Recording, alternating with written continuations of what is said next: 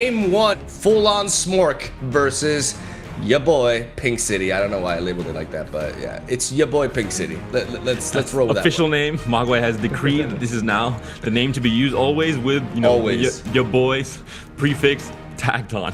Thank you, Mogwai, for imparting your wisdom upon the viewers. I'm glad you called it Pink City, though. This is a name. I'm not, you know, I tweeted it and it stuck, thankfully, because I saw other names going around. Bandle Pirates, I saw Mo tweeting about yesterday, and I don't know who came up with Poke City, but those are not the names to go, right? Immediately eliminate those two names from your heads. That sounds awful. Pink City is the way to go. I think, you know, I'm maybe a bit biased, but I think it's an applicable name here. And it will be the deck locked in, like you mentioned, for Norway. In this game 1, I am really hoping to see Fizzly Sin. I do want to see it in action. I think it's I haven't even played the deck myself. I just saw Sergi message me about it. I trust him. The deck looked interesting. It had good stats, obviously, so I wanted to share it and try and create as many possibilities for players to just try off meta stuff and obviously develop the meta in maybe inorganic ways to some extent, but still I think it does help with just content creators in general being able to tweet and make different lists popular as well. All right, here we go, ladies and gentlemen. France versus Norway. France is in desperate need of a win as they lead off with the Poppy Ziggs aggro list. They have a Decimate in hand already. They do find a couple of 1-drops here. Can lead off with the Legion Rearguard potentially to try to get some good damage. A very hard unit to block, even though Norway does have a perfect answer to this in the Inventive Chemist that can trade evenly into it and also set up that time-ticking bomb right there to get a little bit of help towards Gangplank's level progression. Not as relevant when you don't have the attack token turn 1, because that means that the bomb will be going off on turn 4, which is when they will have the attack token anyways, right? So it's not as amazing, but still great to be able to slow them down from the get-go, and now spreading out with this Mirai Warden. And like you mentioned, the rearguard, not a great trade into the Chemist, but I think you have to take it no matter what for France, because then if not, you're behind on blockers for turn 2. You would have a three wide board, and in this case now for Norway, so you just have to take that loss and move on, and just continue trying to play on curve and continue trying to put damage down. Like we're seeing here, this is a Decimate version, this is an aggro version of this deck. It's not going to be Bandle Tree, which might have been in consideration to some extent, but it will be the aggro version. So aggro versus aggro, who can go face faster? Let's find out. This was not planned. That was actually perfect transition with the matchup graphic coming up. Yeah, not surprised. 50-50 sounds about right, because it's going to be two very similar game plans for both decks, and very similar cards as well. Yeah, instead of Decimate, they play Double Up, which does leave the Noxus player with more counterplay opportunities, though, as they do have access to a full set of Noxian Fervor. Ziggs going down. Kind of sad to see Ziggs being represented in a deck like this. For me, like I like the synergy with landmarks, and that's pretty much irrelevant here. It's just a 3-mana 3/4 that also pings at the Nexus. It's just a very, very reliable 3-drop to go for, as down goes the Yordle, the lecturing Yordle right there. 4-mana 3/5, spawning those poison darts. And now France has a bit of a Russia already? What? Russia is on a mission. They're looking to have breakfast or something. Like, all right, let's win this game quick and start making some. How did that happen? They win by turn 4? And Russia's a bit later, so they're actually maybe getting ready for lunch or dinner, possibly. But regardless of what's happening, it was a speed run in that game 1. And I don't know how we're casting aggro versus aggro as well. Yeah, like I'm really confused. I'm actually really, like, I don't know how that's actually possible. Like they won by turn 4 or something. Like, that's okay. I did see Russia is a beast. A Fight Night EU game about a month ago, I did see a Lurk player just Omega high roll against, I don't know if it was some Karma deck or a Thralls deck, something that's quite slow. I mean, I could see it being a Karma deck. It just, the Karma deck probably didn't do anything. They didn't, I think maybe it might have been a Mono Shuri, maybe. I'm not sure, but it was just they didn't have any place till turn 4, and it just died on turn 4, and that was the fastest game of Runeterra I've ever seen. So maybe it had something to do with that. Possibly Morocco or Russia brought Lurk to the tournament. Who knows? But a big attack coming in here, lecturing Yordle. You know, Ziggs at 3 and 4 is nice, but lecturing Yordle at 3 and 5 is far superior, obviously for 1 more mana, and will make these trades difficult here for France. We're gonna see France just.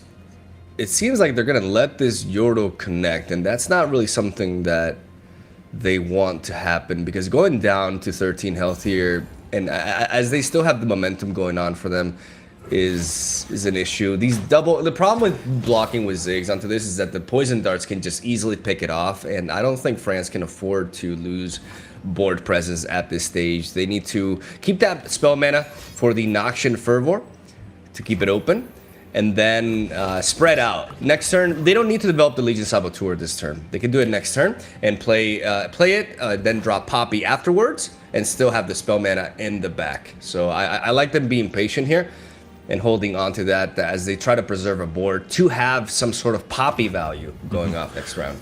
Not just Poppy value, but I think overall, generally in aggro mirrors, the play pattern for the aggro decks change. It does care a lot more about controlling the board. You're constantly playing for the board because when you're playing against a deck that's not aggro, they're going to have just better value curving on the board, and past turns 3 and 4, because you're taking some wild trades by just swinging with all your units, you're going to end up losing the board at some point and never win it back. And that's where you resort to burn damage. But because aggro decks are quite similar in their board presence all throughout the game, they're both just going to constantly fight for board, because why shoot a poison dart face when you can kill a unit and then have a unit connect with a Nexus the next turn? It's going to be more damage overall, and it'll obviously get more value if that unit isn't killed for future turns. So it actually, aggro versus aggro becomes a bit of a control matchup in terms of the board, at least. Players should care a lot more until they reach a certain Nexus value point where they can think, okay, from this point on, I can now go for the sprint with the burn and finish the game before my opponent can finish me. Yeah, I mean, honestly, that's completely on point. When both of you and your opponent are curving out and play your 1-drop, your 2-drops, it all becomes about who is actually able to keep their presence, as these units are able to swing again and again. A spell technically is a unit that just kind of like swings once and disappears, right? But units can do far more than that. So getting the proper trades and being able to make the most use out of your stats is very important. And naturally blocking with your 3-mana 3/4, there's also this constant source of pain that can weaken blockers as well.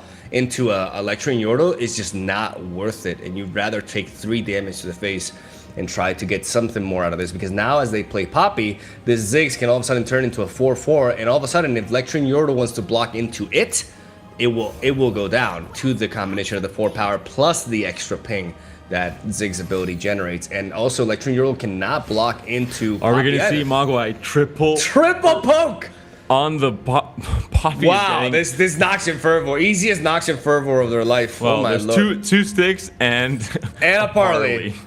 So a bit of a mix-up there in terms of, the branches poking her eyes, maybe the parley like a shot to the stomach, but Poppy is definitely that's going. I mean, Mogwai, this is a pirate versus pirate kind of that's game true, plan. There's no rules on the open sea. They look so adorable though. I don't know if that's. I don't know if Gangplank looks adorable. I would not want to, meet him in person. Yeah. Okay. Yeah, that's fair. To be fair, this is definitely a 4-drop that demands the respect, and we are going to see a Noxian Fervor being used in response to weaken the Lecturing Yordle, preventing it from not only blocking into Ziggs, but also, from blocking and favorably into Ziggs, but also into Legion Saboteur here. This is what we just talked about trying to win the board. Instead of that Fervor going face, which it would do in many matchups, you're trying to kill the Yordle because you're trying to continue winning the board and push through more value and more damage as the turn goes on. Because we're still 13 HP for each team, it's still not quite in burn range just yet. Although we see, of course, I think also something else to note is the power plays in both of these decks. Poppy coming down, it deserved an immediate reaction of 6 spell mana or 5 spell mana used just to try and kill off this 4 mana unit. So Gangplank on this turn might be the same, although I still think he's not quite there yet in terms of the level up. I'd like to see Mariah Warden to Lecturing Yordle here. Like, that is the amount of units and the amount of stats that you're generating on board. It's very difficult to imagine France being able to match that. And then you can set up the Gangplank once it's leveled up to go for the finish here. Really solid position for Norway, as they have a card advantage. First of all, they have 1 more card over France, even though that can be very easily mitigated. Aloof Travelers, will we see? I mean, they can chain these and get rid of the Gangplank and punish them for this.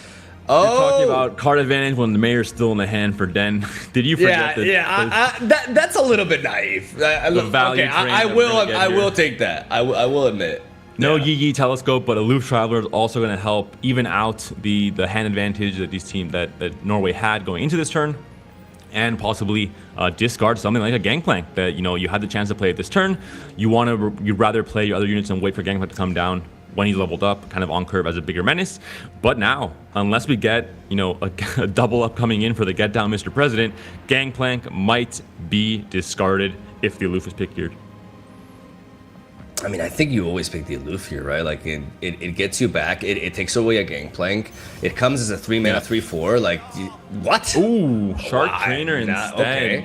I guess they're just not thinking about that at this point. They just really want to find a way to sneak in as much damage as possible so they can finish off with the Decimate. I think that's basically how they're... I think France may be realizing that they're not likely to win a value war at this stage of the game. And Norway double ping again. Is taking the board control stuff. I don't know if they're listening to us while we're casting, but they're taking it very seriously. Like, all right, Panda's had control of the board. All right, guys, aim all your weaponry at these units. Poppy died last turn to a triple, attack from 2 Poke Sticks and the Parley, and then we see the Mayor going down as well on this turn. Still shocked. Still a little bit shocked by that Shark Trainer because it is a very expensive unit, but it does allow them to trade evenly into stuff like Gameplank as well. But this Lecturing Yordle is just putting in the work.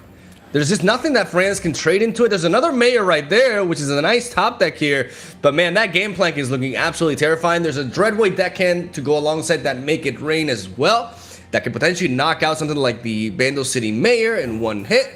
But no, France is just going in with a Shark Trainer immediately. They want to apply as much pressure as possible and force a big unit out of Norway here. And we saw it in the last turn. They took the 3 damage from Lecturing Yordle to keep the Stone Stackers alive and push through 1 damage on their own. So already in that trade, you're already losing out. It's, you're giving 3 damage to Norway kind of for free, and your Stone Stacker will only guarantee 1. And again, it might force a bad trade, obviously, with Lecturing Yordle here, not being able to block the Shark Trainer. I'll have to get a second blocker here.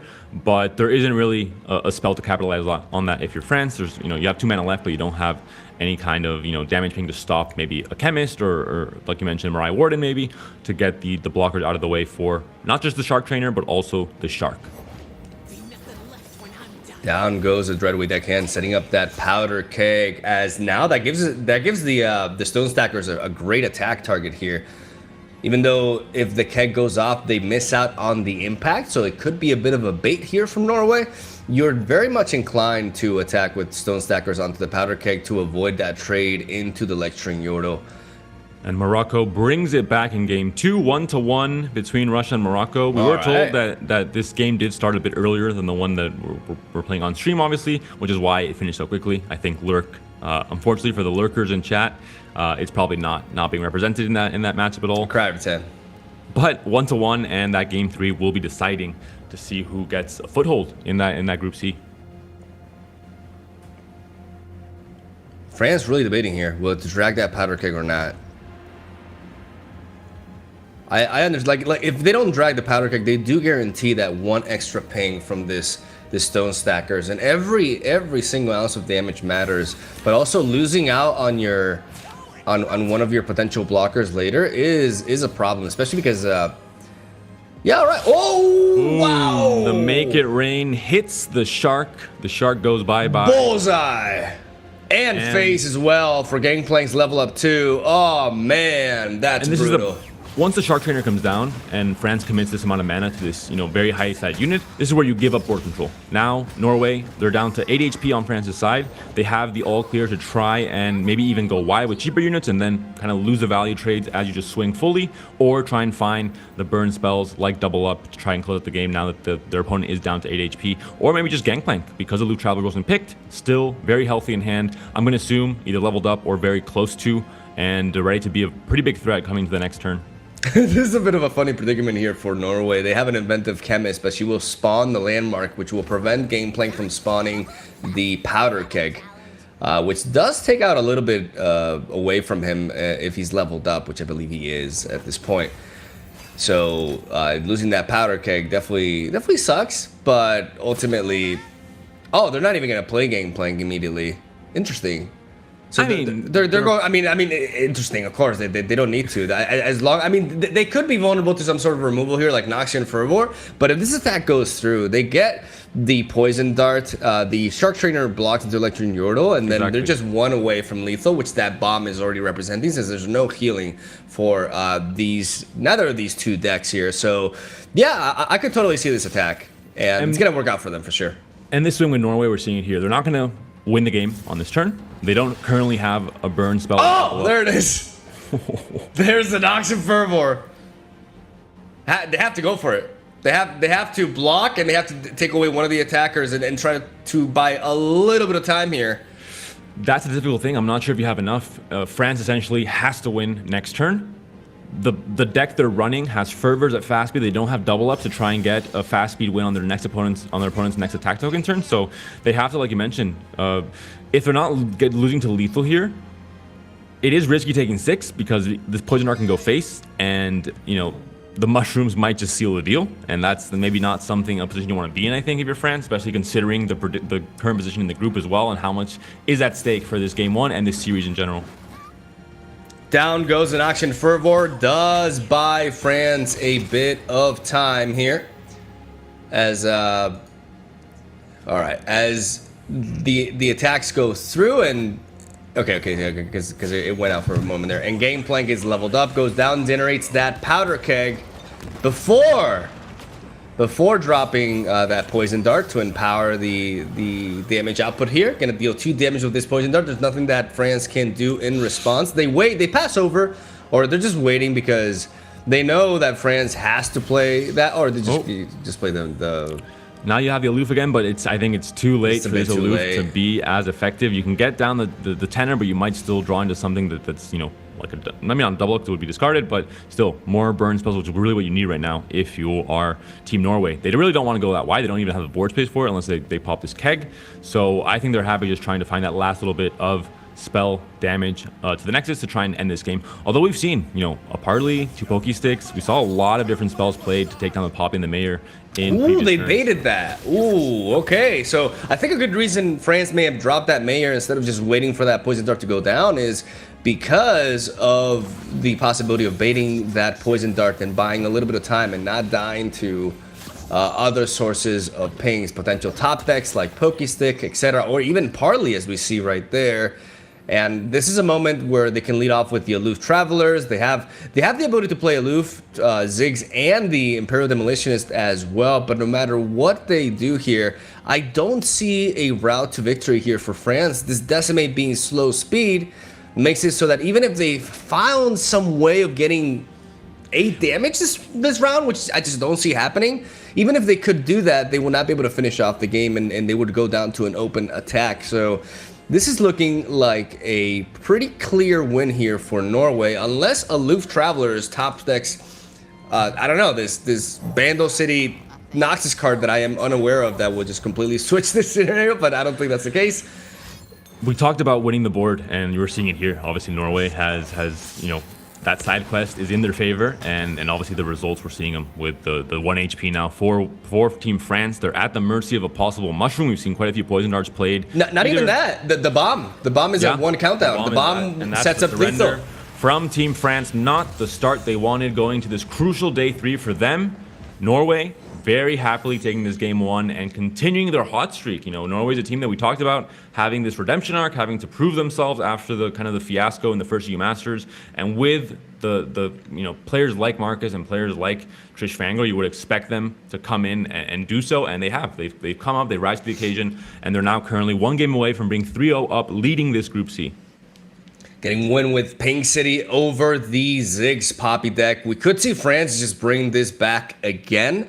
There are some, it's funny because we see it as an aggro deck, but we saw yesterday, or I believe a couple of days ago, in the matchup against Poland specifically, the matchup chart said that it's actually not a favorable matchup for Ziggs Poppy. And it comes with Ziggs having a higher health total, things like Poppy as well, pretty much being at 2 health. It is a deck that I think has, and with the generation from it's a more unit-based aggro deck. Not just that, but you don't run out of fuel that easily. You have chances to get Mayor and then suddenly get a Shark Trainer, and you're good for turn 6 and have that already set up basically. And Shark Trainer, of course, kind of in between a very big threat and a threat that's small enough to kill with Avalanche, so it's kind of in that awkward phase where if you overcommit a Vengeance, then you're just spending more mana than it costs to play, and if you're committing less, you're just not being able to deal with the Shark and the Shark Trainer in the same turn.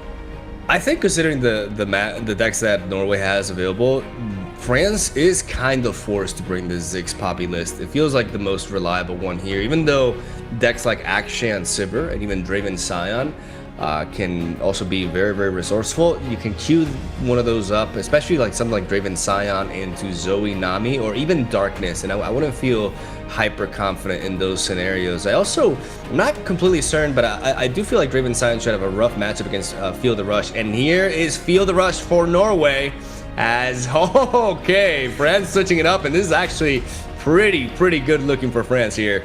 With multiple rally effects, that's one of the ways that you can navigate around the board wipes and drain-based removal that this Shadow Alice Freljord combination has. This is a very scary matchup for Norway, and I think if France pulls things through, we could be looking at a game 3, but I'm always excited to see how these matchups play out because it all comes down to timing your rallies, right? Setting up a proper board state, not getting wiped, navigating around cards like Avalanche and Blighted Ravine. Gonna be very interesting. Yeah, I think this might be the first time we see this exact deck with Lulu and Zed, kind of the old spin on this elusive rally deck. I'm not sure if we've seen it. We saw in day 2. Obviously, we were not casting, and I was away for some of the games, so it might be a possibility, but I don't think so. I think probably it's not a deck that we see many teams bringing. I think obviously you have the newer version of Lulu Poppy and just Poppy in general adding into these decks, but yeah, France wanted to kind of split their champion threats into different decks and not have double bans occur against Poppy while still keeping the Poppy Ziggs deck available. It's your boy, Commander Ladros. Don't think I didn't see you right there. Okay. So, safe to assume that they're not just banking on Feel the Rush to win here, and they're packing at least more than 1 or 2 copies of Atrocity, as no 1-drop here for France, but they draw into that Ranger's Resolve. They could just drop this Bryce Steel Protector and try to push damage, but then it would be met by Avaros and Sentry. A great follow-up play here, and France opts not to do this. Instead, carry over the spell mana to not have only Ranger's Resolve at their disposal, but also Twin Disciplines to dodge any sort of damage-based removal alongside Sharpsight well. There. A lot of good combat tricks. Carry the Zed. Zed obviously would be in a precarious position normally against this matchup with Avalanche, hitting it and killing it off. On curve, if you're Norway, you have to play this. You have to just go for it and see what happens. Yeah. But France is prepared for this moment. They've banked their spell mana on turns 1 and 2, knowing that this is a kind of a Zed carry comp here. They have to be protecting the Zed and trying to push a lot of damage with it through combat trick support, and they have it here with Twin Disciplines and the Range of Resolve and the Sharpsight. They can they can pick whichever one they want here. I think Sharpsight makes sense here because with 2 mana left, they only have access to something like Vile Feast or Unspeakable Horror, which means that they don't really have to worry about that. And Twin Disciplines can provide them with more health that can allow them to navigate around stronger removal later in the match. So they're going to go with Discipline and Fortitude, though, which is interesting. Yeah. I guess because on attack, being able to protect your unit and also give it more power at the same time, it's just ultimately better. So for some reason, when I'm casting Zed, I just always assume the Zed players have the turn 3 attack token. It's like same with Draven. It's like just okay, surely they high roll the attack token on turn 3 as well. But you're very right. The attack token is in favor of Norway here, and I think in that case, Twin Disciplines makes a lot more sense to have as a like you mentioned, not wasting that sharp sight where you're not really making use of the attack and just using the Twin Disciplines for the health. And the Twin Disciplines comes back into hand, so Zed continues to be protected here. 5 mana to work with. You can even play out a Shadow Assassin. You've seen 1 Avalanche already, so you know there's a less chance of them having another board clear that can get a double punish possibly. Yeah, I think Shadow Assassin makes sense. I don't like Bryce Steel Protector because it just, it does. If you force it to, like, if you get the Avaros Sentry to block into your Bryce Steel Protector, then Zed threatens a level up. But I don't feel like there's a world in which that actually plays out that way. I think if they play Bryce Steel Protector and they have another blocker or like a Vile Feast, anything that generates another chump blocker, then all of a sudden this Bryce Steel Protector is completely halted by the 2/1 stat line of Avaros Sentry. On the other hand, the Shadow Assassin allows them to push 2 extra damage, cycle through the deck a little bit, and still have mana open to navigate around a second Avalanche, amongst other things. So I personally like Shadow Assassin here, but I can also get behind a full-on attack. Maybe respecting stuff like Troll Chant or Brittle Steel, which are less likely to be a thing, but could still be within the deck. So this open attack, it keeps things more safe, allows you to have access to multiple rally effects, and combat tricks, and even potentially a rally effect right here. But to counter this this combat trick, the option of Sharp Sight and Twin Disciplines is available. They can go for whichever one they wish to, and they're going to go for the Discipline of Force and keep that sharp sight in the back. Once again, the attack would not have mattered here. The Shadow's already been kind of used up there. It's already at 3 attack, and obviously, regardless of what attack you have, you're going to be killing the Sentry anyway. So I think Twin Discipline was possibly the better choice. Again, keeping that sharp sight for a turn where both the health and the attack stat will be mattering. Is there a case for going for Relentless Pursuit here?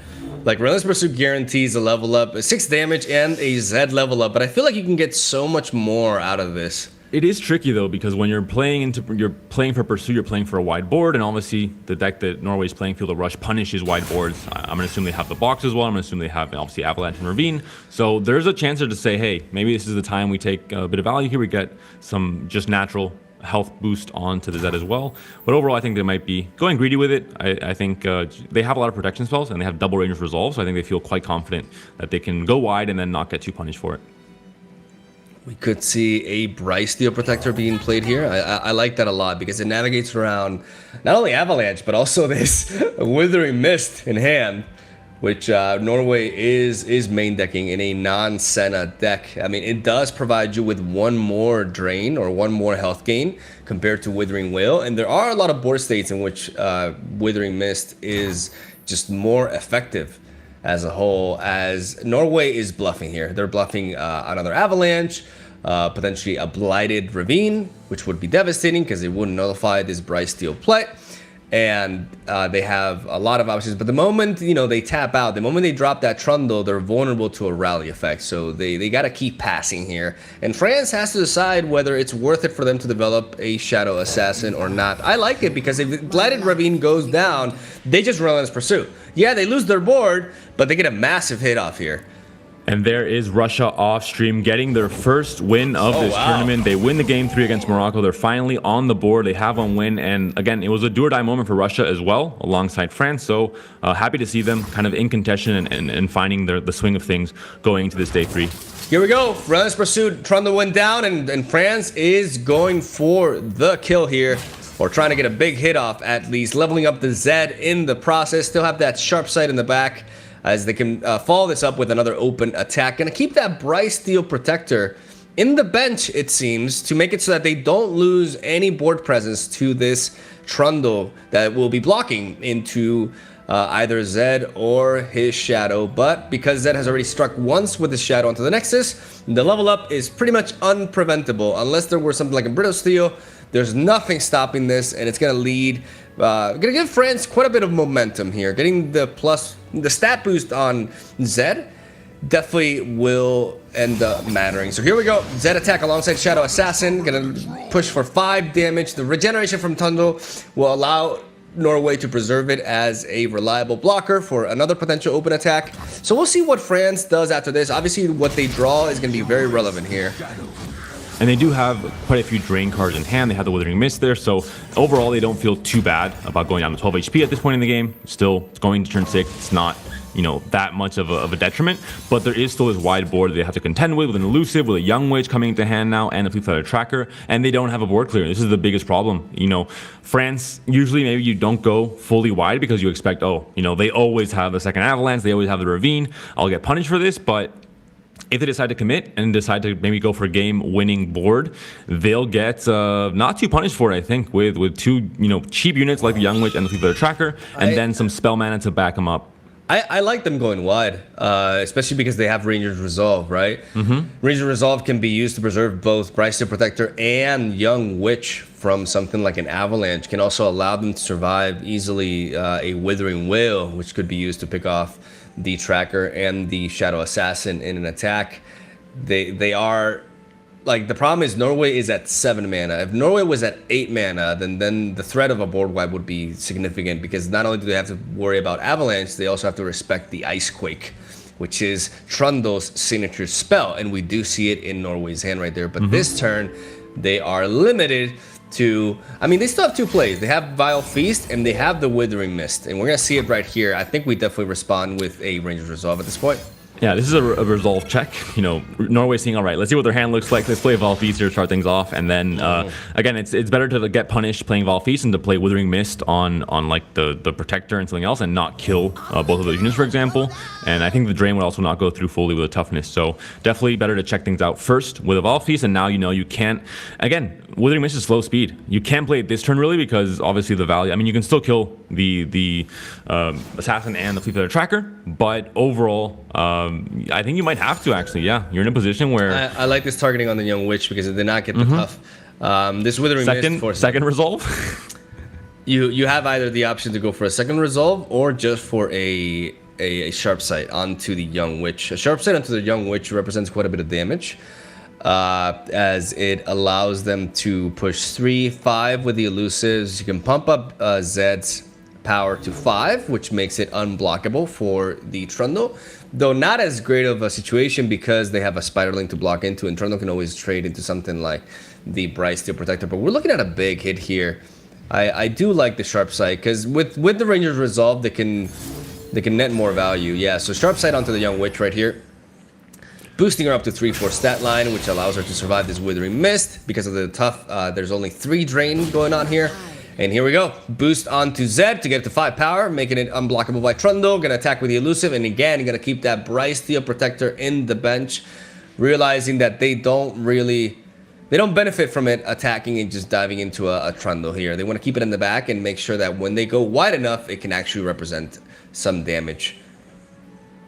Yeah, it's a scary attack here, but that being said, if this attack is you know, for the most part, maybe with the Spiderling blocking, you're still going to take a lot of damage, but if you double block with Trundle, at least you know that France is running out of cards. With this rally deck, you have this very explosive mid-game, you know, turn 5, 6, or 7, and then you kind of run out. If your opponent's able to stop that in time, it gets pretty tricky, but this is a lot of damage coming through, even with the 15 HP for Norway. Gonna drop him down to 5. After this hit, getting that toughness on the Shadow, very relevant, to be honest, insane, as down goes the toughness boost, but they have another that top deck. Another pursuit, no board clears still for Team Norway, and the Rangers Resolve just to make sure they can withstand something else. There's not enough mana for the Ice Quake. There's not enough mana for a lot of things. The box, obviously, there's no units to play, so it's useless. So you can't play the Pillar out. You can only pick between the Flash Freezes and the Vengeance at this point in time. And you're going to have to Vengeance the Zed here, which is, like we mentioned, not really a mana-efficient answer to a 3-cost unit. I think... man, the problem is you're one off lethal, man. You're one off. That just feels so bad. You want to go for this Relentless Pursuit, but we see double Flash Freeze there for Norway. They could win this game if they top deck a combat trick. This is the case where we said combat trick. There's no burn in this deck. Oh, not quite. And there's the Avalanche as well. That might just seal the deal and might get the comeback, actually. 1 HP, but there's no burn in this rally deck. You win by the board. The moment you lose the board or your opponent can stall you out, even if it's at 1 HP, you're fine. It's been the case against Demacia in many cases against scouts back in the day. If you're able to stop that final push on her 6 or 7, even at 1 HP, you can kind of keep going and not know you're not going to get burned out by any spell like Pokestick or Decimates or Fervor, etc. There's the Avalanche coming down, hitting the Lulu as well. Ranger's Resolve comes in to help keep the HP higher on the Lulu and save the Young Witch altogether, but the Shadow Assassin will be going down with this Avalanche. They have the box or even another Flash Freeze here to I mean, they have to use the Flash Freeze onto the Young Witch, which means that this Lulu will effectively trade into the Trundle. So this actually works out pretty well for France. They get to remove the Trundle, they get rid of the Ice Quake, and they prevent a Trundle level up, and they slow them down significantly here. As the problem right now is, we could see a scenario in which Norway just straight up wins with Commander Ladros. Because right now, what's stopping that, right? After this Lulu trades into Trundle, and this Young Witch gets flash frozen, Commander Ladros comes down on turn 9, has Fearsome, and France's expression there. And France has no way to block it. Like, this Commander Ladros can single-handedly win. Yeah, you're completely right. The only problem here is that, I guess, yeah, even a rally is fine because you play Ledros and then you attack once the rally is played at kind of... I would play Ledros immediately. Like, France cannot do anything here. The moment they drop a unit, they leave themselves wide open. I mean, this Ice Pillar allows them to even remove this blocker if they need to. This Commander Ladro just takes this game back with no atrocity. That's crazy. And I think they have to be thinking, there's only one card in hand for Team France. They have to have one of two things. Either a rally that they can try and push damage through with this Young Witch, or a Fearsome blocker for the Ledros. Instead, they opt to go for the Trundle. I think they know that if they control the board and they there's no burn damage like I mentioned, so they're able to just kill off the Young Witch here and slowly control the board and take over without putting themselves at risk of playing all their mana for the Ledros and then maybe getting some kind of rally or some kind of weird combination of cards that might just lose them the game on the spot when they're tapped out of mana. Yeah, I mean, if they play Commander Ladros and they have a Fearsome blocker, then they have to deal with the Young Witch this turn anyways. I mean, even though they have that flash freeze, we talk about how because they're at 1 health, they have to preemptively Frostbite, and that means a combat trick could win. But that would be like a very specific series of draws. They decide to play it safe, as there's another elusive unit right there, but we do see the box and the flash freeze. Double Tavern Keepers coming in. Just that getting hot everyone soup. Hot soup, nice and cozy in what is starting to be the winter, at least here in Poland. It's definitely feeling like winter already. So Tavern Keeper coming in clutch here, getting the health back up on the Nexus. You're now no longer scared of that kind of weird rally elusive chipping in some damage and you not being able to answer. Now you're much healthier at 7 HP, and you've lost the board if you're friends. You were so close, but we're so close. It was a turning point. We mentioned because there is no burn in this deck, you feel completely safe once you've won back the board. And you have reliable options like Withering Whale, like Flash Freeze, and like the box in hand to answer any of the threats that the France puts down, because they're all kind of in that health range total. Norway drawing to the Withering Whale, another source of health gain alongside these double Tavern Keepers with the now we see Ledros. And now we see Ledros. With still the 4 spell mana backed up, you can play even the box or the Flash Freeze if some kind of weird rally effect happens here. And yeah, it's going to be a big swing. Might be a game-winning swing here as well. There is one Fearsome blocker, but there's also a Trundle with Overwhelm and 2 3/3s. And yeah, you can drag the 2/1 out of the way as well. That's one less blocker to deal with. And that's going to be GG, I think. There's nothing you can do here. The Blade Scout from hand can't do anything in this current interaction on the board.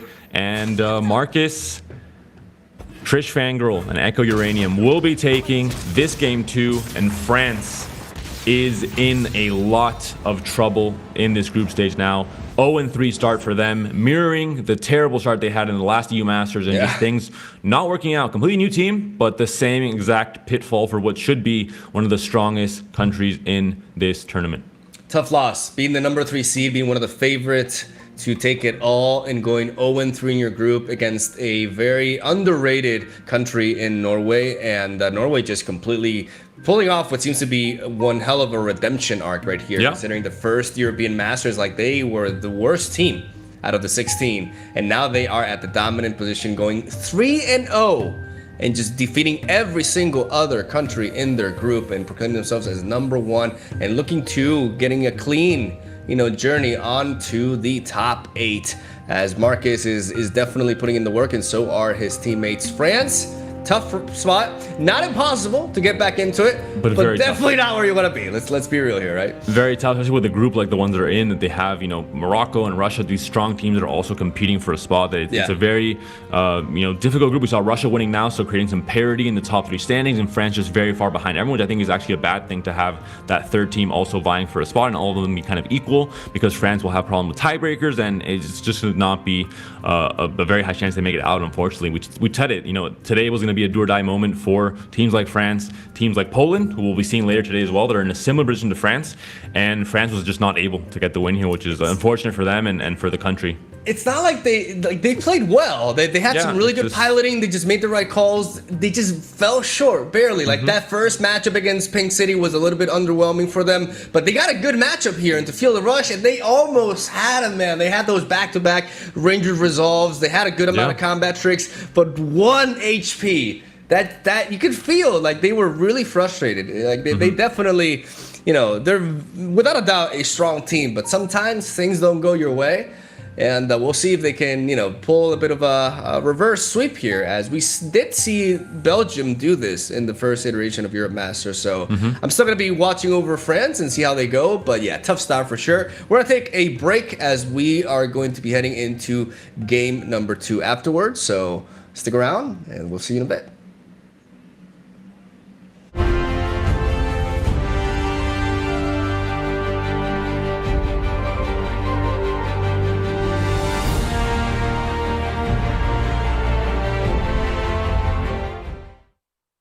Yes, it puts some pressure on us, but we trust each other with my teammates. It takes the pressure off us. I believe that if luck helps us, we can such a game. This was very stressful. 4 players were playing to be in top 3. We were reached 500 LP, but then Gran Radio lost quite a few LP. We spent the last day waiting to see if Gran Radio would pass us, and our stress continued until the last month. Actually, the reason why I put this name is a bit strange. Uçan protein means flying protein for English. I was watching a cooking video with my friends and we saw them eat insects. When my friend said this, he said, "How do they eat this?" And jokingly I said that, "What is wrong? That is flying protein." After that, my friends started calling me like that, so I named it. I think Group D is a very funny group to watch. Spain, Romania and Serbia have very good players. It's hard group absolutely, but I think we can make it past the group stage. Granrodi was my teammates from last EU Masters. Also, he is one of the best Turkish players. But sometimes good players have bad days. It was one of those days for him probably. But still, I have a good teammates. We want to keep the title, and we are working hard. It feels great. We missed last time because I kinda ended my LP 8 or 10 hours before, kind of for no reason, but now we are back in, so that's all that matters. Oh, it was very tough. I was feeling very behind, and then Broken Ball and Ice-T made a really great deck that I managed to, use to my advantage, as in playing control instead. Oh, I do know Hollow very well. My other teammate is pretty cool as well, and that's great. I haven't told with him before, but I hope things will work out great. I personally might get memed if I fail, but I think we're the favorites. I mean, I'm feeling like the best player in the group, so yeah, we should win. I personally don't like the meta because of Aloof and Lost Soul, kind of countering my decks for no reason, but I guess we'll do. It's fine.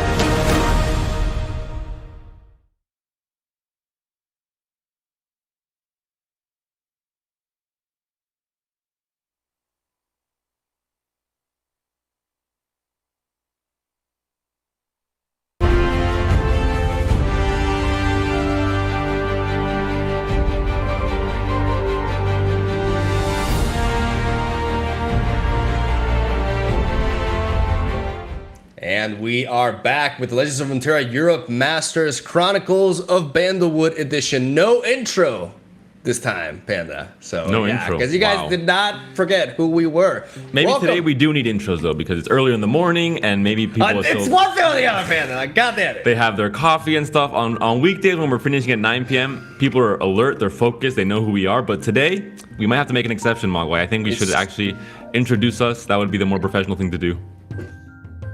All right, Card Game PewDiePie, take it over. I am Petrus Panda, no relation to PewDiePie, and this is Miguel Mogwai Guerrero Leon with a very aggressive sounding name if you know Spanish. But we are here to bring you into this game 2 of today, into Group D. No Spain on stream once again, but Romania versus Turkey. I think will guarantee a very exciting match here with Romania and Turkey both kind of fighting in that second and third spot in this group, below Spain, and trying to become, going into kind of the second part of the round robin, one of the leading teams in this group, and trying to cement that second place position alongside Spain. Very important match for Group D indeed. In case you guys are not up to date, Spain has taken the lead. Oh yeah. 2-0 in the group, but both Romania and Turkey are currently 1-1. Romania got their first win yesterday as they took down the newcomer Serbia, and Turkey got their first loss against Spain. So this win right here is very important to solidify yourself as the number 2 seed, and from that point onwards you can work towards climbing to the number 1 if needed. But as long as you make it to the top 8, that's all that matters, and both of these teams are on that race, and today's match will definitely be crucial in determining who comes out on top at the end of the round robin, as we have number 4 seed Turkey and number 12 seed Romania. Turkey being represented by Mike Check, Yuchen Protein, aka Flying Protein, my favorite username ever. Well, ties with Trish Fangirl 69, but top tier. And Tutus Turatzi. Oh my god, I'm never gonna get that. Mogwai, we said we're gonna just do Tutus. I actually spoke to Tutus on, I think it was Alan's Twitch chat, and I asked him, like, are you okay with this nickname that we gave you? He's like, yes, I love it. So I'm like, okay, we have the green light. Tutus it is for the rest of this tournament, just to give us, a little bit more breathing space when pronouncing the very long and very complex Turkish name there. And then for Romania, we have much easier names: Hollow, Katasis, and Cross. I know for you, Mogwai, maybe not so easy, but for most, normal people, we can read Katasis. Just want to clarify, chat, it's not cats are us, it's Katasis, okay? Thank you, Mogwai. I'm sure there were many viewers that were thinking somehow it was cats or us. I think your brain works in mysterious ways, and it's not really applicable to anyone else on planet Earth. But very exciting match for us. We're going to go into the pick and ban phase to check out what kind of lineups these players are bringing into this game, or into this third day of the group stage. We've seen Romania with a deck like Feel the Rush, for example.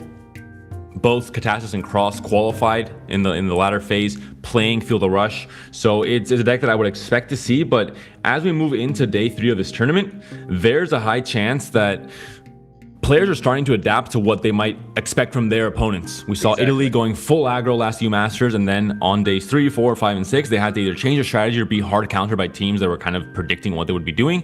And in this case, it might be part of the same. You might not just play your comfort picks or the decks you're used to playing on the previous 2 days. It might be you adapting to what you think Turkey's going to bring and bringing a lineup that might counter them.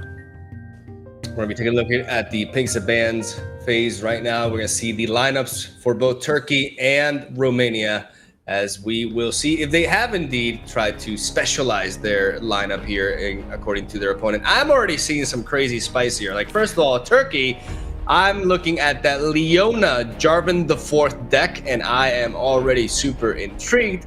And on the right, double Draven Caitlyn. Is that legal, Panda? I think that is illegal. There is still just 2 copies of two champions in each. You can't play more than 2 Dravens or more than 3 Caitlyn's, or more than 2 Caitlyn's.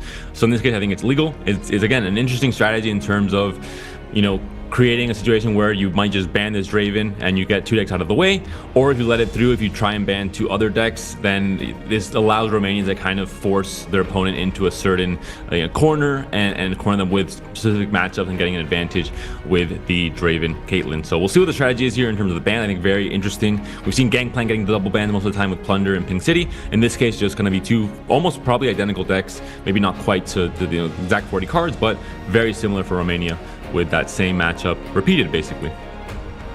Very interesting. This could very well be a bait from Romania. They want them to get their decks banned and then queue in something key. But I mean, the bait, if it was a bait, it definitely pulled through, as Turkey does not even think about it twice. It just immediately bans Caitlyn and hits 2 birds with 1 stone. In response, Romania will be getting Pink City out of the equation by banning Twisted Fate. Usually it is Gangplank taking the hate there, but you know, they wanted to spice things up. Get a Twisted Fate ban instead. Pretend we're in a meta 6 months ago. You know, we're in like TF Fizz meta or something.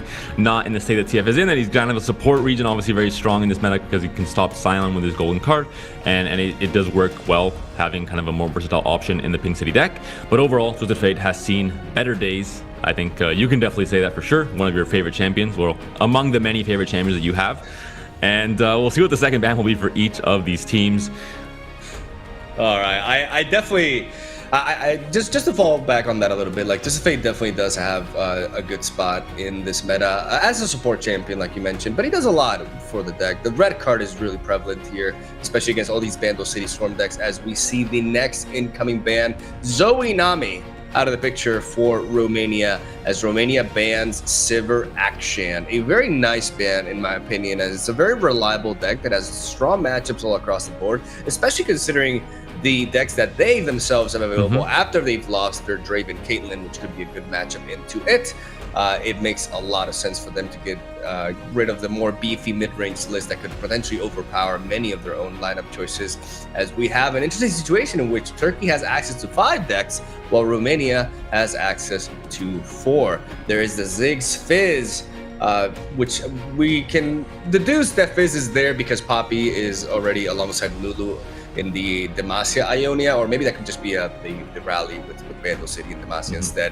So just diversifying their options. A pretty aggressive looking lineup here left for Romania, which makes Turkey's pick a little bit more, you know, more clear. Like I was definitely expecting either Draven Scion or even Leona Jarvan to come in here, but it's going to be Draven Scion for Turkey in game 1. Going to face off against aggro with Ziggs and Fizz with Bandle City Noxus Splash. And Draven Scion, of course, a very good matchup against Sivir Akshan if Romania was to pick it. And against aggro, they can, you know, survive till turn 7 and then just win the game with Scion, obviously without any kind of mini-morph, any kind of answer. That being said, this Ziggs Fizz list can be Bandletree. We're talking about this deck that has 2 phases, and at any point in time, you can swap around the champions. It'll be a little bit less efficient, and it'll be a little bit less optimal, but sometimes the surprise factor is worth it. And we might see a different deck to what they expect. Bandletree obviously has access to mini-morph in some cases, so they might have a big stop on Scion. They can flood the board early on and kind of control the damage they're taking from things like Draven and Fallen Rider. So overall, we'll see if there's a bamboozle here or if it's what we would expect. Obviously, we see the different pairing here because of the Poppy. I want to get the Poppy banned and have the option to ban Lulu Poppy and Ziggs Poppy, so instead it's Fizz here, which makes it even more confusing if it's Bandletree or not, because Fizz is usually part of Bandletree, but Ziggs isn't. But we've seen all the mining games happening in you know, reverse and anti-reverse order throughout this group stage. So it looks like it will be Bandletree. It is Bandletree. Double Bandle Commando and the Bandletree in the hand here make it very obvious for us at home. And you're gonna have to think, you know, there's gonna be mini morphs. We see a group shot there that can you know, deal with the initial pressure from Turkey's Draven Scion as well. Really awesome opening hand here for Turkey, it seems. Zonite Irkin, Boom Baboon, and Draven. Always super happy to see Draven in discard. In pretty much any deck that you're playing Draven in, having Draven in your opening hand is a very good thing, which is why some people even opt to run Draven's biggest fan. And I'm looking away that Rummage. I do like that decision, picking up a Mystic Shot that can be used to either take out the Bandle Commando or even the Bandle City Mayor. We're going to see the bar go up and down, and it is, surprise, surprise, a little bit of an advantageous matchup for Draven Scion, but not too dominant of a matchup, as they are still prone to being outpaced and potentially can also lose to, like you mentioned, the late game mini morph alongside the Bandletree win condition. Some variants of Draven Scion do run a one-off of Scorched Earth, but a lot of variants don't. And if they don't, they have no way to defeat Bandletree besides being faster and just dealing more damage. But speaking of which, we also see they've already drawn into that mini morph. Yeah, that is the key thing. They're not obviously. I think they're not going to be running obviously 3 copies of Minimorph. It's the deck that usually runs 2, sometimes even just 1, depending on what they're trying to face and what they expect in a tournament situation like this one. Obviously, if they didn't ban Draven Scion and they had a good matchup against their Akshan Sivir, I think it means that they're probably running 2 copies of Minimorph in this deck, and they know that it could be a counter pick if they were to pick the Draven Scion, which looks like a good option for Turkey. But in this case, a bit of an awkward hand, other than that mini-morph. You have the Mayor that can obviously fix this. You can get the Protoporo out for 0 mana as well. But the Bandle Tree is coming in early. You kind of want to fight for the board in this matchup. You don't want to just play a landmark for 5 mana in the mid game, because you might just fall too far behind before that's able to capitalize and get you the necessary value over the next few turns with the generation of units. But it's all about the Mayor here on the curve here. You have to try and find the right units to just kind of fix your hand a bit going to the next few turns. On the other hand, Turkey has a phenomenal series of draws here, getting that survival instinct, which could allow them to bypass something like Ravenous Flock, and also could even eat a discard from an Aloof Travelers that would be generated by the Mayor, but we do not see that option here. I think Tenor of Terror is the very clear choice. As a 3-mana unit that will spread out, can allow them to contest the board, push for damage with impact as well, and ultimately provides them with a lot of options. But instead, they are going to try to work for that Noxus option. They're going to go for the Kingpin Yordle here, the 2-mana 4/2 with quick attack, as long as the Mayor is online. Interesting pickup right there. And taking that full damage on that swing, not wanting to block with the Mayor, knowing that you can probably populate your board in the next few turns. You're still at 13 HP and you have an answer for the Scion. We saw that with a Yi Telescope draw. You're going to have a chance to widen out and to kind of stabilize the board now going to the next few turns. You know you have an answer for that really big threat in the Scion on turn 7.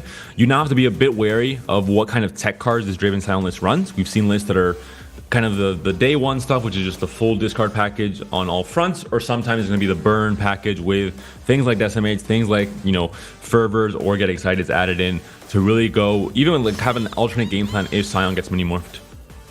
Oh, there's definitely The different telescope here. Look at the value. I said the board would be stabilized, but I didn't know it would be stabilized to this degree. Now them picking up the Kingpin makes so much sense, but to be fair, like, were they expecting to top deck that Loping Telescope? Because that's just like next level genius here. I was gonna say really strong draw for both players, because picking up that Scion is also something that you're happy to see as the Draven Scion discard player, as you're getting closer and closer to that turn 7, and the rest of your hand already looks like it can flow really well, as you got that Brummage to potentially cycle these Axis, you got the Sump Dredger, you have the Survival Instinct that can preserve your key units on the board, and having that Scion on the top of the off is really neat. But there's the mini morph still in Romania's hand, and here we just go full on wide. Telescope into Bomber Twins into Kingpin, and all of a sudden this board just got completely overpopulated by Bandle Tree citizens, and it's just going to lead to a pretty nasty looking attack here, as they actually pass back, hoping to perhaps force Turkey to burn a little bit, or not wanting to run into something like a Whirling Death, amongst other things. As down goes the Sump Dredger, and they draw into the Reborn Grenadier, and we're looking at a pretty solid attack here from Turkey. But now the difference is Romania has units to spare. They have a lot of solid blocks here. Exactly, and Romania didn't attack there because they know their game plan is not going face. They know their game plan is going to be the Bandle Tree. There isn't a direct answer.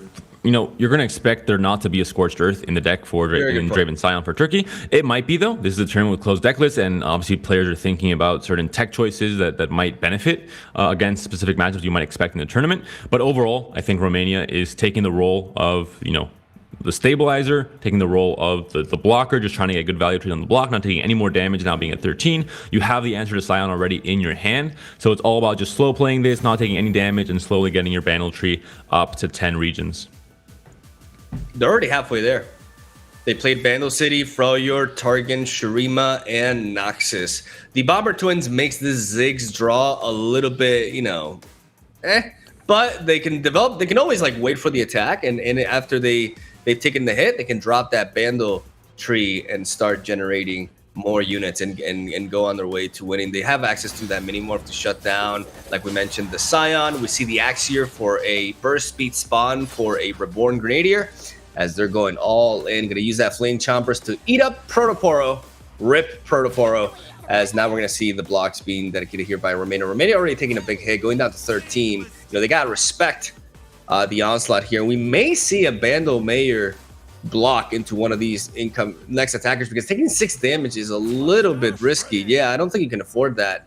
So we're going to see Bandlewood, you're going to be taking a hit for the team, going to go down with his fellow citizens as Draven will knock him out. And there'll be a bit of a relatively nice board clear here. Only Draven and Flame Chompers will remain after these exchanges.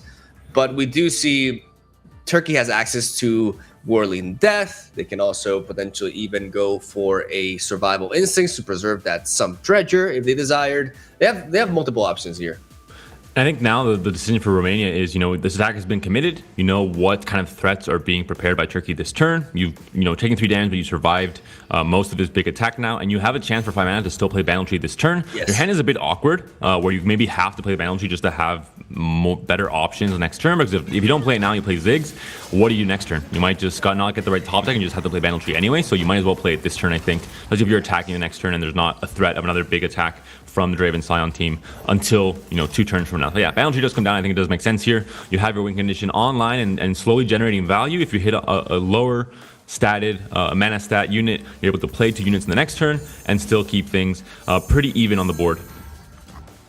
We see Turkey going for the Rummage immediately. That leads me to believe that they do actually have at least a one-off of Scorched Earth in their deck and are potentially fishing for it. They do not find it here. And as they draw another one, they get another Whirling Death, and there is a black market merchant. This might get interesting. This is the interesting thing about Bandlewood. It creates situations and interactions that you would not normally get in certain matchups, and this is obviously the case here with the Bandlewood. Yeah, and you have the Ziggs as well to guarantee the ping on the next, to guarantee the plunder as well. The Sentry is a fantastic draw going into this Draven Scion turn on turn 7. You might not even have to mini-morph if you want to use your mana for something else, for example, or if you think you can kind of get the win condition on Bandlewood before the attack win turn after the next one, so on turn 9 for Draven Scion. So interesting, definitely 2 interesting cards that were drawn here on the top deck and on the Bandlewood generation for Team Romania. Yeah, not only that mini-morph, but also that Arachnoid Sentry can just completely halt this Scion. It's definitely not looking like a very reliable win condition, at least for the next few turns. It's important to note that this Ziggs does not progress the Bandle tree level up, or win condition rather. Not the level up. The landmarks do not actually level up, chat. Just want to clarify that real quick. But yeah, as it is Shurima, it doesn't progress it because Bomber Twins already fulfilled that role. So like you mentioned, we're going to see a Ziggs attack here to enable the plunder, but this opens up a potential Whirling Death. But it doesn't do anything. You don't have an axe. This is a super awkward hand for Turkey. They played the Fallen Rider without the activation because they don't have any discard outlets right now. They have nothing that they can do. Playing the Draven here now from hand is actually beneficial to once again have a parity in hand of discard and discard targets. But the Merchant comes in. Survival skills is stolen. I don't know how useful that is, though. I mean, it maybe if we see Turkey setting up for like an attack here, they can go for it. But we're gonna see the Ravenous Flock pick off this Flame Chompers, take a little bit of power from this incoming attack, as that would enable Turkey to remove a blocker. As let's see what the Bandle tree generates now. Okay. Blossoming Blade. We're getting, all the different archetypes. Plunder, we're going to see some play here today. We're going to have Azarelia coming back in, which is obviously not something we expected coming here into this day 3. But, Bandle tree creates these different interesting interactions, I think, in all of these matchups. But the big problem, I think, with Bandle tree and with Merchant specifically is that against a very synergistic deck like Draven Scion, you kind of have to, use 2 merchants to get 2 cards and hope they synergize together, because sometimes if not, you get survival skills, you can't discard it with anything in your hand, so it's a bit more problematic for Romania. I mean, they would need to steal something like a Get Excited, for example, to enable this. Otherwise, I mean, it is 4 mana, and like I said, for a spread out board, it could allow you to just completely halt an attack. But at that stage of the match, at this point, it's going to be a Scion going down, and that's going to be the biggest threat. So you're going to have to focus on that. And there we go. Scion goes down. He's all about that war, and we're going to see him become a little manatee. Pretty much, or maybe a Arachnoid Sentry. We'll see.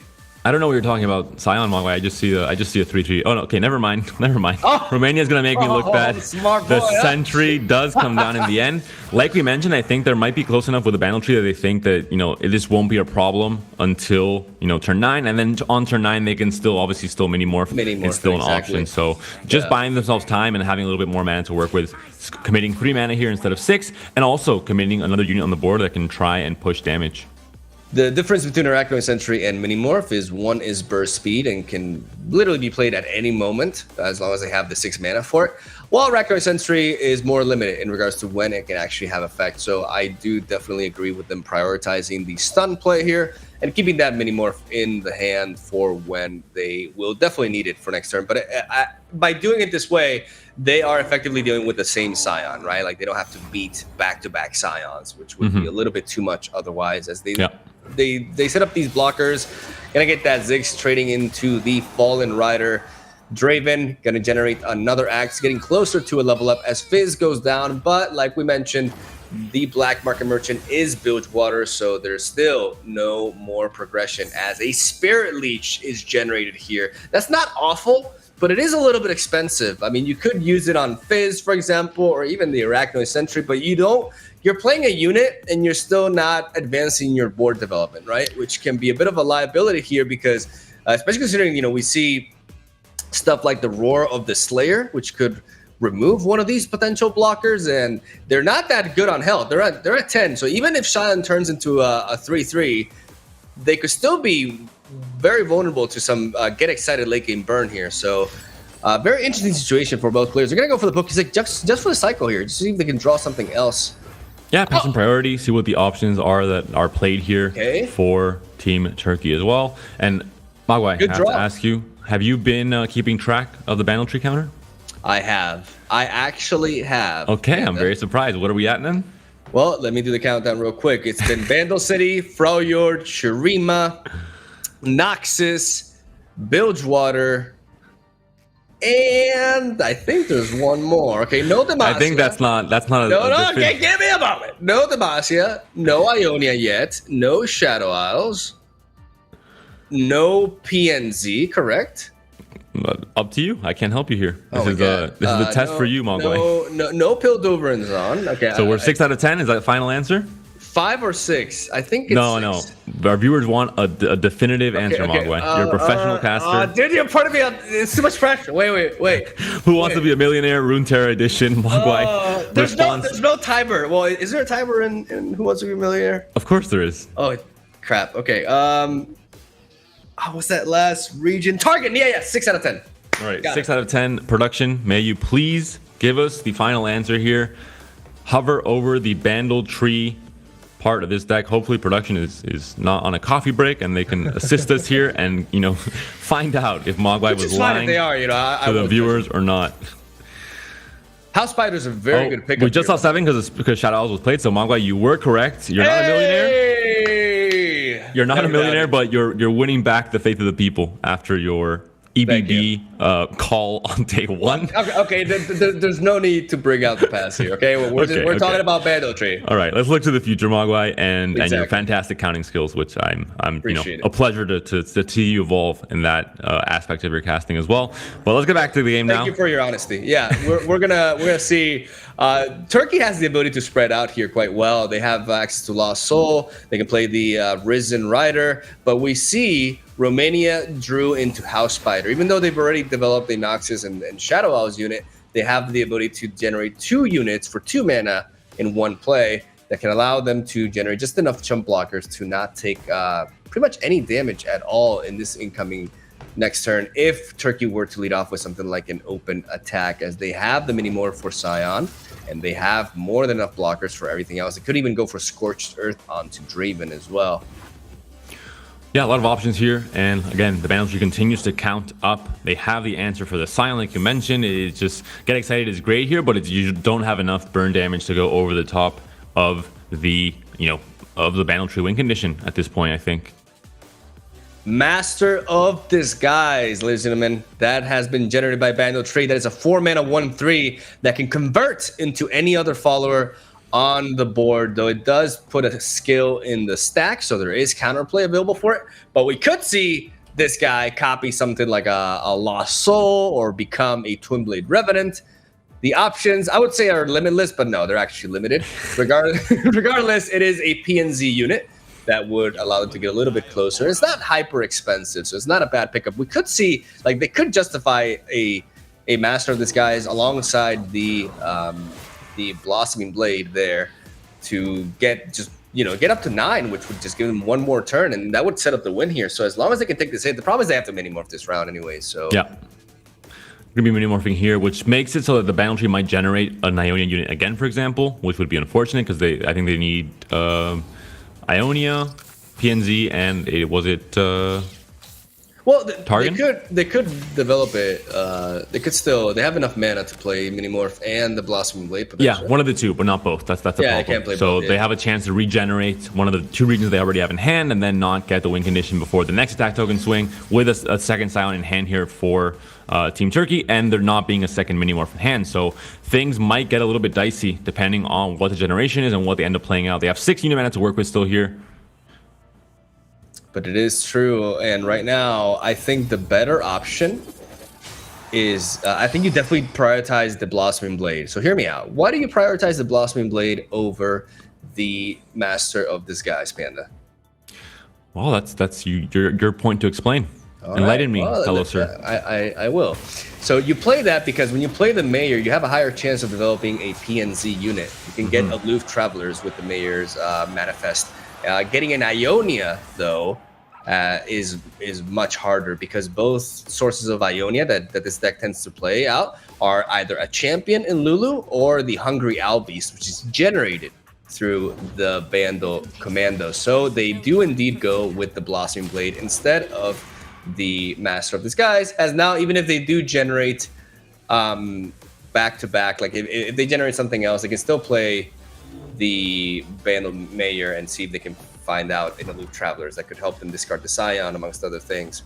So we'll see. But dropping the Blossoming Blade puts them at 8, and now they could still generate another PNZ one, though. And if that's the case, then Demacia will be what's left, which means that the Bandle Tree Mayor does have a chance, because there's the Chivalrous Cavalier, or what's his name? Pompous Cavalier. You were close. You were close. I mean, they're kind of synonyms, are they? Or is that by English? Quite the opposite, I think. I think Pompous is more like another braggy. PNZ.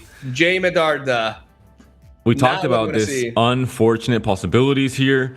What is the last region other than PNZ that is missing? Demacia. So like you have a chance to generate the Yordle Ranger with a Mayor, but then you don't have the mana to play both. No, but the Cavalier. They could create the Cavalier. The Pompous Cavalier, that is. They have it. That's there it. There it is. I was thinking about just the Ranger, the scout unit that gets the +1 health to everyone on the back, but you mentioned it, and you were right. Pompous Cavalier comes in. That is actually his name, not Chivalrous Cavalier.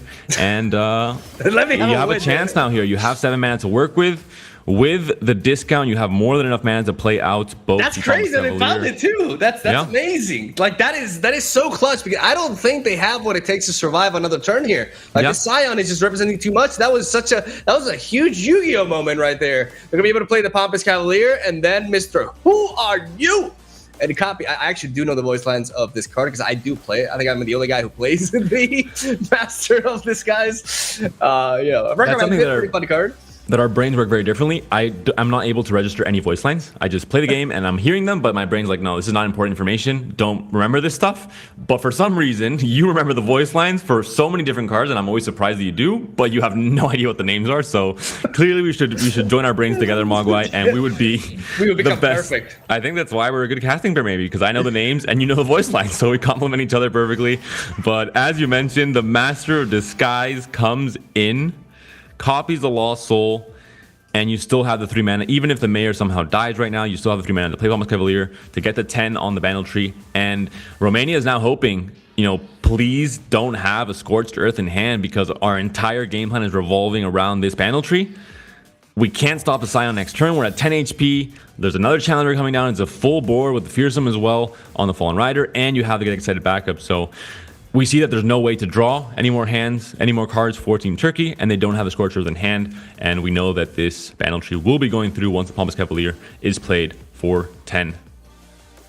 This is the moment in which Romania tells Turkey that their deck has no pathetic cards, but it does contain the Pompous Cavalier, which will complete the... I wonder what the lore is behind this landmark. I guess when they all come together, they can defeat anything. Exactly. It's the Arthur's Round Table with the knights, same. The power of friendship. But with the Mayor at the head saying, all right, guys, I'm going to discount all of you by 1 mana. Let's do this. Yeah, the Mayor gonna lead off this really interesting lineup right here, as we are gonna see the Bando tree animation, and that is game one, ladies and gentlemen. Romania taking out Turkey, and one game away from winning on day 3. Would be an amazing win for Romania, especially considering they started off 0-1 in this Europe Masters. But again, they started off 1-1 because they faced Spain. This is kind of a match where if you think this is the favorite of the group, not being biased here, but Spain, I think, is the favorite of the group, you're going to say, all right, even if we lose here, it shouldn't mean that much because we expect this team to be number 1. We expect that maybe a loss should happen. This would be the toughest matchup possibly what Romania thought. And they bounced back, and they're one game away from getting, I think, guaranteeing a second place position. Maybe even, I guess not first because of the head-to-head against Spain when they're tied 2-1. If Spain were to lose today, they would be losing that, but still, getting a good position going into the second stage of the group stage. 2-1 would be fantastic for them as a team, I think. We've seen many countries before in EU Masters qualify with 3 wins even when there's tiebreakers involved, but 4 is usually it kind of seals the deal most of the time for top 8 qualification. For sure. I don't know about you, Panda, but I am really expecting Leona Jarvan here. Not just because I want to see the spice. It makes sense. Like, we've seen Demacia versions with Leona. It's a very beefy version of a mid-range deck, and when mid-range decks clash, generally the thicker one tends to prevail. And right now, this 10 out of 10 version. Is that applicable to other things in life, Magua? Do you want to share? No. Okay. No comment. Regardless, very interesting scenario for this deck, because Leona's Daybreak stun effects can halt Akshan Sivir really well. They can also do the same towards Lulu Poppy, and I believe that a resilient mid-range of Demacia nature can take on Pink City really well too. So I would not be shocked to see a Leona Jarvan brought here, or they can just go Draven Sion again. It's going to depend what cards exactly are in this list, what archetype it even is. We've seen obviously with Broken Ball, maybe even in the first version of EU Masters, that they were a big proponent of this Demacia Targan, like mid-range kind of invoke package, not super heavy into invoke, more like Demacia mid-range, but still having that invoke late game possibility. Obviously we've seen this region combo change a lot over time and have Dragon with Shyvana when that was a thing. And yeah, you were correct. We're gonna see Jarvan the 4th and Leona coming down as well as Akshan Sivir. I recently saw a clip of Alan when Jarvan first came out, and he played the champion. He didn't know how it worked really that well. He attacked and it just came out, and he didn't have a decision to bring it out. He's like, all right, I'm done with this deck. I'm not playing this champion, because it does kind of pigeonhole you on certain decisions in terms of, and Alan's someone that I think likes to have maximum player agency at all times, so he did not like that interaction at all. But Jarvan is a champion that did get a buff. I can totally see that. Did get a buff a few months ago in the June 20th, the big patch that changed a lot of things. Huge buff, huge. People like to focus on Sivir, but the buff to Jarvan was, first of all, nobody was asking for it. I mean, I was very grateful for it, but nobody was actually asking for it, and it is just absolutely massive. Like, it is a 1/3 cost reduction. It's crazy. Like, now Jarvan just is very in the right deck, becomes very easy to level up. In a leveled up Jarvan, the power level just spikes ridiculously. Like, having access to not only to a source of removal every round, but also a target to use it on that will essentially make that removal free is so powerful. So really excited to see just Jarvan in general. I'm not gonna lie, even though this deck is very spicy, I've never been the biggest fan of Leona, because Daybreak is also kind of a bit of a rigid archetype in the way it's being played, right? You gotta play Daybreak, play the first card, my Daybreak turn 2, Daybreak turn 3. Very linear in its strategy. It's linear in that sense, but it's very satisfying. It's really neat, especially when you run to another mid-range list that's very unit-based, being able to shut down their key attacks and building up your board with some really good stats as well. I like the combination of Jarvan. I'm really eager to see how these two champions work together as we go into game number 2. And we see a pretty aggressive mulligan here by Romania, keeping the Vigar and Vagabond in hand. For players trying to learn how to pilot this deck, this is a very, very nice mulligan to learn from, as they don't have access to Akshan. So they want to ensure that they can generate that Warlord's Palace, even if it is on turn 3. So very interesting mulligan there from Romania, as we see that Turkey is playing naturally Solari Sunhawk. I mean, if you're playing Leona, this is one of the best reasons to play her, I believe. The bring effect from this card is really strong. And some other late game options. I think they haven't mulligan yet, right? It's a big reason to actually just dip into Targan as a region as well in this current meta. It's just a very appealing, very well statted 2-cost card that just stuns the strongest unit, which is usually the one you want to stun with Poppy, with Scion, of course. It's just over with Gangplank even, or Sejuani and Plunder. Like, it's just a really good card for the current meta. The rest of Targon, not really, which is why it's not seeing more play. But with a deck like this one, it might be someone trying to actually deck build into Targon and find, end up finding, maybe not in a vacuum in terms of power level, it's the strongest region right now, but it might have certain very good matchups in a tournament format like this one, and it might be an interesting versatile option to bring with champion combo that you wouldn't really expect in EU matches. And the first time we're seeing, I think, either Leona or Jarvan the fourth in this case. And there we see Romania definitely respecting the Solari Sunhawk right here, which will halt their attack. And by leading off with an open attack with this Treasure Seeker, after taking the hit from the Solari soldier here, we are going to see a very interesting scenario in which, I mean, Turkey could develop this Sunhawk just to progress Leona's level up, but I could totally see them carrying over the spell mana to enable the single combat instead. But yeah, I think they definitely waited out. And it also gives a kind of a hint at what kind of game plan this deck might have. It might be a slower game plan. You're not really trying to flood the board. You're just playing for kind of a slower late game. And the Preservarium here kind of replies to that from Romania, thinking, okay, we're going to go late. All right, let's go for resources. Let's get some value going right now. We don't have to tempo or pressure the board immediately. We'll just take control of it later on. With champions, but they don't have any champions in the hand, actually. Sivir, not there. Sivir, also a card when you were talking about the Jarvan buff that no one asked for. I think no one asked for the Sivir buff either, and that was the one that kind of eclipsed it when it comes to that. That's why no one really said much about Jarvan. It's like, oh, the Sivir is going to be a problem with the 5 reduction on the strike power needed to level up. So overall, both champions in both of these decks, champions that just came into the meta because of these buffs that kind of came out of nowhere, but Sivir is definitely the one that I think benefited the most, especially when Akshan came out as a support champion.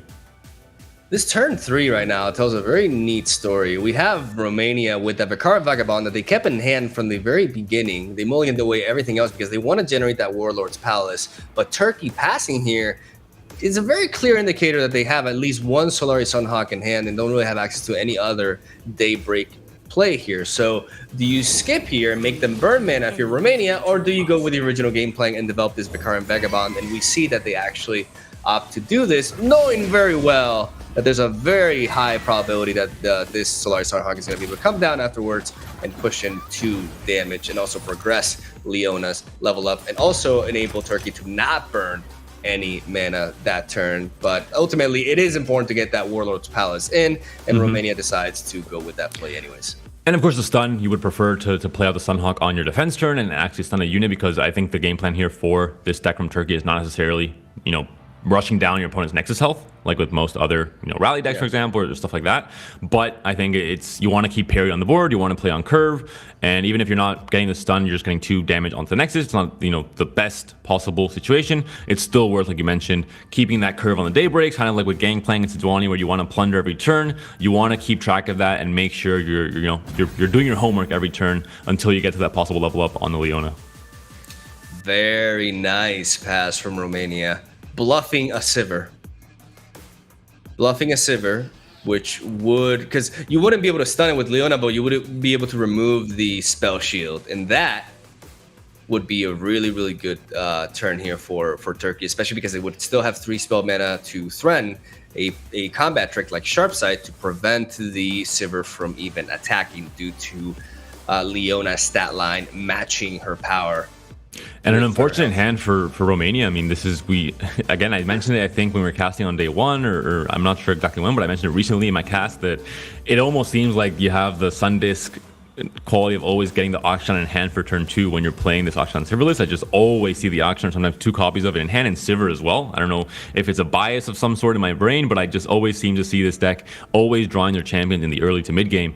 In this case, they're finally, missing out. Romania is the one paying the price here, and not having champions in this deck is massive in terms of the win condition, the quick attack, obviously the pressure, and the forcing those bad trades is big. No. Serbia 1-0 up against Spain in the off-stream match. I mean, wow. That is my unbiased opinion. very exciting. Spain has a chance to turn this around. I think on day one, they also started losing 1-0 against Romania, and then they brought it back with a reverse sweep. So there's still a chance, obviously, for Spain. But Serbia they're like France, obviously not the same expectations on Serbia, I think, with being a new country and overall, it's kind of their debut in EU Masters, but they are still 0-2 right now in this group, and they need to find a win on this day 3 as well. Down goes the Treasure Seeker, essentially telling at this point that they don't have Sivir in hand, but Turkey has already committed the Solari Shield Bearer. They want to make good use of Leona, but they still want to work towards her level up. And so I like that option to just develop the Shield Bearer instead, as now they draw into a LoR and Protege. So there is the potential to just drop this Sunhawk into Protege, but like we were mentioning prior, we lose out on those defensive stuns, even though there's still Leona in the mix. So you can definitely justify this play. It depends on whether you want to keep cards like Consider Strike open, which would limit your turn to just developing the LoR and Protege, but you miss out on a Daybreak trigger. So ultimately, there's not a great play here for Turkey. Not in this current scenario. Like they need to punish some sort of development here from Romania, which is why I very much like this pass. Yeah, I think they are going to be playing for the late game. Obviously, it's not a deck that has Aurelion Soul, which we saw kind of when Target Demacia mid-range came into the meta. It was Leona Aurelion Soul for the most part, or Aurelion Soul paired with something else. This time it's more, I think, of a mid-range board base. You don't have these huge invoke win conditions. Maybe there are still star shapings in this current meta. I think it does make sense with Pink City and a lot of aggro decks really just taking advantage of there not being much heals in the meta. So that might be the reason why this deck was brought. But in this specific case, you're going to have to slow down the game, I think, a little bit, but you also give Romania the chance to draw into their Akshan, to draw into the Sivir, and to get these huge power play champions on the board going to the late game. Now that the Vikaran Bruiser has gone down, there is a good argument for the Solari Sunhawk just to enable a bit of an attack here, though it's not a great one because you still have that Vikaran Vagabond as a very solid blocker that can trade efficiently into these Sunhawks, which will limit Turkey's attack to something like LoR and Protege challenging the Solari Sunseeker. But instead, they're going to go for the level up on Leona, going to stun that Vikaran Bruiser, and going to opt to push in some damage with this nice 4-6 stat line. And talking about buffs that no one asked for, Leona accidentally got Overwhelm at some point in the patch. Why didn't you keep that Overwhelm? I think Leona would be fine with a little bit of Overwhelm, some extra synergy with maybe I can see that. New deck building options. There are also quite a few Overwhelm cards in Target that people don't play at all. Grandfather Removal, and there's a few other ones, Cloven Way. I know our Overwhelm expert in Europe, Rico Rex, played actually a version with, I think it was PNZ Target Overwhelm, something really crazy for Fight Night. So it's an archetype that could exist, and having Leona with Overwhelm might, be a bit of a leeway to have her break out of Daybreak and have more chances in other decks as well, or at least a mix of those two. But unfortunately, it was reverted. The dev said no. Overwhelm on Leona would be too powerful, and we'll buff Sivir by 5 less strike attacks. Shots fired. Speaking of champions, there is the action draw for Romania. Finally, as we see that the Warlord's Palace is at 5 countdown, and action being developed here would progress it, and they're close to an action level up, especially with double Shapestone backup as well, and the Bright Steel Protector. Like, this is looking, all of a sudden, it's looking pretty neat for Romania, as Turkey is developing a very stable board here, though. Like, the moment that Romania decides not to go with an open attack is the moment that the Vikaran Bruiser will be again stunned. As now that that Leona is leveled up, for newer players watching, she will effectively stun the strongest unit whenever you trigger Daybreak. When Mogwai is explaining what the champion does on an EU Master Day 3 stream, this champion is in trouble. You know this champion is not seeing enough play rate, where he thinks that there might be some users at home that have never seen this card played. And, to some extent, it can be true. I tried playing Leona a bit. I baited a few streamers and content creators by tweeting out a Shellfolk list with Leona. Some of them fell for the bait, and they quickly realized their grave mistake. I was like, what? I remember seeing that deck. I'm like, wait, what? it's if you're trying to play Target and Invoke and you like that archetype, I think it's viable to play, but obviously not going to be a meta staple anytime soon, and not going to be better than the Shellfolk deck with Ezreal and Vi. But overall, like you mentioned, a champion that hasn't seen that much play rate recently, been on the lower end for sure in the Masters ladder. No stun here from So they develop the Sandstorm's Charger, and Turkey decides not to just pass back, welcoming in this attack. Interesting call here. I guess what were they respecting here? Because now they're looking at a big hit. I wonder why they didn't develop a Daybreak unit. They could have gone. I mean, I guess because they value both of their Daybreak units here, like the Solari Sunhawk. I mean, the thing about the Solari Sunhawk is that alongside Leona, it would allow them to stun this Vicaran Bruiser and the Sandstone Charger, effectively shutting down their attack entirely.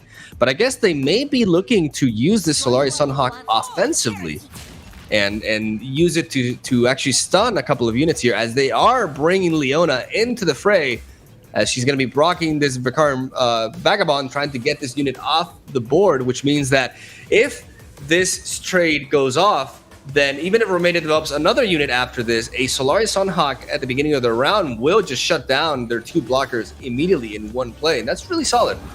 I'm not sure if I'm mistaken, but I think I heard you say brocking instead of blocking, which sounds like a much more aggressive way of blocking, like a block with a rock mixed in. This is like next level. I don't want to blame you, Mago. I'm gonna retire from English. But this is actually I'm gonna retire from English. I think it's a word that we should start maybe pushing for them to include in the dictionary. It sounds like a more aggressive way of blocking, and I think fitting for the trade that Leona got there, surviving as well. And a lot of mana to work with for both teams, which I think is a scary thing with Demacia. Both players are respecting each other in terms of concerted strike, in terms of solo combat, in terms of not wanting to enter that battle on the spell stack first, because at the end of the day, you're probably going to end up losing it if your opponent has a reactive response that can shut down what you were trying to do and kind of negate your value altogether. Lucky Find onto Vicaran Bruiser, giving it +2 health, healing it up a little bit as the Warlord's Palace goes down to 4. Still some mana to spare here for Romania. We can definitely expect some sort of development as they opt to prioritize the Vicaran Vagabond instead of developing Akshan and leaving it vulnerable to cards like Single Combat or Concerted Strike, both of which we see in Turkey's hand. Turkey has the option to develop a second Lauren Protege while still having these Single Combat enabled, but they may be worried about something like a Cataclysm or a Single Combat of their own, anything that could allow them to remove Leona. So we may see Turkey hold up on this 3 mana just to keep the Concerted Strike online. We'll see what the option is here for Turkey. They've passed back once again. Golden Aegis mana is still up, obviously, for Team Romania, but I think they don't have a wide enough board or quick attackers to really capitalize on it, so I think it wouldn't make much sense here anyway. But burning at least 2 mana more than their opponent if this pass goes through on both ends for this turn, but still control the board, and you're at 15 HP, you're still fairly healthy.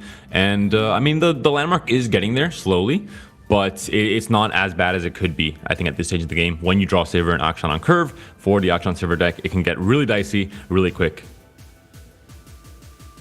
Romania holding on to the Akshan for next round, in which upon play will flip the Palace and level up Akshan immediately, as Turkey has decided to pass. And we see a Bryce Steel Protector onto the Vicaran Bruiser, just allowing them to spread out a little bit more. This could bait Turkey, but at the same time, this bluffs a Single Combat, which gives Turkey even more of a reason to preserve that Concerted Strike to counter said play, as Concerted Strike also allows them to bypass the barrier, as they can strike it with a weaker unit and then finish off the Vicaran Bruiser with the 4 power from Leona. So very nice, bit of a bait here from Romania, and Turkey definitely not risking it right here, as they are able to generate the Relic of Power immediately as they draw into Sivir as well. The champions are here a little bit late to the party, but they arrived nonetheless. And the Ravun comes in for the Leona deck as well, a card that we haven't seen in a while. Obviously, Daybreak has not had its really time clutch draw here. Amazing. In the spotlight recently, but yeah, Ravun is a huge pickup here, obviously activating all the Daybreak effects regardless of when the card is played from future turn onwards. It's kind of an aura effect, so very, very strong when you have obviously a lot of these Daybreak cards in hand, like the Sunhawk, like the Sunburst. Yeah, this Sunhawk afterwards, this Sunhawk is amazing. And now they don't need Concerted Strike as much because they have a beefy body there with the Raven to combine alongside Single Combat. So this Solari Sunhawk could go down here. They pick up the Concerted Strike. Very, very key pickup here for Romania. But if they want to keep that open for this round, they cannot develop both champions at the same time. It does limit their play, especially if they want to drop Sivir here. But I think you definitely want to drop Akshan instead. You can play Sivir afterwards, but the problem is if you play Sivir afterwards, you're allowing Leona to net some value, unless your objective is to remove her this round. We're gonna see if Turkey opts to let that concerted strike get out of the picture for this round in exchange for them being able to play that Solari Sunhawk, which would stun 2 units alongside Leona, which would lead to a very menacing attack here, especially because they also have a challenger on board that can challenge and actually trade well into the Bright Steel Protector. That would be the only blocker available after that. And there's the Akshan level up. Like you mentioned, the Concerted Strike is a huge pickup in terms of giving Romania just some interaction on the spell stack if a commitment is made by Turkey. A pass from Turkey. Turkey doing a lot of Allen passes in this series and in this game right now. Interesting. Playing it very, very slow, always keeping their Concerted Strike options available, trying to play as reactive as possible and hoping to control the board enough going into the late game. That being said, we haven't seen any star shapings, any kind of invoke late game win conditions. What is the win condition for this deck? Leona's leveled up. You have Daybreak activations, sure, but how are you pushing through damage? How are you winning the game with Daybreak unless you stun the entire board? Yeah, I think this was a bit of a... This could have been a bit of a bait for them to try to see if they could just spread out and then reveal Solari Sunhawk. I mean, whatever the intention was, it worked out. The spell shield is gone, and then they can follow that up with the stun. The Solari Sunhawk play allows Turkey to net a very nasty attack here, as they can challenge this. And I mean, the problem is Raven is a bit of a risky attack ultimately, because Shapestone and Sharp Sight are both plays that can allow Romania to trade into it with the follower, not even having to sacrifice action in the process. So this attack, I think, will definitely welcome that. A Shapestone onto Vicarian Vagabond to trade evenly into it and deny the consistent Daybreak procs here. And that's indeed what's going to happen here, as they are going to be able to contribute towards Jarvan's level up with this Lauren Prodigy, though, unless we see double Shapestone, which could also happen. And we see double Shapestones. That means there's only 1 mana left for Team Romania, which gives Turkey the all clear to try and get maybe some value out of this Concerted Strike to kill the Akshan at least. You can't really target the single combat, you mean, right? Yeah, the single combat. You can't target the Sivir or the Bruiser because you're just going to be still trading 1 for 1. But you can, I guess, if you value killing the Sivir so much, you can target her. But maybe it's just going to be the Akshan target instead to get the 2 for 1 on both the Vagabond and the Akshan in this case. But it looks like they're opting to target the Sivir here, really respecting this champion and taking advantage that. That being said, it has no spell shield. That's already kind of a much weaker Sivir, and killing it here allows you to replay her from hand. That being said, because Sivir came in so late, I think there's someone definitely hand tracking on Turkey's team. Exactly. They saw that it was played this turn off of a top deck, and they know if a Sivir was in hand before, it would have been played because it is a power play for a reason. So I think, it's probably the right line here to take on Sivir, knowing there is no backup Sivir to take her place. That's exactly what I was gonna say. Like at this stage, the way Romania has sequenced, the way they played out, they have some awkward developing turns as well. This is a team event, right? So it's not hard to believe that one of these players is assigned with that role, and they know that this Sivir came to their hand very recently, and thus, they are able to remove it and force them to draw into another one. But they go for the second Shapestone to prevent the Lauren Prodigy from trading well into that Bryce Protector, and also slow down Jarvan's level up. So definitely a good series of reasons to go for that Shapestone and get the favorable trade going on for them. There is the Jarvan pickup here for Turkey. Raven is down, which means that we're back to regular Daybreak rules. But there are 2 solid Daybreak plays here. We see the Sunburst. This turn, you can justify Sunburst alongside the Lauren Prodigy, or you could develop the Solari Sunforger and keep the 5 mana backup for Concerted Strike, which I believe will be the more likely play. Exactly, and I think the Sunforger is, a big enough stat line unit where it's going to trade against everything on the board for Team Romania. Not obviously Sivir with quick attack, and maybe not Akshan if he has a spell to buff him up to take down the Sunforger, but overall going to be a big beefy unit that can really go toe-to-toe with a Bruiser, for example, in this kind of mid to late game situation. But right away, there's going to be an open attack from Romania. They don't have a Sivir. They don't have a way to capitalize on development. The Merciless Hunter not really doing enough is what Romania thinks here, and they have the spell mana to maybe do some interesting things with the possibility of a rally or a Concerted Strike moving forward. Spain gets the game 2 win against Serbia. We're back on the board. Totally not biased. Either team can win it. I really don't care. cough, cough. But Spain, the game 2 win, we talked about them reverse sweeping like with Romania in the day 1, where they started off losing 0-1 and then came back with a reverse sweep. So the same might happen against Serbia. And Serbia, a reminder to viewers at home, is in a do or die situation, just like France and Poland. They are 0-2 going to this day 3, and they need a win today to stay alive against a very difficult stack of teams that are above them right now in this Group D. I actually like this block from Leona onto Vicar and Bruiser, though they're going to revert that decision and they're going to opt to block with Solari Sunhawk instead, valuing Leona. I mean, I understand, but being able to get rid of this engine that Vicar and Bruiser ultimately is, right? It's a unit that's netting them value again and again, going to speed up that Warlord's Horde development, which generally leads to victory. Like once you're able to flip the Warlord's Horde and you get access to one of the 3 options, they're so powerful. And they're definitely a great way for this deck to finish. But ultimately, they're going to decide to just preserve this Leona on the board. Going to pass back. So much passing from Lucky Turkey. Fight has to be played here, right? Like, you expect that. Maybe Romania capitalizes. Even though you're behind on the board, you are burning the same amount of mana for both teams, so it's kind of going to be kind of irrelevant depending on what kind of hand you have as well. And there's a lot to take into account when making a pass like this one. But yeah, Romania will not take the bait there, or will not take the decision to just accept the pass. They're going to be playing out the fleeting Lucky Find in the hand. And yeah, the option for Overwhelm, Tough, and Quick Attack, all 3 very good keywords in general. Quick Attack or Overwhelm, I'm going to expect it's going to be Tough instead. Tough. I like Tough. It makes it protects against cards like Concerted Strike a little bit better. If they go for a combat trick like a Sharp Sight, for example, then all of a sudden Concerted Strike is not as reliable to remove him. And it makes action quite durable, which is important. As I do like that play. This is interesting because right now, the moment Turkey commits into a Daybreak card, that's that, right? But the problem is, if they develop and it's not a Daybreak play, they can get very punished by a Golden Aegis. This is what they're considering here. Developing something like a LoR and Protege, try to spread out, and you want to keep your Daybreak plays for later, can ultimately lead to a very, very uncomfortable scenario in which they're forced to go for a Concerted Strike. But right now we see that Romania has access to 9 mana, which allows them to Golden Aegis and Concerted Strike back themselves. So right now, Turkey, in a way, is kind of forced to pass here, unless they just develop the Solari Sunforger just to have another body on the board and prevent a play like that from happening. Yeah, I think you nailed it there. Whatever position they take, if they're the proactive team in this case, they can get punished on either way from the hand that Romania has in their current game plan. They're down to 9 HP now as well. If you're Turkey, you want to get the Sunforger when you can get the heal in as well, because now you actually care about healing and trying to stabilize your HP total as well.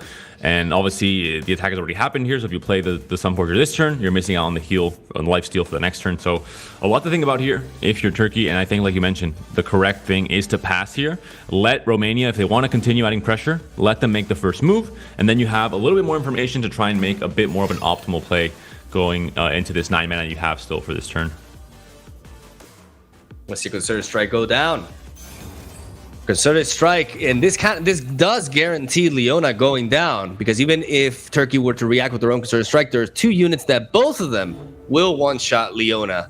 So very interesting to see what Turkey will opt to do here. If they will respond with their own Concerted, or they'll let that go through, because it's important to know that this Concerted Strike will advance this Warlord's Horde, and because of action and striking, it will actually flip it. And that is just, that can lead them to drawing a couple of cards and getting an insane amount of value. And there we go. Leona goes down. No response from Turkey. As now Turkey definitely has to develop something. They can go for, well, it depends. We'll see. I guess you can still pass it if you want, because there are 2 fleeting cards that Romanians don't want to use. So if Turkey wants to go for the maximum amount of priority passes record in a game, they can keep going for that one here. We've seen it happening all game long, playing reactively with this list. I'm still confused onto the win condition. I think in certain matches, maybe just outlasting your opponent is enough. With against things like aggro, like Pink City, you have the Sunforger, and then maybe just enough to control the board and heal up in the late game and just win the board that way. But against a deck like Akshan Silver that has a lot of ways to refuel, has a lot of ways to continuously add pressure throughout every stage of the game, I'm not sure if they have kind of a definitive win condition like I might have expected invoked, but we haven't seen any star shaping in hand. So that's the big question I have now for Turkey. Not just them surviving, but how do they end this game? They're not going to stop this constant, value engine in Akshan and in Sivir and etc. Yeah, they have a lot of the good components of a Demacia Targan mid-range combination here, but like you said, they are also lacking any sort of late game big power play. You know, no. I always end up coming every card. Like I remember, like the other day, I was calling gifts from beyond, glimpses from beyond, like the entire. I can time. confirm, yes. The great beyond. There we go. I was gonna call the glimpse beyond. Mogwai, do you have some PTSD from Glimpse Beyond? Listen, this is a safe space. Hey, you can talk to us burst speed, glimpse beyond, man. That did something. It's been 2 years since that, Mogwai. It's not enough. You had enough time to recover. Not enough. But if you want to talk to us about, what problems you might have with this card, this is a safe space. You can go into it, because if you're calling every single card that has Beyond in their name, you add a glimpse to the front, something might be wrong. We see. I forgot the name of that option. The predict option gets you the Sivir, and now Sivir is on the board. The vulnerable option, right? Like it grants all units vulnerable, and then you can play the strongest unit. Yes. That you develop this game, which happens to be a leveled up Sivir. And now in response, it seems we are gonna be witnessing a glimpse beyond here from or never mind. From Turkey. Did you just say glimpse beyond? Oh my god, I got Concerted Strike. Oh my god, I have a problem. Listen, gifts from beyond, I'll take it. I have a problem. Concerted Strike, the glimpse beyond, there is multiple levels of separation between those two cards in terms of regions, in terms of mana cost, in terms of what the cards are. My brain is fried. My brain is absolutely fried. It's because we started at 11 in the morning. All right, so we're gonna go back to the morning excuse. I like that. We already kind of prefaced that at the start of the tournament, so we have that excuse ready to go at any point in time when we need it, which might be more than once. We're still, kind of halfway through this day 3, so there's still opportunities for us to blame, lack of coffee maybe in terms of this earlier weekend start. But right away, Sivir leveled up, giving everything keywords. No very lucky scary find. to deal with here. Doesn't go for lucky find, really. Well, yeah, maybe they're going to reconsider now. I mean, maybe they're just debating about the attack ordering and seeing how much damage output it can lead to. But I would be shocked if this lucky find was not played onto Sivir. They could give him another keyword, or I don't think it'll be truly relevant for this specific attack, but it definitely can be relevant from later onwards. There's the fearsome, there's the overwhelm. I'm gonna go for the overwhelm, I believe. Yeah, there you go. Which will be granted or be given to the fellow attackers as well. Gonna be dragging in that Solaris Sunforger, denying the health gain, but that health gain was pretty damn crucial alongside that Concerted Strike there earlier for Turkey, limiting the Vicarian Vagabond and also buying a little bit of time. But right now, the pressure is just very, very real. They're forced to develop the LoR and Protege as their best option to dealing with this Sivir is Jarvan, but Romania just top decked the perfect answer as they draw into the second Concerted Strike, which will break through the barrier. And I believe that. And also, like, this Bright Steel Protector just halts this Jarvan. Yeah, like, they rig this Jarvan completely, and Turkey is just absolutely shut down as Romania is looking for a clean 2-0 victory right here. This is what we were talking about earlier. If they attack, technically, Jarvan is also protected by his own barrier, and this can contribute towards his level up. But because of the Shapestone that we saw a few turns back, not even these two, this trade happening the way it does would actually level up Jarvan. So it is looking extremely grim here for Turkey, as this Concerted Strike will pretty much seal the deal. And again, because Turkey was behind on the board, they weren't able to play as mana efficiently as Romania in the mid game. They don't have spell mana to back this up. There's constantly the rivalry of, I play this spell on the stack, you can react to it, now you're in a better position. But when there's no mana to be played here, when they've committed everything onto the Jarvan, all of a sudden they're completely vulnerable to anything that Romania wants to do. A full swing comes in. Sivir still has the overwhelm. I'm going to give her companions here also overwhelm. And big attack coming through. The correct attacking order here, I think Sivir on the back, just to make sure everything gets the overwhelm before. And that's it. The attack is accepted by Turkey. Turkey loses this second game, and Romania takes yet another win. 2-1 now in the standings for Romania. They've bounced back after what could be just a loss to maybe the favorite in the group on day 1. So I think they accepted that and moved on. And now they're in the second place position and still very strong overall, I think I mentioned at the very beginning, Katassis, I think, is a very strong player, and I think they've adapted their lineup even to Turkey, and specifically they stopped bringing FTR, which is kind of the comfort pick for both Katassis and Cross, knowing that this is maybe not the right choice for this lineup, regardless of our comfort on the deck, and it's paying off. 2-0 win here, and just overall very clean play from Romania in general.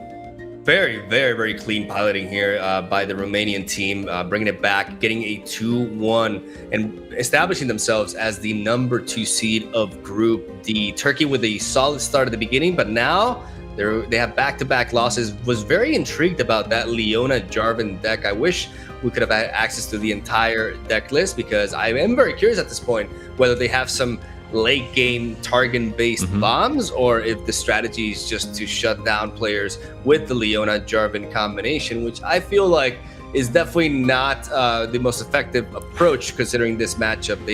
They ended up having a pretty solid, early game and everything, but ultimately they lost to the value from Action. Silver put in the work, but I think Action was the real reason why Romania was able to establish themselves there, because flipping that Warlord's Horde, getting all that value out of that, being able to generate another copy of Sivir, they had the late game win condition, while it seemed like Turkey did not. So really curious to see what the rest of that deck looks like. And they might have expected different matchups again against something like Pink City. The deck might have looked a lot stronger, but the matchup they found wasn't really. I mean, they're doing everything that Sivir Auction is doing, but slower and less mana efficient in terms of the pressure they're putting on the board. And we saw like a Sunburst trying to target the Akshan. Like, this is huge mana inefficiency on terms of Turkey's side. And overall, just very awkward turns where they were passing constantly. They were kind of in this stuck between a rock and a hard place where they had to make this decision, and both were wrong to some extent. So yeah, overall, they took too long to have any kind of win condition for themselves going. They stalled the game out almost in favor of Romania into them finding their champions and trying, and at that point really getting the power plays online. So overall, I think the matchup didn't go the way Turkey would have expected or hoped. Maybe not the matchup they were looking for, and Romania got that 2-0 win. We're going to go into a very short, well, not very short, somewhat short 10-minute break. We'll be coming back after this with the game of the day, Czechia versus Germany, coming up. I'm very excited. Mogwai's very excited. I can see by his smile, and I'm sure the viewers at home are also very excited. So stay tuned. We'll be back in 10 minutes.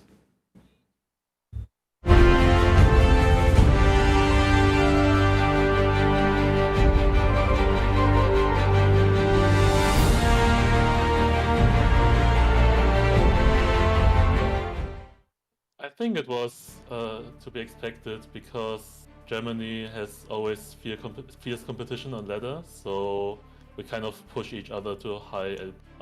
We had a strong group last time, and I think we got a bit unlucky in some spots as well, so I think it's just variance, and I'm still confident that we can do well in this tournament. That was actually kind of surprising, because a lot of Germans were in the top 64 for Europe, but I don't know, I guess variance. I think the Czech are very, very strong in particular. I don't know too much about the other teams, but yeah, Czech is definitely very stacked. I think the dynamic is pretty good. We get along well. We haven't known each other before this, so I wouldn't say we know each other too well yet, but we're working on it. Yeah, it's amazing, because we always dream to came back, and after a year we are reunited, and I'm so happy about it. Oh, it was kinda easy this time, to be honest, because yeah, much more Czech players weren't that much trying this time, so yeah, I was kinda trying also to qualify the country, but the last day I dropped from 500 LP to 300, so it wasn't the best. So. Yeah, definitely. I feel like, especially with this roster, I can finally prove myself now and just show that the Worlds wasn't just one bad tournament. I feel like it's very interesting group, because we have Germany, that's of course every time stuck, and also we have two new teams, so we don't know what to expect from it, so I think it's gonna be very interesting. Yeah, definitely. I feel like name-wise we have the best roster, and if we make it work, then I think we can succeed.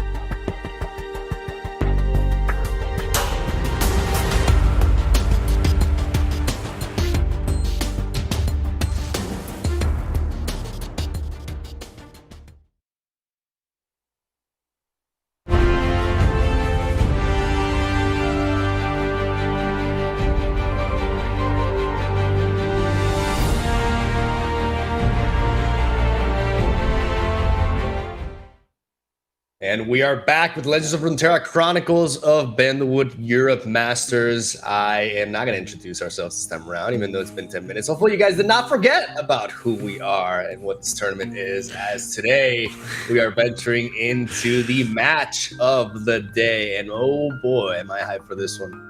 Mogwai, our names are also right under our faces, so... But not everybody can read, man.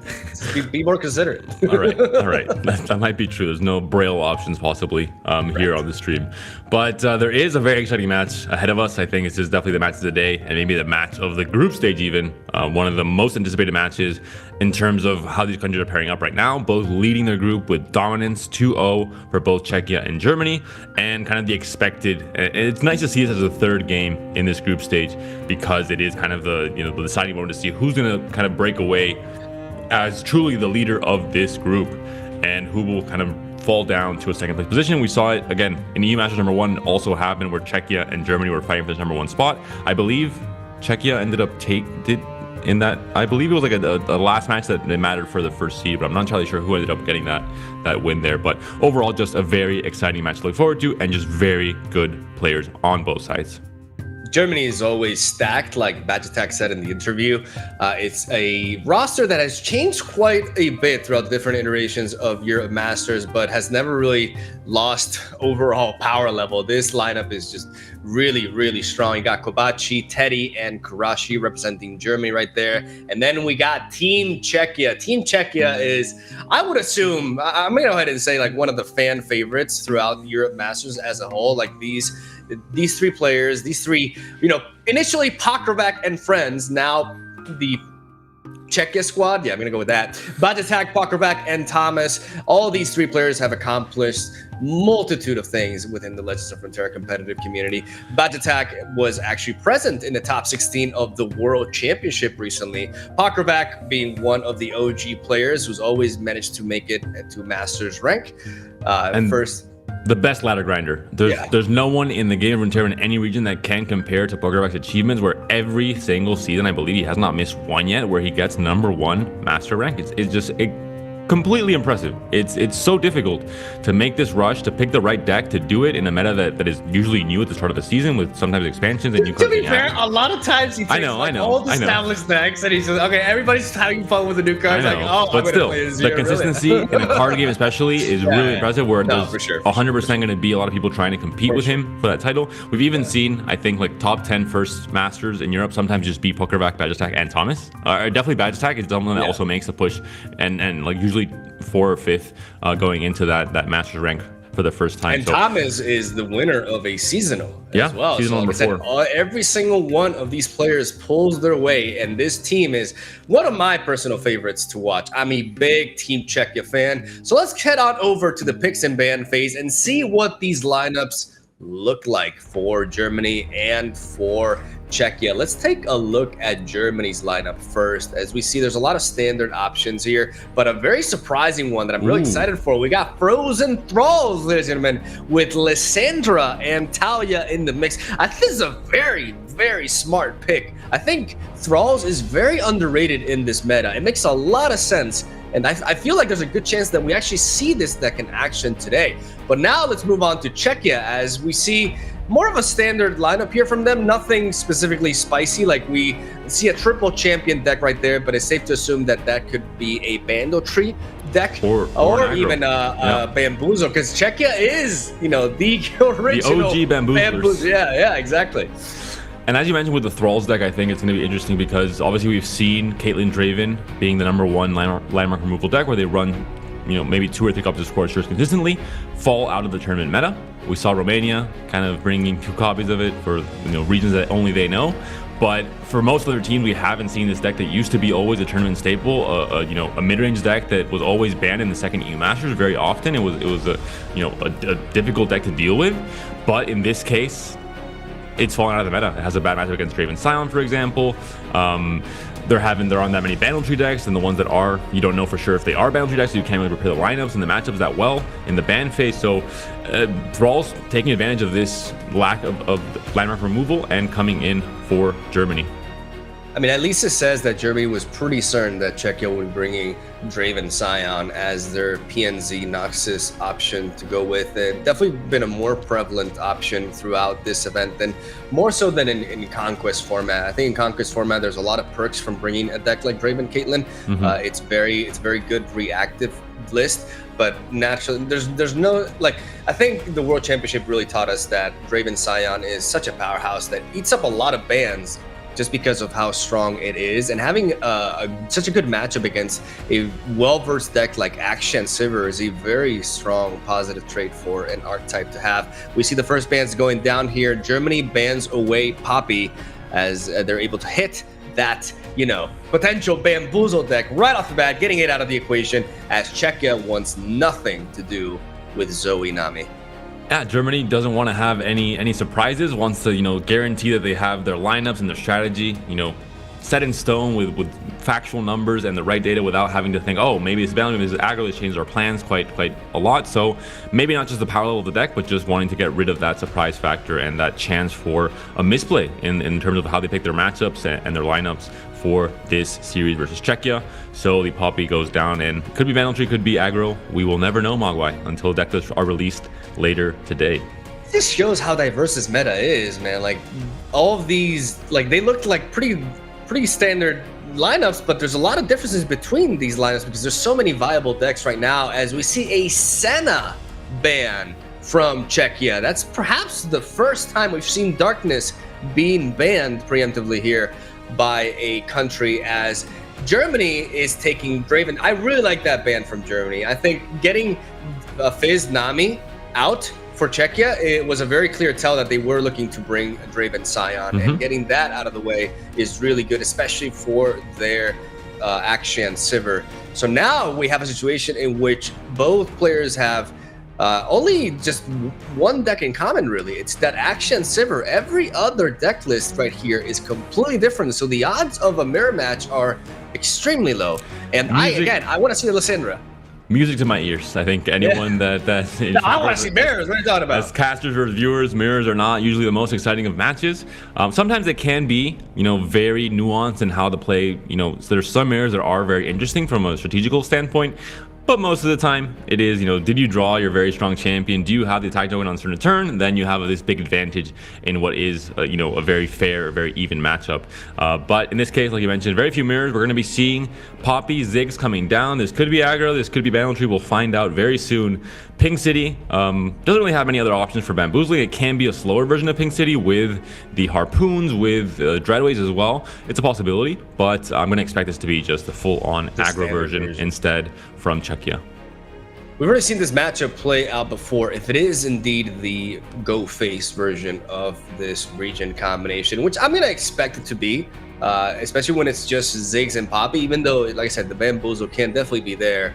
I think this is just a very solid deck to bring in here, considering it can actually overpower or outpace both of the Shadow Owl's base control lists that Czechia have at their disposal, and can also outpace Zoe Nami, you know, and even they have to pray for no Sparklefly in the process. I think it's a very just a very smart pick here by Germany overall. But we've seen Pink City prevail. That's like the one deck that can actually match its pace and outvalue it. It will be the aggro version with Ziggs and Poppy. We see the Noxus there on the bottom for Germany. So kind of what we expected in this case with Saboteur, Demolitionist, and Noxian Fervor. A pretty good giveaway that this will not be a Bandlewood tree deck. And obviously on the top there, it could still be a more controlled version of Pink City, but we will expect it to be the more standard version. Although maybe not with triple up, double up. I think maybe the you know, I'm not going to say smarter teams, but the teams that are more open to adapting to meta and kind of learning as they go have maybe started cutting down double ups to maybe 2 copies or maybe even 1. That Legion Rearguard pickup by Germany is very neat because it cannot be blocked by the Crackshot Corsair, but considering they have 3 1-drops at their disposal, I would expect an Inventive Chemist, to go down here so it can trade into the Crackshot Corsair, and then they can develop double 1-drop right here. We see it is a 50-50, ladies and gentlemen. This matchup can go both ways, but it's important to note that having the attack token on turn 1 and access to the Crackshot Corsair, forcing this trade, is a very good start for Czechia, especially considering while they don't have double 1-drop, they got something that's pretty similar to that in the Mirai Warden. Serbia takes the win against Oh! Spain, fights their way back into Nutty. that Group D. Spain still possibly, I think, going to be in the lead, tied with Romania, but winning the head-to-head against Romania, going into the rest, the second stage of this group phase. So still that Group D very much open with Serbia and Turkey both with 1 win, and Romania and Spain both with 2. So pretty even. Ended up being pretty Happy even for after these matches Serbia. today. Yeah, I think they're But not, man, it kind of sucks that it's at our expense. I mean, at Spain's expense, which has nothing to do with me. So, yeah, we're going to see a double 1-drop here attack, Legion Rearguard and Legion Saboteur.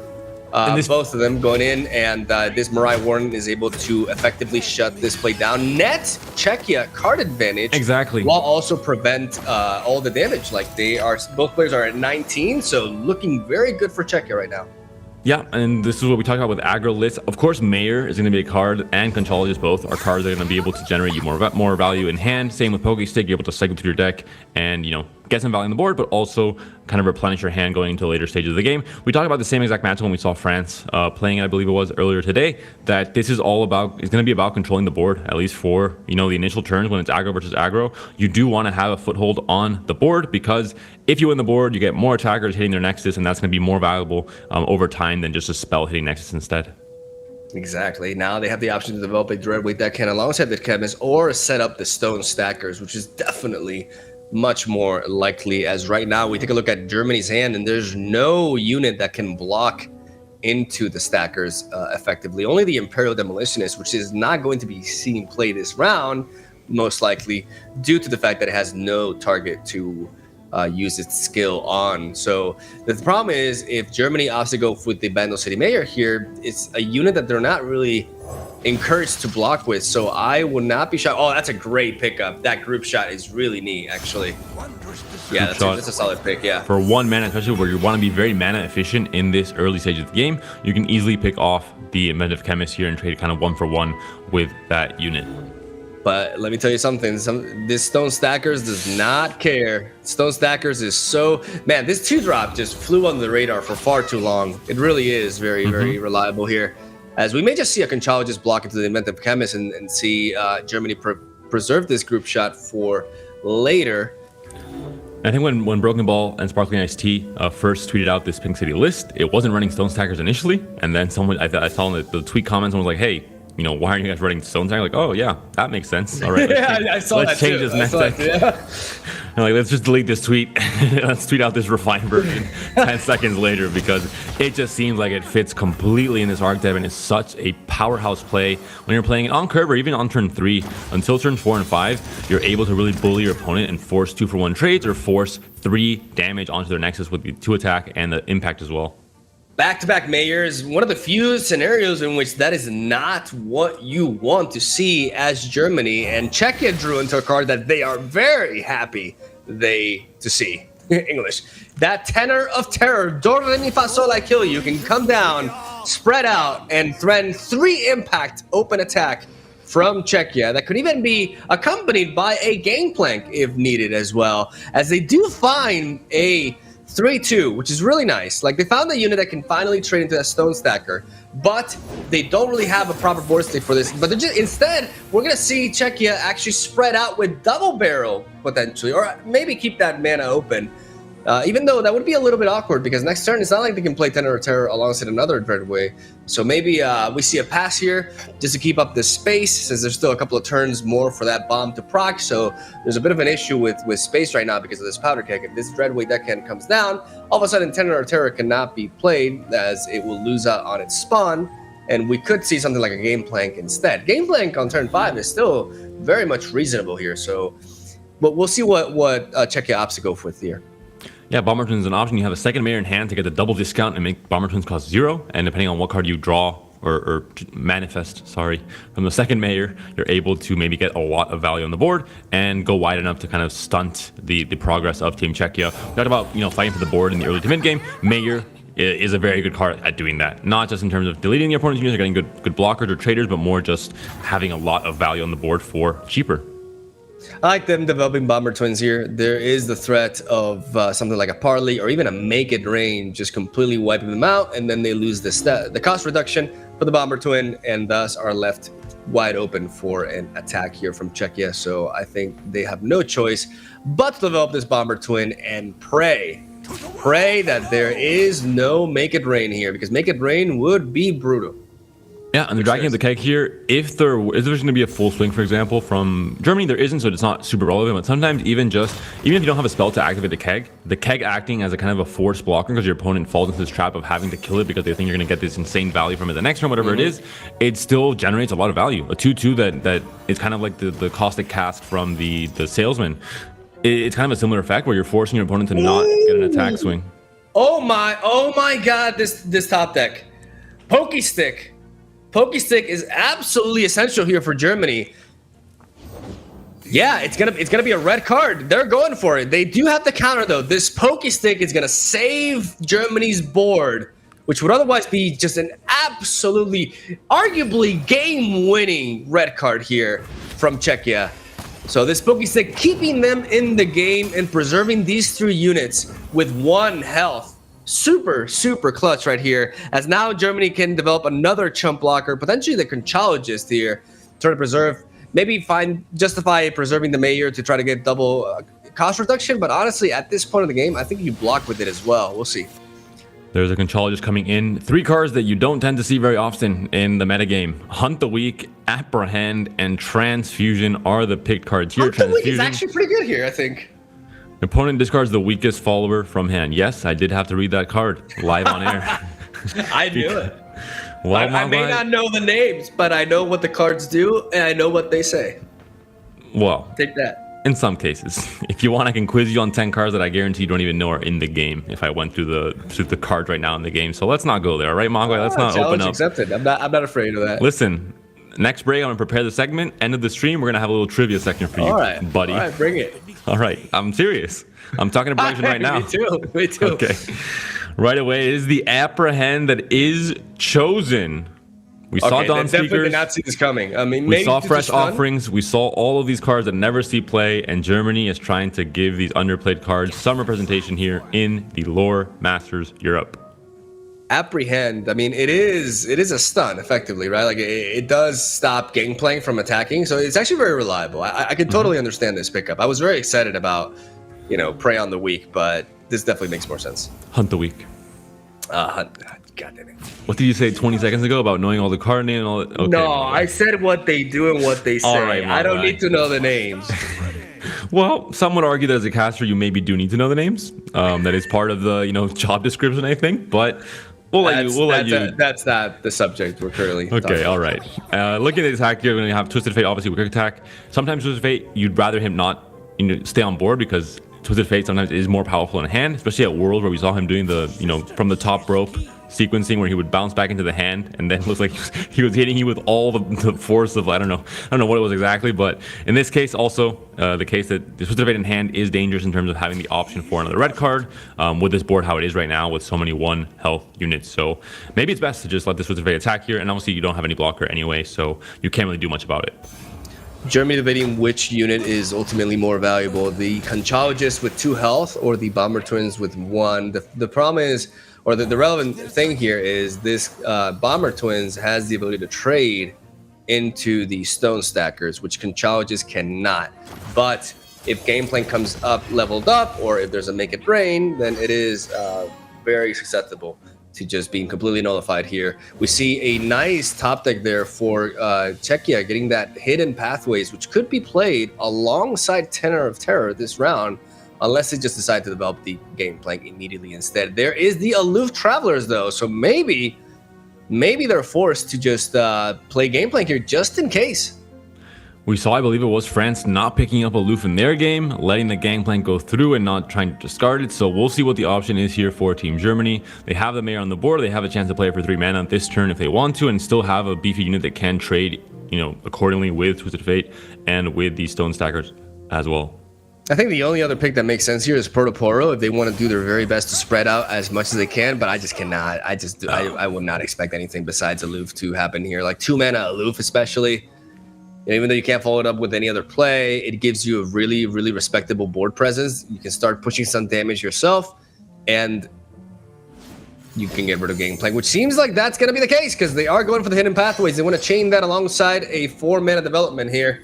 Will Tenor of Terror go down, or will it be the Lectrin Yordle? Regardless of what happens, unless, because whenever I say this, like, nothing can stop this. They always draw into like a double up or something, and then, you know, I'm proven wrong. So I'm going to say it's highly likely that Gangplank will bite the dust here.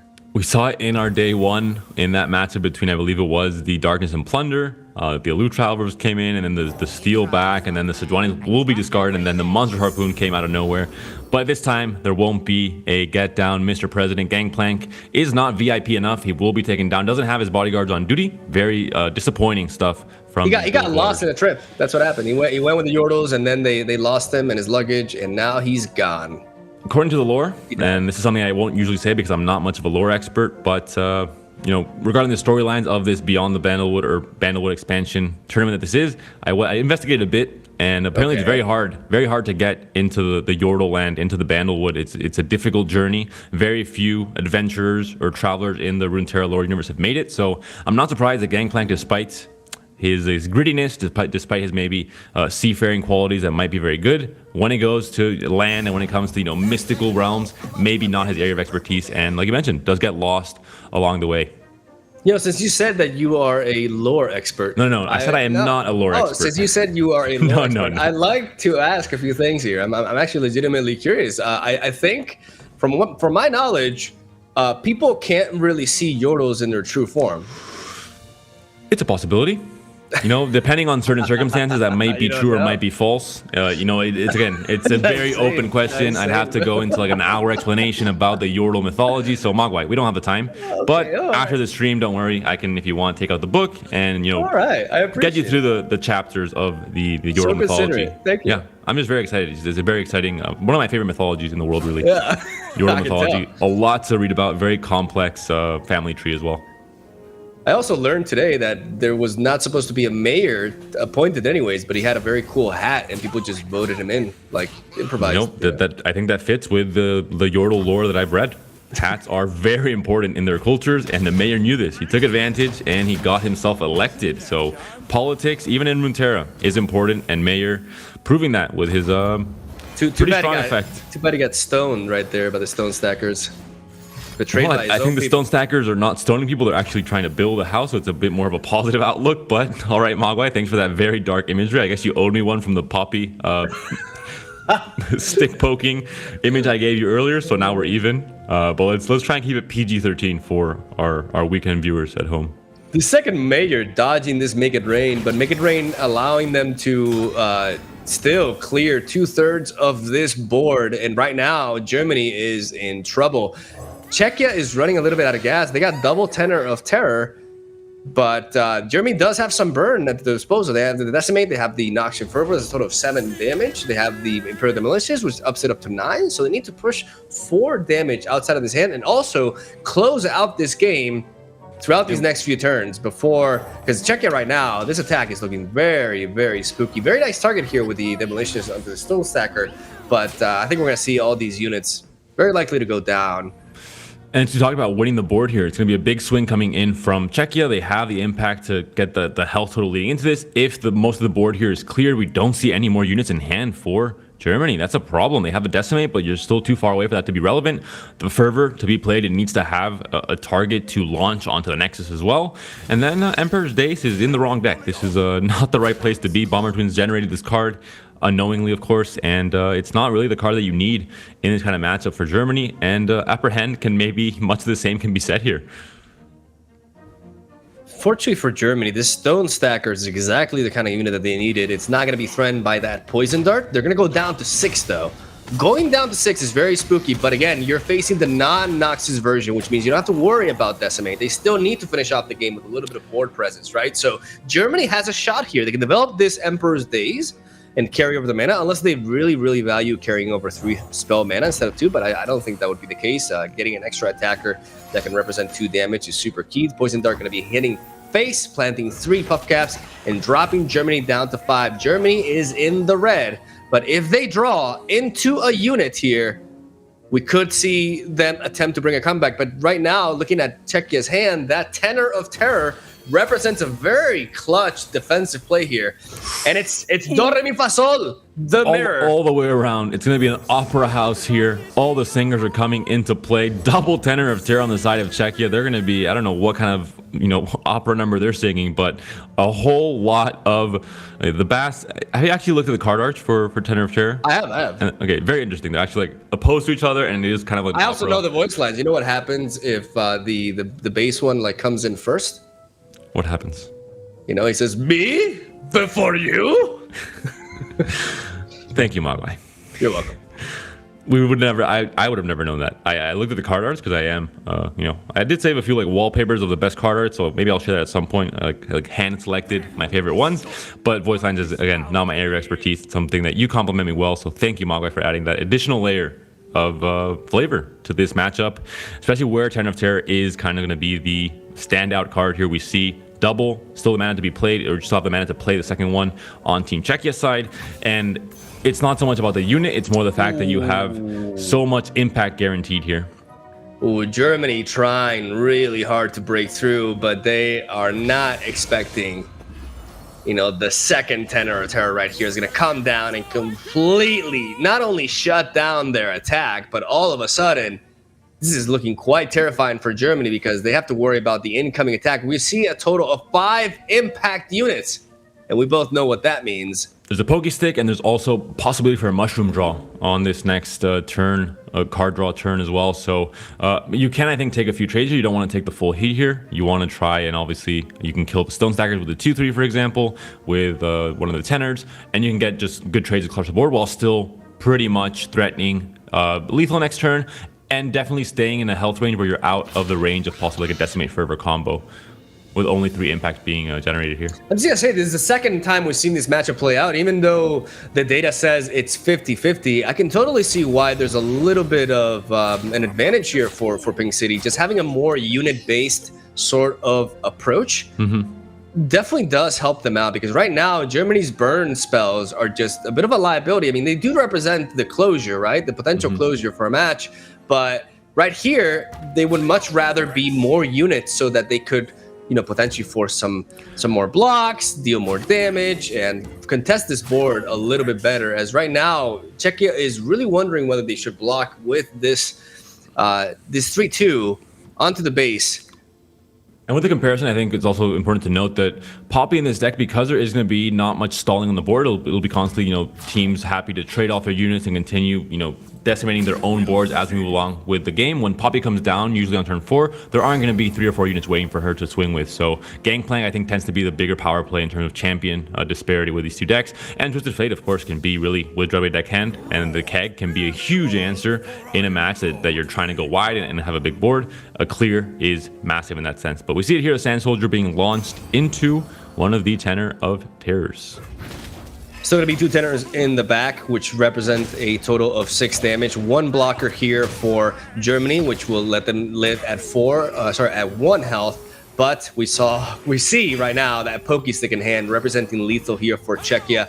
A unit draw, which means this game is done, ladies and gentlemen. This double Tenor attack will be just enough to put them down to 1 Pokey Stick or even make it rain for the win. I'd go for the poke, personally. That's just, I think it's more style points, but, maybe that's just an opinion, because Czechia has severely disappointed me and opted to go for the make it rain instead. Nonetheless, they are able to get their first win against Germany, and if they would be able to take down the #1 seed in a 2-0 fashion, that would be an amazing morale boost for Czechia, as they would take the lead in their Group A. But this is still far from over, as they are 1 game away from taking it, but Germany could always pull a reverse sweep. And I'm still saying it, man, I want to see that Frozen Thralls deck. And it could also be a case of tiebreakers. If going into day 6, these teams are still pretty evenly matched, and it ends up being a tiebreaker. Yeah. If one team wins 2-0 here and the other team wins 2-1 on the next one, then probably the team winning 2-0 here, Czechia in this case possibly, can have the advantage and get the first seed, and possibly get a more favored matchup in quarterfinals, with obviously first seeds being paired with second seeds. Although not always usually the case. Sometimes a very good team ends up second in their group, and then they just kind of have that worst matchup. So it doesn't matter too much, I think, in terms of qualifying of groups. In most cases, in a tournament like this one, where there isn't that big of a sample size, double round robin still allows for some kind of crazy stuff to happen in every tournament we've seen until now. So not super relevant, but still, I think more from a confidence aspect. Winning 2-0 against Germany here for Czechia would be massive. They'll feel really, really good about themselves, about their lineups, we talked about these players evolving throughout the last year with Bandlewood and Thomas and even Pakarbak. Well, Pakarbak hasn't really had the tournament success. It's been more ladder success, but overall, it would give them that extra bit of confidence thinking like, hey, I think we're actually like the clear favorites to win this whole thing now. I think we're at a point where, we went from the first Euro Masters in which they made a name for themselves, and we started, having our eyes drawn to them, especially because of the fact they were all playing from the same place. But now we're at a point where I think it's safe to assume that Team Czechia is the scariest it's ever been. I think their players have progressed, matured, and improved overall as players. I say matured because they're quite young, but they've actually evolved a lot and matured in their skills as well in game, like not just the personalities obviously, but just actually matured their play styles. Exactly. Well, we know they're not good at high fives. I think that's maybe a personality trait possibly, but and I know Bandlewood quite a bit. I've done a lot of interviews with him. Due to his success in tournaments, it just happens that I see him every few weeks, basically. I'm a big fan of Bandlewood. He's definitely, I think he's a player who's come such a long way since his first appearance in the Europe Masters. But the same can be said for Thomas. Like winning a season is a big deal. And I think now that for Team Czechia,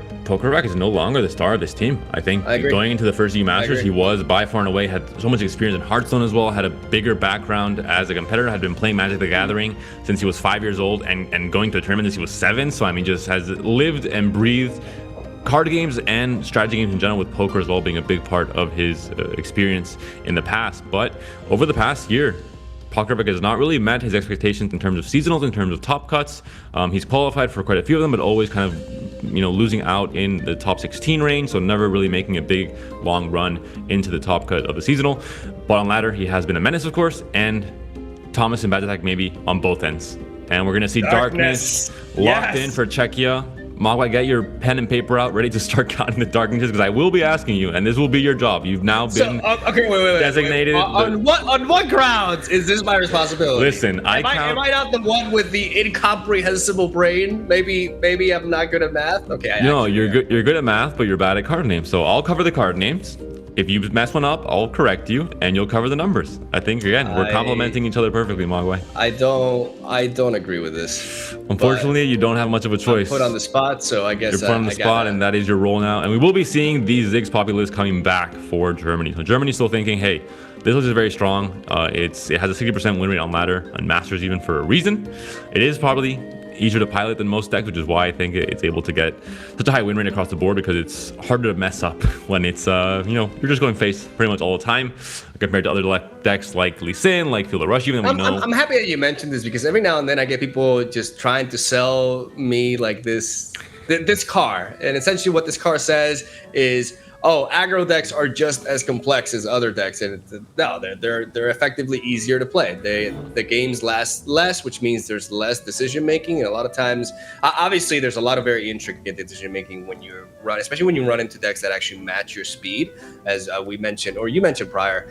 There are certain scenarios in which the aggro deck kind of like starts playing out like a control deck, right? Because it faces a deck of a similar nature, but it is just a pretty reliable strategy. One of the reasons why is because it's harder to screw up with it. As you play your units, you have your Legion Saboteur here, and you 57% for Poppy Ziggs. Too much pressure for Senna Vhagar to handle, despite them having obviously a lot of control tools, despite them having things like Vile Feast. I think these numbers apply, but I'm not sure they apply here, because that's the first time that I see Hapless Aristocrat in the Darkness deck, and we see Hapless Aristocrat and Vile Feast. This is a phenomenal series of phenomenal play here, turn 2 here for Czechia potentially. Like they're all of a sudden able to generate good blockers. They can get some health back, and they can slow down this onslaught. And if Darkness is able to stabilize, then the aggro player is in for a world of hurt. So I'm really intrigued to see how this Hapless Aristocrat performs here. Maybe I'll start running it myself. Especially looking at the hand for Germany. They have Inventive Chemist, 1 health. They have the second Saboteur, 1 health. And these are obviously going to be trades that will be favoring the Hapless Aristocrat with its double body. Absorb Soul, Splinter Soul, and Entrapment. So almost the triple soul pick here, but Entrapment messed it up. Soul, right? Yeah, that's what I'm talking about. Well, that's great. That's amazing. That's an amazing pickup. That's 4 health gain, and there's a lot of very easy targets for it as well, especially when you take that hapless aristocrat, for example, into account.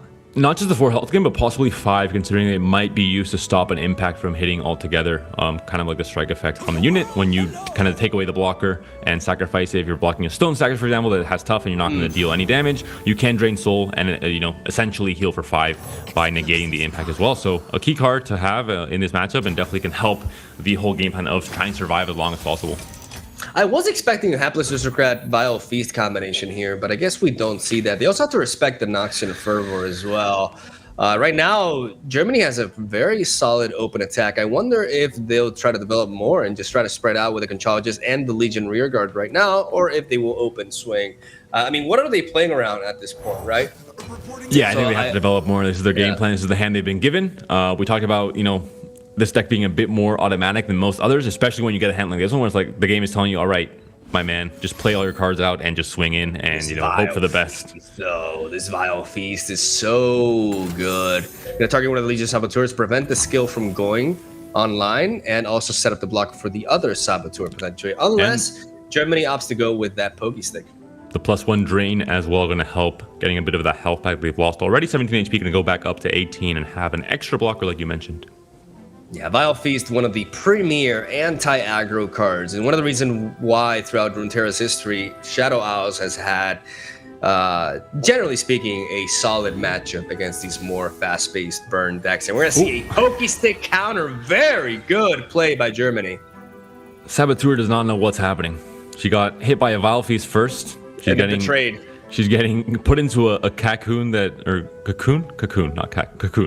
at least will take advantage of probably. I'm gonna assume that's the LoR because I'm a LoR expert, of course. And then a Pokestick comes in. Instead, she just gets poked behind her back by her own team. Very tragic turn of events, but still a swing occurring here. No more Vile Feast in hand, thankfully, for Germany, because that would be a huge shutdown on this attack swing here as well. And they are going to connect with 5 damage this turn. So not bad. 12 HP already for Czechia. That is a bit dangerous. That Absorb Soul that felt like it was kind of like an extra aid actually feels like it's essential for this match here. That 4 health gain is going to be super important, effectively enabling Czechia to counter the incoming Decimate, as right now they have several options. They could go for the Aloof Travelers, try to hit that Decimate actually, or they could develop the Stilted Robemaker to promote that darkness, or just develop the Catalyzer and have Spell Mana backup here for a Senna follow-up generating a darkness. We'll see what they have to go for. I personally, I like a lot of these plays. Like I like Robemaker just because it's a good stat line that allows you to, set up a nice Senna that can start chaining these darknesses. But I also like the Catalyzer as well, as it does threaten more things. All right, so this goes down. This Poppy is really threatening here, especially considering they're going to have the attack token next round. So really, really intrigued to see what they go for. And it is the Stilted Robemaker.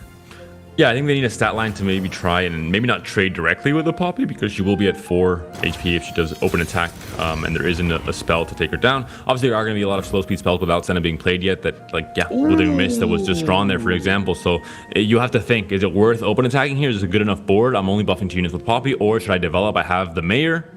The Mayor can get me a Protopore. I can get maybe 2 units for that cost of 3, and then still have 2 mana left for Conchologist or Demolitionist.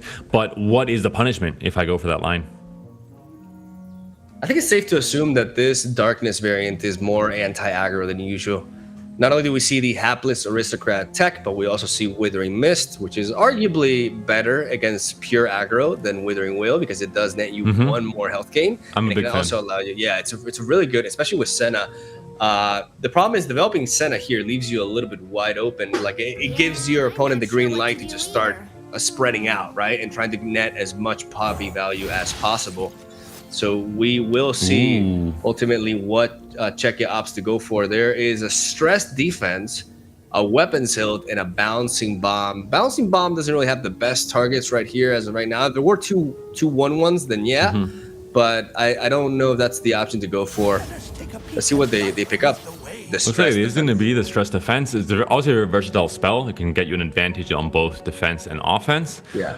That being said, I mean, what's the biggest thing you're really doing against like what? The Senna quick attack, you're making her 1 attack instead, but then she has 6 health. So how are you killing that with the current units we see on the board more here? As a way to unexpectedly preserve a unit, right? Like for example, like a Legion Saboteur, like you can, if it's getting blocked, you could stress defense it, and then that also allows you to, go for set up the skill again on your next attack. There's several options. Like it's a solid pickup considering the other, the other options that are present with the manifest. I think it's a good choice overall. As right now, Czechia is in a bit of a predicament here as they just go immediately for the Withering Mist. I like this play a lot. This is a situation in which stress defense can actually be pretty good. Is it good enough though? I think for 3 mana for the price you're paying, where you're trying to burn down your opponent, you have Decimate, you have Demolition, you have to count the cards you have in hand and try and activate this burn plan as fast as possible, because obviously you don't want to deal with all the healing and drain effects that we might see from Team Czechia. And the Drain Soul is going to be, Absorb Soul is going to be massive in terms of the surprise factor of, hey, I'm just going to heal for 4 all of a sudden, and you thought you had lethal, but all of a sudden you don't. And it's not a card you play around, obviously. This is a bit of an awkward attack here for Germany, because if they attack with the Bandle City Mayor, it will be easily chumped by but it will be effectively blocked by the Robe Maker, and then they can chump block the Poppy and then take 3 damage to the face, which is not that bad at all considering they have that. But instead, they're blocking the other way around because they want to set up these darknesses. They want to play now that darkness costs 2 mana. Next round, they can develop the Senna. They can hit Poppy with the darkness, and then attack with the Senna to generate another darkness. They will not be able to use that darkness that round, but they will have it at their disposal for the next one. And it could be used to take out the base spawn from the Tenor of Terror into another attack right here. So not killing the Mayor seems a little bit odd, but they need that damage on Poppy to remove her. And these trades, just not looking ideal. Obviously, sometimes I ask myself when Poppy's attacking, why is she so good? Why is she buffing herself as well as her companion? I thought there might be some trade-off, but no, it's just buff everything, grants everything the buff, and just, maybe Demacia needed a card like this to really bring these board-based strategies back into the forefront after kind of scouts and obviously any kind of elite deck didn't really. Another one. Yep, this is where it gets difficult when you're fighting against when you're just playing burn. Obviously, there's a certain point in time where you're playing 4 mana, deal 5 with decimates, and you're playing kind of very inefficiently, but because your opponent can't really stop it or deal with it, they die anyway. They don't have enough time to just get the value from their own cards. But in this case, the drain effects and the healing effect in Shadow Isles really negate this and I mean, we can see with the Withering Mist and the Absorb Soul, you can go back up to 20 HP if you are Czechia. So it's going to be difficult for Germany to close this game out, I think.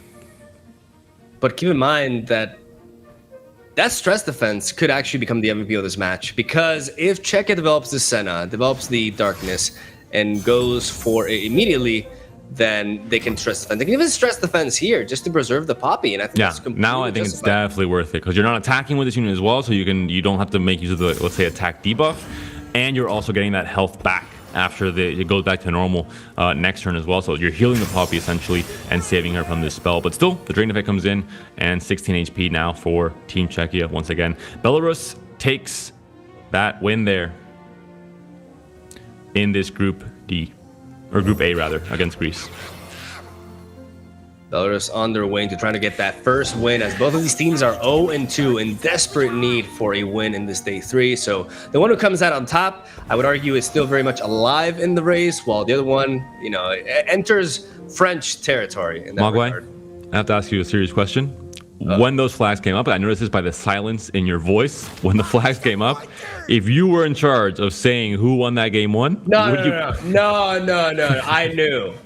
You knew it was Belarus and Greece? Yes, 100%. Oh, I don't know about that one. Well, you have no proof. The silence, never. No. The dead silence, the moment the flags came up, you're like, oh no, I hope Panic takes this one. No. That is just. Okay, you are doing me dirty, because I knew that 100%. All right. Mogwai knew it, guys. How dare you? I was just joking, Mogwai. he's an expert at flags and geography. We've seen that across all the Masters Europes until today. No sarcasm in this comment that I just have given. But we're going back to the game once again. We've been distracted quite a bit today, I think for good reasons though. A lot of impact on the board, a wide board with Center of Terror, and Poppy still at 5-4. This Poppy is insane. And ready to buff everything.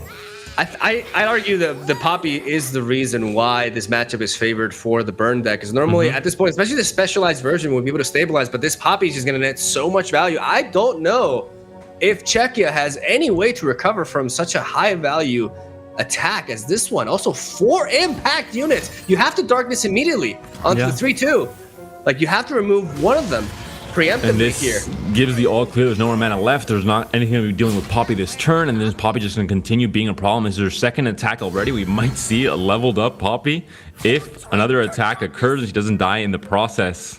There are some good blocks here. Like, Senna can block into any of these impact units and trade favorably, and then you can chump block the 4-3 with the Spiderling. But you're still taking a lot. Yeah, damage across the side and 2 unblocked units with no mana to do anything about it. You can't even play Absorb Soul in this case onto, you know, Spider, for example. So overall, a lot of pressure in the right moment from Team Germany. They found their chance to really get a huge board with Poppy. We were talking about it in an aggro versus aggro matchup. Doesn't happen very often, but against this deck it's a bit slower. With Darkness, it plays a bit more slow. They have a chance to develop a very wide board and capitalize on the Poppy power play here. Down to 7 for Team Czechia. They still have the Absorb Soul. They still have some healing to get back up. They do have the Aloof Travelers to hit the Decimates, which is also pretty massive. The problem is, if they could play Stilted Robemaker, right, to reduce the cost of the darkness, but instead they're just going to open attack with the darkness instead, which gives Germany the chance to develop that, because they really want that darkness, right? But this gives Germany the chance to go for that Decimate and not have it discarded here. Will we see Decimate go down? No, still giving them the open. I see a lot of players not respecting Aloof Travelers. I'm just going to say that. I mean, also looking at both hands, once you play Decimate, you're trading it for an Absorb. Oh, the Blade's Edge! Could be either lethal or could finish off this Senna. All about seeing underplayed cards here. Now the Poppy finally gets targeted. No more stress defenses in hand to save her. And we will not be seeing a leveled up Poppy in this game. Very sad news, I'm sure, for all the viewers at home that usually don't get to see Poppy level up. I guess if you're playing a rally deck, it is going to be the case, but most other times she just played for her immediate value on the turn she's played and not her level 2 condition, which is very strong, of course. Down goes the pair of demolition. It's going to represent 2 more damage, and I think at this point, if you are Czechia, you got to play that aloof. You got to play that aloof, and you got to try to, like, you got to assume that there's a high chance that there's a Decimate in hand here, and getting to discard it could mean everything. But the problem is this next incoming open attack also seems like it's too much. Yeah, of course, we got that Absorb Soul. There's the Aloof comes in, hits the Decimate, but gives you a Demolitionist. You have a Stone Stacker Synergy to get it for free. You have the mana to play it out as well, and you're going to have a full attack board swinging in with only but 2 look blockers. at that. Look at that drain. 5 mana healing. Yeah, knocking out a unit can knock out that Tenor of Terror, actually. You're very right. If a Fervor is top decked, I guess you're not going to be smart enough to not hit a unit that can be fervored out of the way to just deny the drain effect altogether. We could see a Blade's Edge just onto this Senna to prevent a fast speed big drain effect. We do. Yeah, That's we do. great. That's such a good call. Heads up play from Germany. Badge attack, hand on his head, knowing that this was not something they can plan around, not a card they expected to see played, but a card that is going to, really be very effective here. Not enough mana, obviously, to play out the 6 mana drain card here. It's going to be 1 mana off of that miscall as well, which would have been amazing. But instead, whoa, wait, does this level up Senna? I think they may be checking the Oracle Eye, but they already committed it, so I guess they saw it, and maybe it does. It does. So this preserves her. Okay, that's super. Without that, they lose. And again, this is what we talked about sure, these high variance cards that are manifesting into different cards that you wouldn't normally play in your deck can sometimes be a problem, but I think they also allow for adaptability from the best players in the world to see hard agree. An interaction that never would happen in this game, but knowing, hey, this is how this card works, this is how Senna works, I can take advantage of this, and I probably wouldn't have made that play because I also don't play Senna, but that is what it is. Where's the card draw? Is there there must be a delay? Yeah, there's a significant. Yeah, we have a technical difficulty here. We're not seeing what card Czechia draws, but that adds more dramatic intensity towards this moment, as we do not know what they picked up. They are going to go for the Piercing Darkness, but that's That can't be, like, they still must be on the edge of losing here. Yeah, this is a huge hit regardless.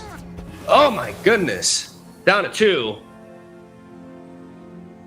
Down to 2, and they lose Senna in the process as well. They could go for the missed call to bring her back, and that is indeed what happens, allowing them to pick up another darkness in the process as well. 2 damage though. We've seen double Withering Mist played already this game. We've seen obviously the Absorb Soul that was played out from a card generation. Are there going to be more ways to heal here effectively for Team Czechia? I don't think just with Darkness they have enough. It is Veigar. Okay, so it's Veigar.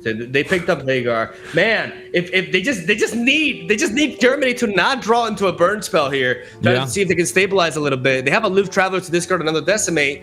As they do have priority, they may resort to it, especially if we see a Decimate here. That would be insane. There's a Vile Feast. Another big pickup, a Drain effect that can directly counter the card that was top deck here for Germany, which will be the Oh my goodness, this game is like there is a shot. They have a shot at bringing a comeback here. They dropped the Aloof Travelers. They discard the Decimate. The second Decimate goes down. Teddy is not happy about that one. 2 in a row now. The card that you really needed the most here, that there's only 1 point of drain from the Vile Feast, would have been the game-winning top deck, but instead Aloof discards the second version of it already, so only 1 Decimate possibly left in the deck. Wow, they have the ability to develop Veigar. Like, they can double Darkness this round with Veigar as well. They can level up Veigar, even though they still need, like, they need a little bit more time. They're gonna drop that Roadmaker just to make it so that Darkness is 0 mana, so they can just start chaining these. They have the ability to play 3 Darkness this round. Yeah, 3 Darkness. Absolutely crazy. That's amazing. Like, and with Senna on the board at fast speed, they can take down the Stone Stackers that comes down with a 2/2 stat line, reduce the impact, which is the scariest thing right now, considering we've seen 2 Decimates burned out already. Noxian Fervors are useless, basically, because everything will be dying to Darkness anyway, with Senna having the fast speed ability. So how are you dealing damage here to this Nexus if you're Teddy and Germany? Because of the threat of Noxian Fervor, they are forced to go for the attack to enable this, even though I guess they're not respecting Noxian Fervor at this point, because if they have Noxian Fervor, they can't really prevent them from getting the lethal on this buffed up Stone Stacker. So instead, they're going to opt to stack these Darknesses onto Stone Stacker to prevent the impact from going through. And like you mentioned, they got the answers. And make it so that now the Stone Stacker is in the range of a Darkness. Whoa, they let that go through. That leaves them open to a Veigar lethal here very easily. Yeah, that's possibly true, but I think they do want to try and go as wide as possible here. Yeah. Despite, obviously, there's going to be a Vile Feast, there's going to be a Darkness here for 0 mana that can take down the Stone Stacker, like I mentioned before. And the Saboteur directly countered by the Vile Feast, so not going to go as wide as they would have hoped. They have to play out their cards. Dude, this is a comeback! This is a crazy comeback right here! You got the Mr. Enunciation, coming down and getting them another Darkness here that will pick off this Stone Stacker. The Vile Feast denies the Legion Saboteur, and this Darkness will. I mean, they can keep it in the back. Oh, the Noxian Fervor! Oh, they need to be careful. Every single one of these units are available to be killed by Darkness at fast speed from Senna, so Czechia just has to be patient in this regard. They have to accept the 1 impact that might be going through from the Stone Stackers and know that they've discarded 2 Decimates. They have the answer to a Fervor, so what else is dealing damage other than impact to their unit, to their Nexus, when they have a wider board like they do here?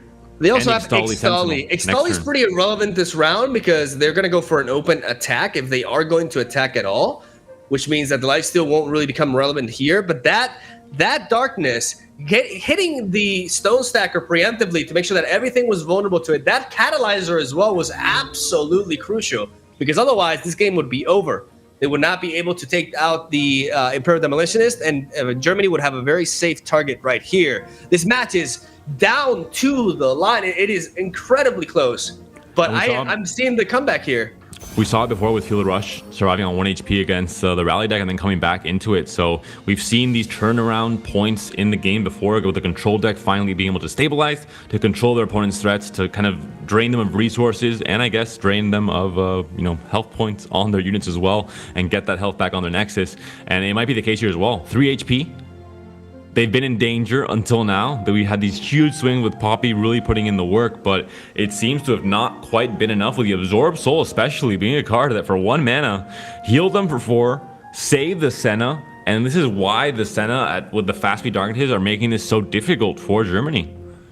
I think Vhagar is the play to go for here. Just drop Vhagar. You don't need to play your Darkness preemptively. You miss out on a little bit of value from Darkness. It does not matter. There's no health gain. You drop Ixtali instead. This stops the attack even with a Stone Stackers. You can't even guarantee that 1 damage. That's true. That makes quite a bit of sense. I mean, they can play both, arguably. Like, there's no reason not to develop this Vhagar on top of this Spider as well. There's only 1 card in their hand. There's only so many things it could be. I guess that they want to bluff them having some sort of health gain, but we see the smile, the smirk there from Thomas. Double! Now this changes things. Mogwai. Oh!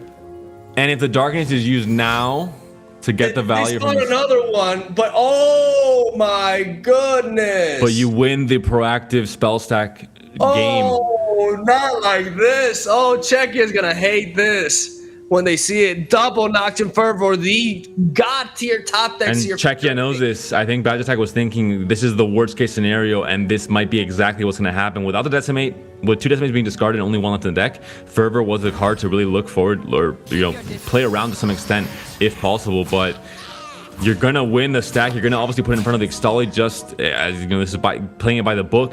You're gonna be launching these units to the Nexus to block any kind of heal effect from the Ixtali anyway. Obviously, you don't know what the hand is for Team Czechia. They still have Pokestake and Vhagar that are not shown, so they might still have a way to deny both Fervors. But this is the point in time where you have to go for it, I think, if you are Germany. This is your last bullet in the gun, but it might be the one that kills. Down goes the Noxian Fervor, threatening phase. They're going to drop their second Darkness, and the second Noxian Fervor is going to seal the deal. It didn't even matter if they developed Vhagar instead. As you could say, well, they could go face with the Darkness. Still, because of the fact they have access to back-to-back Noxian Fervors, there's just no way around this. This game is over, and Germany gets the very clutch burn finish with a key draw in the late game. Going to finish off Czechia, and we are going to a game 3, ladies and gentlemen. And Teddy is, looking at this, smiling, hoping that it goes through. He's not entirely sure what possible answer there could still be from Pocket Rock. Obviously, with Sen on the board, all slow speed spells are currently obviously now playable, so it opens up a lot more possibilities. We're going to see the Pokestick here. Is that onto their own Nexus? I believe no, it's on the other one. And there was another Ixtali draw, but that's it, ladies and gentlemen. Darkness falls short. It seems they had to come back. Like, it seems they just absolutely had it and nothing could stop it. But the back-to-back Noxian Fervor top decks for Germany get that clutch win, as now we get to see a game 3 from these 2 phenomenal teams. Honestly, I'm partially relieved that we get to see a third game, because it's really exciting to see all these 3, and still gives us a chance to witness Frozen Thralls. I still believe. That's what I was waiting for. Obviously, this game 3 now, we'll see what decks players choose here. 4 decks for each of the teams with 2 bans and 1 win on one of the decks, so only 4 remaining. And obviously now the matchups and the kind of the decisions that what to queue with are much more restricted to some extent, so you can kind of plan this better and not hit these just random coin flip type scenarios. Although still to some degree it does exist here. What Mogwai do you think are going to be the picks here for either of these teams? I mean, like I said, I'm really set on Frozen Thralls, and I'm trying to find a justification for it. But considering what matchups are in front here of Germany, I think Akshan Sivir is a very likely pick. I think it does better against something like Field Rush than something like Draven Scion would do, because Field Rush can have access to freezes, which are a very good counter towards the Scion late game. So I think Akshan Sivir is the more likely for Germany. For Germany, and for Czechia, for Czechia, there's a lot of diversity in matchups here. I don't think Zoe Nami is a safe pick, because you always got to take Akshan Sivir into account. You don't really want to face an Akshan Sivir mirror. We could see Darkness coming at it again, honestly. Like, I would not be shocked to see Darkness again. Yeah, I think we've seen had good matchups against, at Worlds, especially with Yamato. We saw him being able to, I think, beat out Draven Scion, beat out Plunder as well. I just want to say it's clearly a version of Darkness that's more fine-tuned towards aggros. So maybe they were trying to snipe this Ziggs matchup and trying to get a surprise, win there. So maybe we could see them switch it over to something like Field of Rush as well. That could be an option here. Obviously, both teams taking the maximum amount of time allotted to them to try and make the pick here. This is obviously a crucial moment in this series and for the results of this group after this first half of the group stage. So both of them really considering all the different options, making sure they have all the possibilities of who cues what and what to expect in the mind games in action. But it will be Silver Action and it will be Darkness once again coming out for Czechia, and we'll see if on this second chance Darkness can pull it through and win this series for Czechia. This is a really fun matchup. Honestly, I really like both of these decks. It's funny how I despised like Action Sivir with Windrunner when it was like really busted, but now that it's actually a balanced, just strong deck, it's one of my favorites. Like I gotta say, it's one of my personal favorite decks to watch in tournaments, and it's a deck that I honestly like.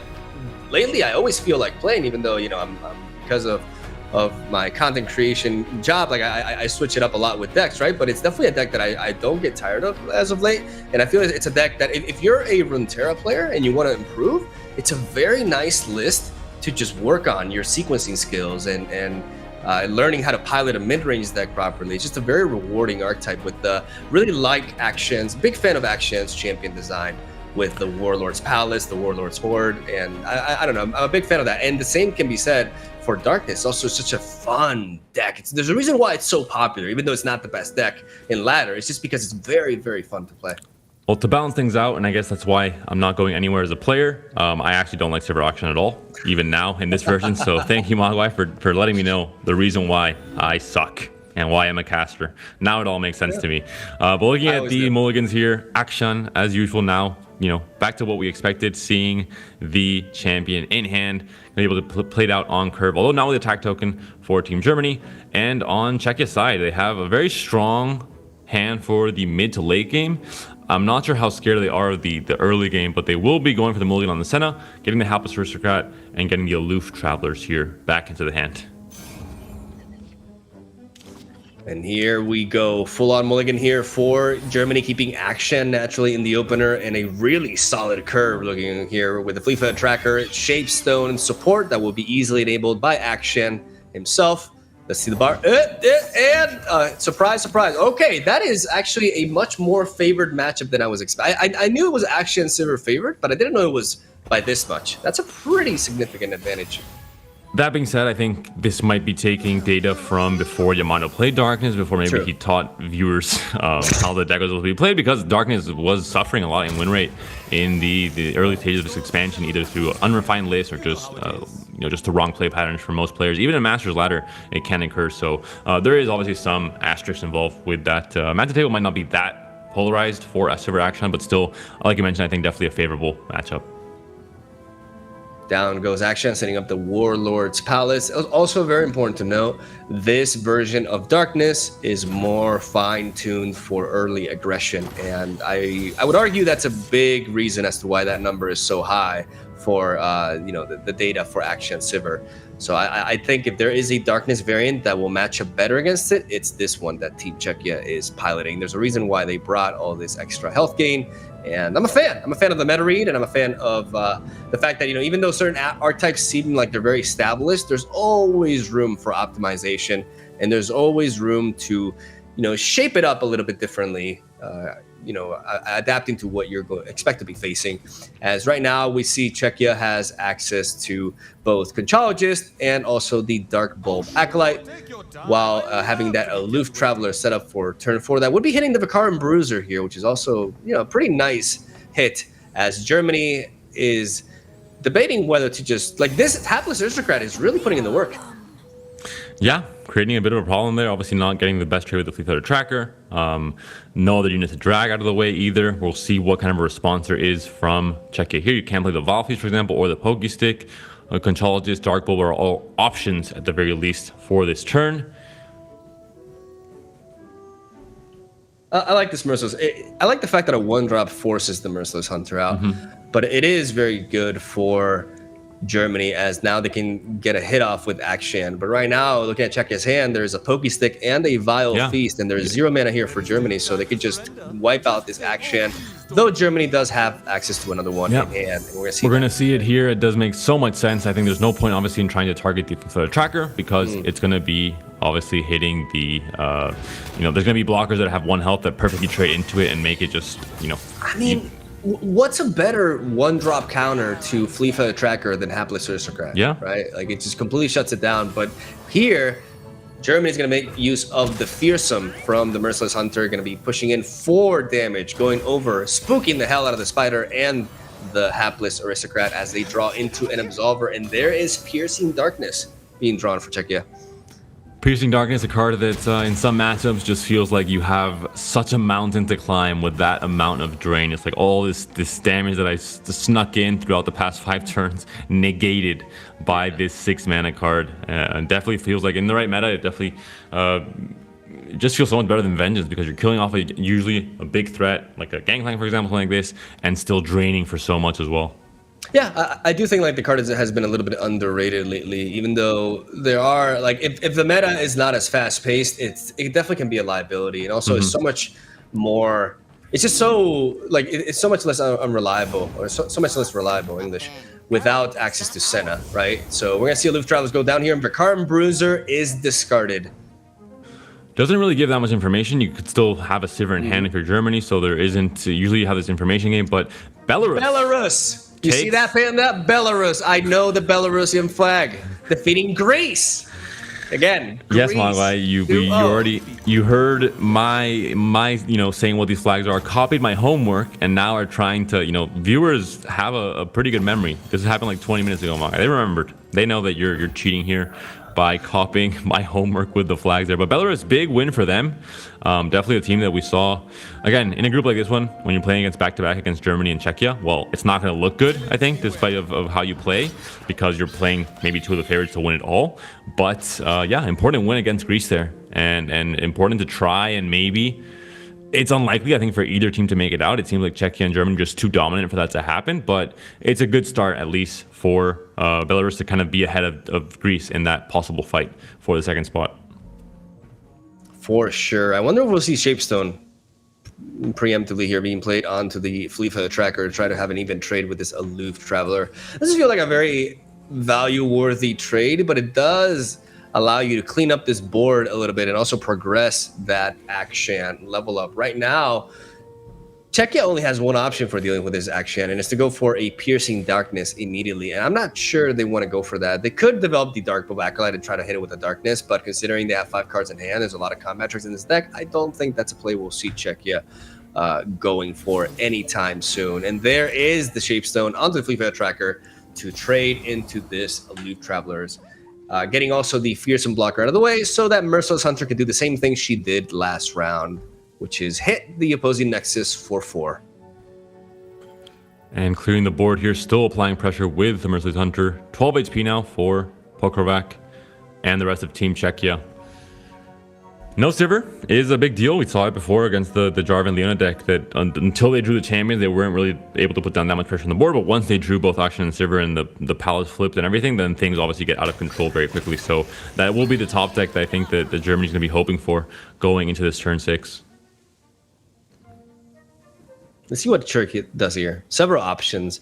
I mean, they would like to develop the Veigar, but with no backup and fearing not only Concerted Strike, but also single combat, even Cataclysm as well, it's just not, they don't have enough mana to really support it, I feel. So we could see them just opt to go for some Conchologist plays instead and see if they can find something neat that can help them preserve their Veigar and help them, have more options to protect their valuable engines throughout the later portions of the match. That Warlord's Pal is about to flip, though. And the Spiders have been great all game, but... Okay. That's a big power play here. The drain comes in, obviously not a very mana efficient answer to the to the Akshan, but still the drain effect I think makes up for it. I think it's definitely worth it at this stage of the game, and you don't feel like there's that much pressure. And they're actually correct to make this play, thinking that there are no more units, there's no more development here from Germany. They only have spells in hand. It's a good read, like them going for the open attack right there, even though they could have potentially set up something more. Knowing that the Vikarm Bruiser went down. Oh, wow. They do not want... Okay. Oh, and the level up as well. Okay, they just go for it. I mean, they spend 2 combat tricks, but they do get the level up. And they have the ability to predict now. Expensive answer here. This is once again Germany adapting to their hand. They have a hand where the units on the board matter so much. They can't let them die, and they committed a lot of spells. Maybe not in the most efficient way that you normally would. Perseverance good. Worth it here, I think, to keep the auction alive and have 2 units on the board to try and capitalize with, especially the quick attack on the Akshan and the Cataclysm. But yeah, Preservarium definitely going to help them regain some of that hand advantage, or at least try and get a bit more of a parity compared to Czechia's hand. And they have an exact 2 mana to work with this turn. And they found a second Preservarium, maybe That's too nice. much, maybe too much of them, but going to have a lot of draws. I think they need that. They need to get back some value from that for sure. You definitely ignore this open attack. You just take the 2 damage from these Spiderlings, I believe, and you drop another Preservarium. Even though it gives your opponent information that you no longer have Concerted Strike enabled, maybe we'll see Germany pass because of this. Maybe they want to, bluff the 5 mana and discourage Czechia from developing something like a Senna or a Vagar, even though Vagar is vulnerable to other things as well. But no, they're just going to drop the Preservarium. I like this. They need to get the card draw going. Now it's not the time to bluff. Now's the time to regroup, get some card value going back so you have more options as you're venturing into the later portions of the game. You have more mana to do things, so you need to have more options here. And another sharp side, another spell in hand. Still no Sivir. That's the biggest deal. We're seeing the hand for Czechia. They have all the big players going to the late game. They have the Vagar, they have the Senna, and they have the Ixtali Sentinel as well. Conchologist, once again, we're going to see the chance for your favorite card, Mogwai, Glimpse Beyond. Are you okay seeing this card on air? Are you having any panic attacks? Well, I didn't take it. So shut up. It is the Purple Berry Shake instead. Grappler's favorite drink being picked up there by Czechia. And now they have the ability to follow that up with another Conchologist potentially. Or, there's always a chance of dropping Vagar. But again, as long as they have that Cataclysm / single combat mana open, I don't think Czechia will be in a rush to do that. But one of the key things that is happening in this match for Czechia is that they have not been able to pick up the Catalyzer. Catalyzer is very important for darkness. Empowering your darkness, getting up to 3 damage. Just the fact that it's at 3 makes so much of a difference that missing out on that is a big hit without a doubt. I like Miscall here. I really like Miscall. It can justify them developing a Senna or a Vagar and not have to worry about the Concerted Strike as much. Yeah, Miscall is definitely an option. It's going to be a good mana efficient option as well if you're going to be able to guarantee that you have these higher units being revived. That's great, but you have 2 spiders on the board right now, and that might cause problems. A big problem with Miscall is the moment you put it on the stack, if your opponent has ways to deal damage to the other units and kind of mess up with the percentages, you're in big trouble. I love playing Miscall in deep to try and be a bit of a hipster. Didn't work out so well sometimes because your opponents obviously catch on to this, and they can really mess with the recalled unit. You thought it was going to be a Nautilus, instead it's a Spiderling. Pretty big difference. I would argue, though, that, I was going to say, this Poison Dart makes a lot of sense because it hits the action. That's what I was trying to mention here. It can finish it off, and now that they developed the Merciless Hunter, they went under the mana. But the Warlord's Horde is already online. It's going to be slowed down a little bit, but I don't think it's as devastating of a hit. There is the Concerted Strike, and one of the things about this action Sivir deck is that it doesn't really interact. It doesn't have any pings, right? So in order for them to remove spiders at fast speed, they have to waste single combat or cards like that. So I do think Miscall is more safe unless you're dealing with a big attack and you're using these Spiderlings to block. But right now, double Fearsome, no Fearsome blockers. This is a pretty decent open strike by Germany that can be. There's really nothing to stop it. Like, double Poke Stick is very risky, though there is the Purple Berry Shake that can enable one of these spiders to get big and thick and block, bravery as well, to block into these Merciless Hunters. So there is an option to sponge this attack, and ultimately losing action hurts, especially when you have such a spell-dense hand. That's the biggest thing I wanted to mention. The 2 top decks here from the Preservarium and the Natural Draw were the Aegis and the Concerted Strike, so still only, spells in hand. And the units you have on the board, especially after the nerf, aren't exactly the most resilient. They don't have Spell Shield. They have 2 health each. Sure, they can be blocked in combat, where you could see things like double Pokey Stick to take one down. We could see things like you mentioned, like the Purple Berry Shake, not Steak. That would be a different edition of that card. The Purple Berry Shake instead, going to be probably buffing a Spider, so you can take down both the Merciless Hunters, and then what do you have? You're going to have to buff one with Sharp Sight, use Absolver possibly to try and keep them alive. But if you're relying on Merciless Hunters to win you the game when your opponent's at 17 HP playing Darkness, you might be in a bit of a pickle. Purple Berry Shake goes down, boosts the Spiderling to 3/3, gonna enable it to trade the Merciless Hunter, and now Germany is limited to pushing 4 damage. They do have another card draw next turn, though, as they. Roro?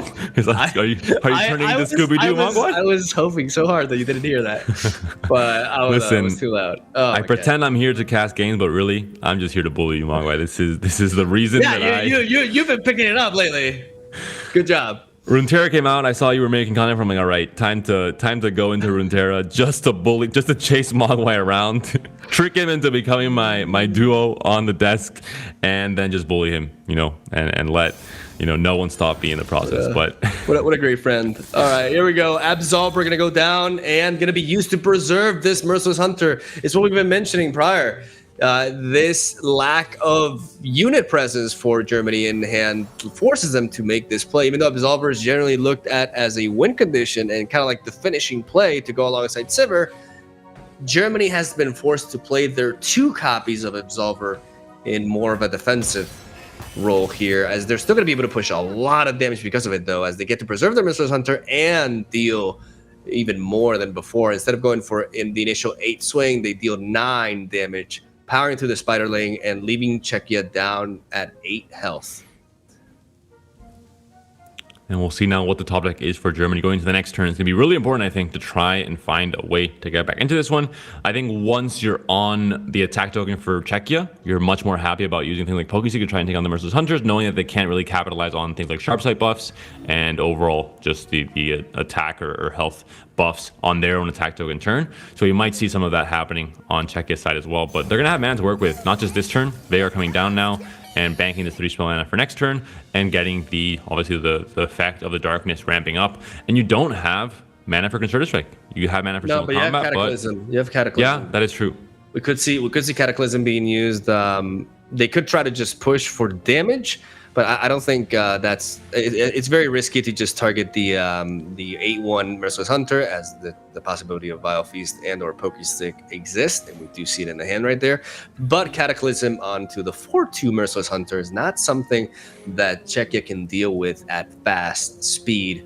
So if they want to shut down Veigar, they have the opportunity to do so now, even if it does leave both of their units at 1 health. At this point, they know that Withering Wail is likely not to be a thing because they are playing Withering Mist instead.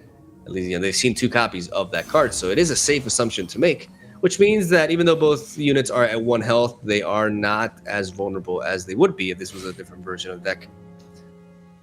Yeah, we're going to see here, like you mentioned, the 4/2 attacking the Veigar. You're not really trying to push for lethal here. We saw Shapestone played already, and it's the only spell mana or the spell combat trick that can be played here alongside the Cataclysm, which would kind of... But again, when you know there's no Sharp Sight, you know there's not like these bigger health buffs, you can have much more clarity if you're checking in terms of what to target with a potential Pokestick. You can play out both Pokesticks on this turn to stop this attack on the Veigar, so Veigar will be going down, and now you have both Merciless Hunters, the last remaining units on the board and in the hand as well for Team Germany at 1 health. 2 Pokesticks, though. 2 Pokesticks that can allow them to remain to it, and a lot of fuel. Unfortunately, no buff whatsoever to darkness. No cost reduction, no power boost, nothing. Czechia has just not been able to draw into the Catalyzer nor the Robe Maker, and thus, right now, darkness is not really the most reliable here, as it is quite expensive for the amount of damage that it's putting out, and Pokestick seems to be just a better option, especially considering this board. Pokestick gonna go down into the bigger Merciless Hunter, gonna allow them to cycle through their deck as they pick up a miscall here, and here we go. These 2 draws are gonna be absolutely crucial for Germany. They pick up a Bright Steel Protector, and is that a champion? No, it's a Vikaran Bruiser. Not bad though. Yeah, it's still a pretty big unit, and now we've been mentioning the lack of units, so both unit draws here are going to be key, I think, for Germany to have a bit more of a board presence and trying again. They have to deal 8 more damage here. There will be possibly Drain effects. Extali Sentinel is now in the place where she can be played, or he can be played, and I'm not so sure of the gender on that card actually. Do you know, Mogwai? The who? Extali Sentinel. I mean, that's a woman, right? Okay. I haven't. That's not a card that I think. I would assume, but right.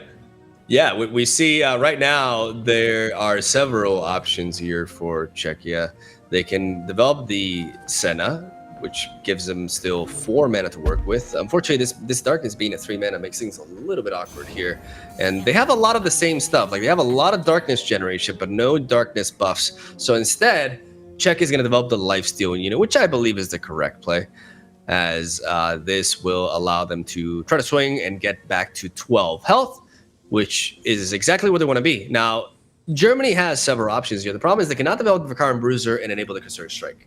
So that may encourage them to develop the Bright Steel Protector instead and set up a Concerted Strike that would effectively play around the Pokey Stick by giving barrier to the unit that is vulnerable to the removal and then hitting off the Zixtali Sentinel with a Concerted Strike before it's able to connect and heal Czechia up. Because I believe right now, even though both Absolvers are gone, Germany's route to victory here is closing out this game quickly, and that Warlord's Horde is about to flip as well. Instead, they go for the Vicar and Bruiser. It does trade well into that Zixtali Sentinel, but they do gain the health gain out of it. Yeah, I mean, this is going to be a health gain going back up to 12. It's going to be massive for Czechia to be, I think, a bit more safe, because we've seen crazy turns with Absolver, with Overwhelm coming in, with the Lucky Finds on the Bruiser that can sometimes lead to just these big swings, especially with Aegis in hand as well, capitalizing sometimes twice on that and getting a lead that way. But with 12 HP, you're going to feel much safer if you are Team Czechia. And yeah, the full swing comes in here. Obviously, any block that the Merciless Hunter gets into is not really great, because these are all not fearsome blockers next turn anyway, so you would want to kind of keep it alive. But this is, Czechia stalling out, controlling the game, but also trying to push some damage so they can eventually end the game before things might get out of hand. We saw it with a stall with Jarvan, the 4th, and Leona against this Sivir Akshan deck, where you can stall out so much, but if you don't have a win condition or a way to push damage, you might just be in trouble, because eventually Sivir will get you. Yeah, this Warlord's Horde represents everything for Germany right now, and we could see a preemptive Pokey Stick here from Czechia, as the thing about the Lucky Find is that it's focus speed, so it will not pass over initiative, and it could lead to a +2 stealth health gain that would put this Vicar and Bruiser out of both Pokey Stick and Darkness range. They also have that Sharp Sight in the back as well that can enable them to flip this Warlord's Horde at will. God damn it. And now this Lucky Find, I think you still apply this Lucky Find onto the bigger unit, but you may just stack it onto the Fearsome one, which is the one that's actually representing damage here. Yeah, we're going to see what the option is for Team Germany. Obviously, it's a fleeting card. You do want to play it out this turn, and I think Puckervac and Team Czechia know this as well. A lot of considerations with the missed call as well for Team Czechia. Yeah, they could miscall this. Ooh, that's actually a really neat play. Big Stolly. That's really neat. And they're actually going to go for the buff onto the Vicar and Bruiser, just taking advantage of the higher power stat instead. Spreading out their threats, which makes sense as well, because you can give this. I like Overwhelm. I legitimately like Overwhelm, but in hindsight, Challenger will be better here, especially considering that miscall play is very likely to happen. I wonder what they'll go for. They go for the Overwhelm, and now I think it's safe to assume that this. I would go for this miscall, but maybe. The only punish here would be a single combat into trying to, but again, because both of the units are on 1 health, you'd have to have Sharp Sight and single combat.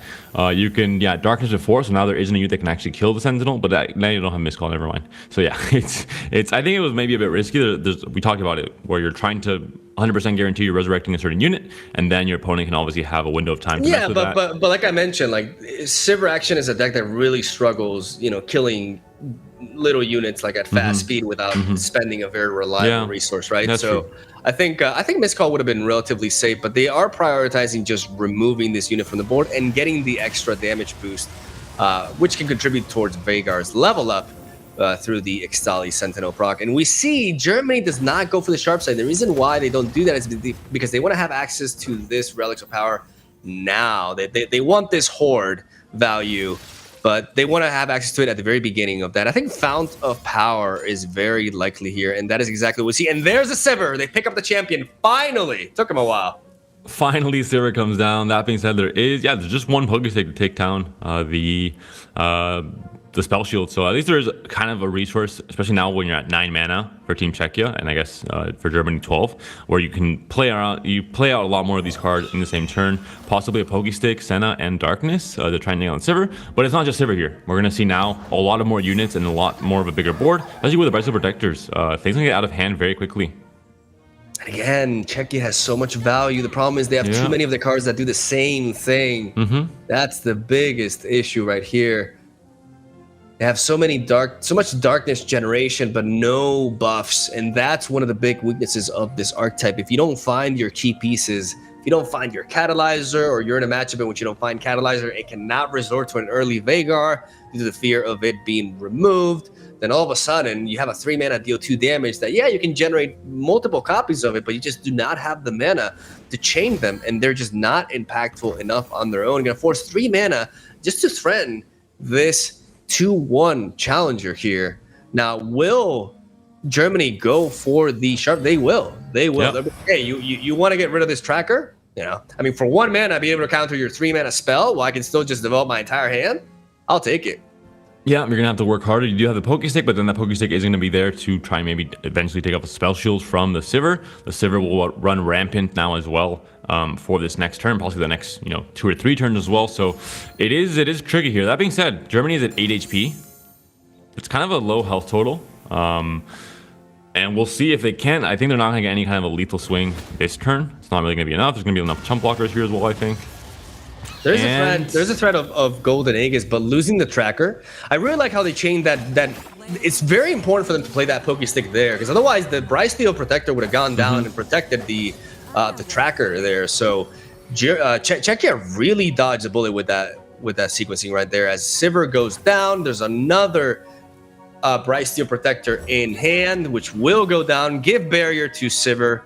And therefore, Sivir will share Quick Attack and Barrier with the entire board. Barrier a little bit redundant at this point, but still very neat nonetheless. And I mean, you're saying that they don't have enough to threaten here. Maybe with that back-to-back Acolyte, you're right, but this is really scary. Yeah, you're right. And this is why, I don't have the experience with this deck, so I'm maybe not able to see the explosiveness of it with the Aegis combination as well, and Sivir leveled up as quickly as you might. But yeah, I think it's definitely, now looking at this, it does look like a very scary board to look at. Maybe not just getting the lethal, but at least completely decimating the opponent's board and having them, forcing Czechia to kind of replenish next turn, and maybe not having enough to have spell mana for certain answers for things like Sivir. And we see Czechia not declaring any blockers right there. Good call, as they can always, be waiting for that rally effect, and also keep that Dark Bulb Acolyte as a surprise factor. They need to preserve that fearsome blocker for the Merciless Hunter, and they can use some other units to chump block here. I think Germany will definitely go for the Golden Aegis and is gonna go for the kill. Gonna force that. This Dark Bulb Acolyte is gonna barely keep Czechia alive in this game. And this is the Oprah meme with, you get a barrier, you get a barrier, you get a barrier. Everyone gets a barrier, and if you don't have one, don't worry, Sivir has got your back. Barriers are apparently free for this turn here for Germany. 2 HP now on the Nexus for Polkovac and Team Czechia, and they have the back against the wall. And the ricochet can be massive here. Oh my god, that could be it. Like, Aloof Travelers can't even discard it because there's a Concerted Strike in hand. Oh, they have to play Aloof, and they have to draw into some form of healing here. They need that Absorb Soul that they had in the last game. That's what they need. What a truly fantastic turn of events. You not knowing this card name, and now this card being relevant in day 1 and now in day 3 as well, and actually being played. I'm an expert, baby. I know everything about Ricochet. I pronounce it perfectly. I know how to spell it, and I know how good it is here. Because I evolved, Panda. I progressed. I can feel the confidence, Mogwai. When you know how to spell a word and you know how to say it, I could just see the power in your words all of a sudden. You hate that, don't you? You hate that. No. I'm very happy to see your evolution. If I'm hard on you, Mogwai, it's just because I'm trying to bring out the best in you. And I know, with, cards like Ebb and Flow calling it EBB, I know you can do better. So I'm just, slowly, if you challenging you. Yeah, okay. Like, you would have brought that up if you just wanted to see the best of me. Sure, buddy. All right, down goes the Ricochet. Let's see. They need 2 hits to go on to the Nexus. It comes down to this. No other way to phrase this. It's completely random. Here we go. And that's a knockout. 3 hits. Germany takes it. Wow. Teddy's ecstatic. Germany gets the reverse sweep against Czechia that started off very strong, was in a winning position on game 2. Badge attack, hands on his head, but Kwabachi and Teddy laughing and very happy. This was a do or die match here, and it's a crucial match in this group. and they have to be so happy to get Wow. the comeback with a double Noxian Fervor in game 2, where it looked like Czechia had the series. It was going to be a Heart of the 2-0 cards. blowout. They come back with a double Noxian Fervor top deck, and they find the win in this game 3 as well. So impressive from Germany. Overall, a very close series. It came down to, again, top decks and very minute decisions. We saw a lot of great adaptability from team with the absorb solo play. I think a lot of clean play, but also innovation in terms of the different lines that the players took that even surprised us as casters. And overall, I think you can't complain. I think definitely the hype delivered for match of the day. I think we're on a roll with these matches of the days. Like every time we call one Yeah. out, it actually turns out to be the series of the day. Now you jinxed it, Mogwai. Thank you. Yeah, I totally did, by the way. But the thing that I want to mention there is it definitely feels bad for Czechia, though, because I do believe they played really well, and they were very screwed by their card draws. But at the same time, it's important to showcase the weaknesses of certain archetypes and why maybe they lost a little bit of momentum on ladder, for example. We did see the lowest of the lows from Darkness here, especially in that last series, as they drew all the Dark Bulb Acolytes, all the Sennas. These draws would have been incredible if they had drawn the Catalyzer and Rope Makers earlier on. Like this is the kind of hand that in the late game, you just never run out of gas. You can easily set up Darkness with Vagar, but if you draw all that at the beginning and you're not able to pump up this removal, then you just fall flat. Yamato can still win with 2 damage Darkness, but Yamato is Yamato, and Czechia unfortunately takes a tough loss here, but honestly like a well-fought loss. This was just nobody ran over anybody, and they're still very much in it to make it for the top 8, and they'll have their chance to get their revenge on Germany. But today it's all about Germany, as the number 1 seed is the number 1 team in their group with a 3-0 record. And we saw, of course, also the Belarus win against Greece off stream for this Group A, so that all the results are in for this group today. We have one last match remaining after this. We'll be going to a very short 5-minute break and coming back with the final group and the final match of this day 3 of the Masters Europe Chronicles of Bandlewood tournament. Stay tuned, don't go anywhere.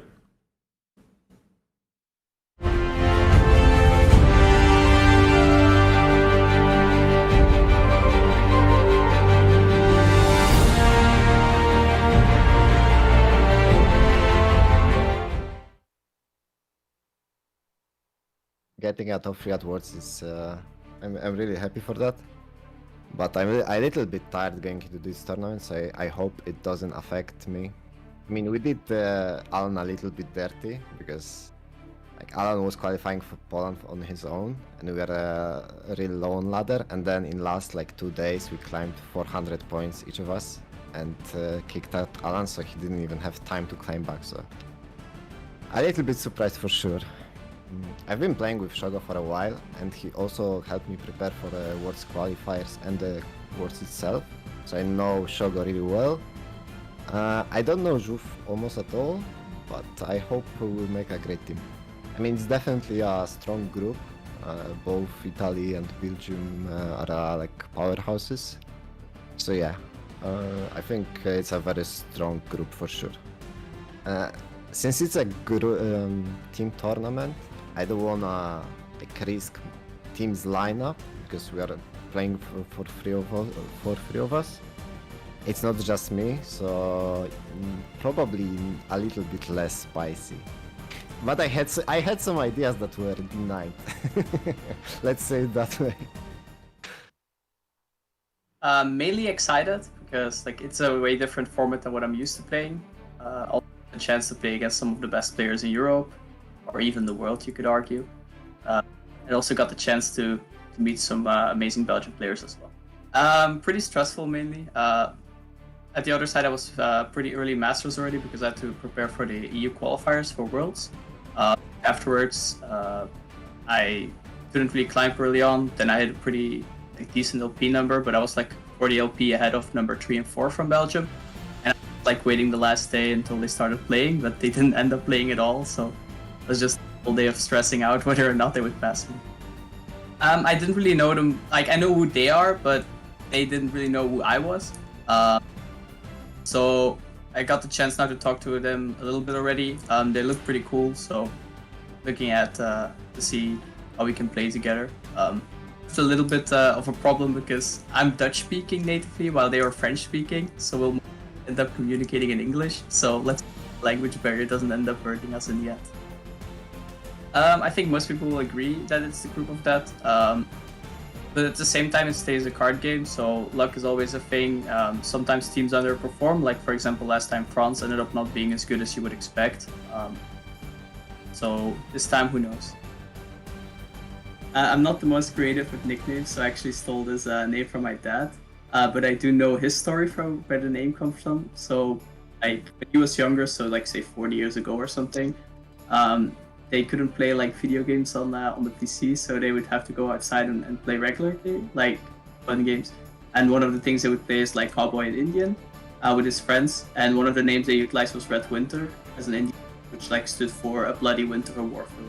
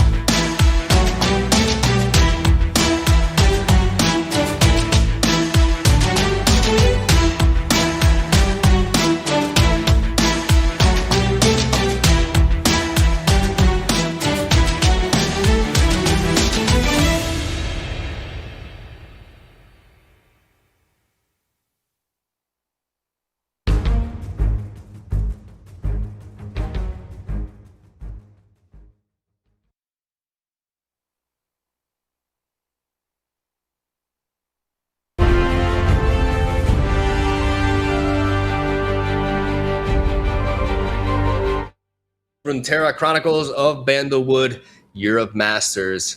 I'm gonna do it. I'm Magwai, joined by Panda, in case you forgot.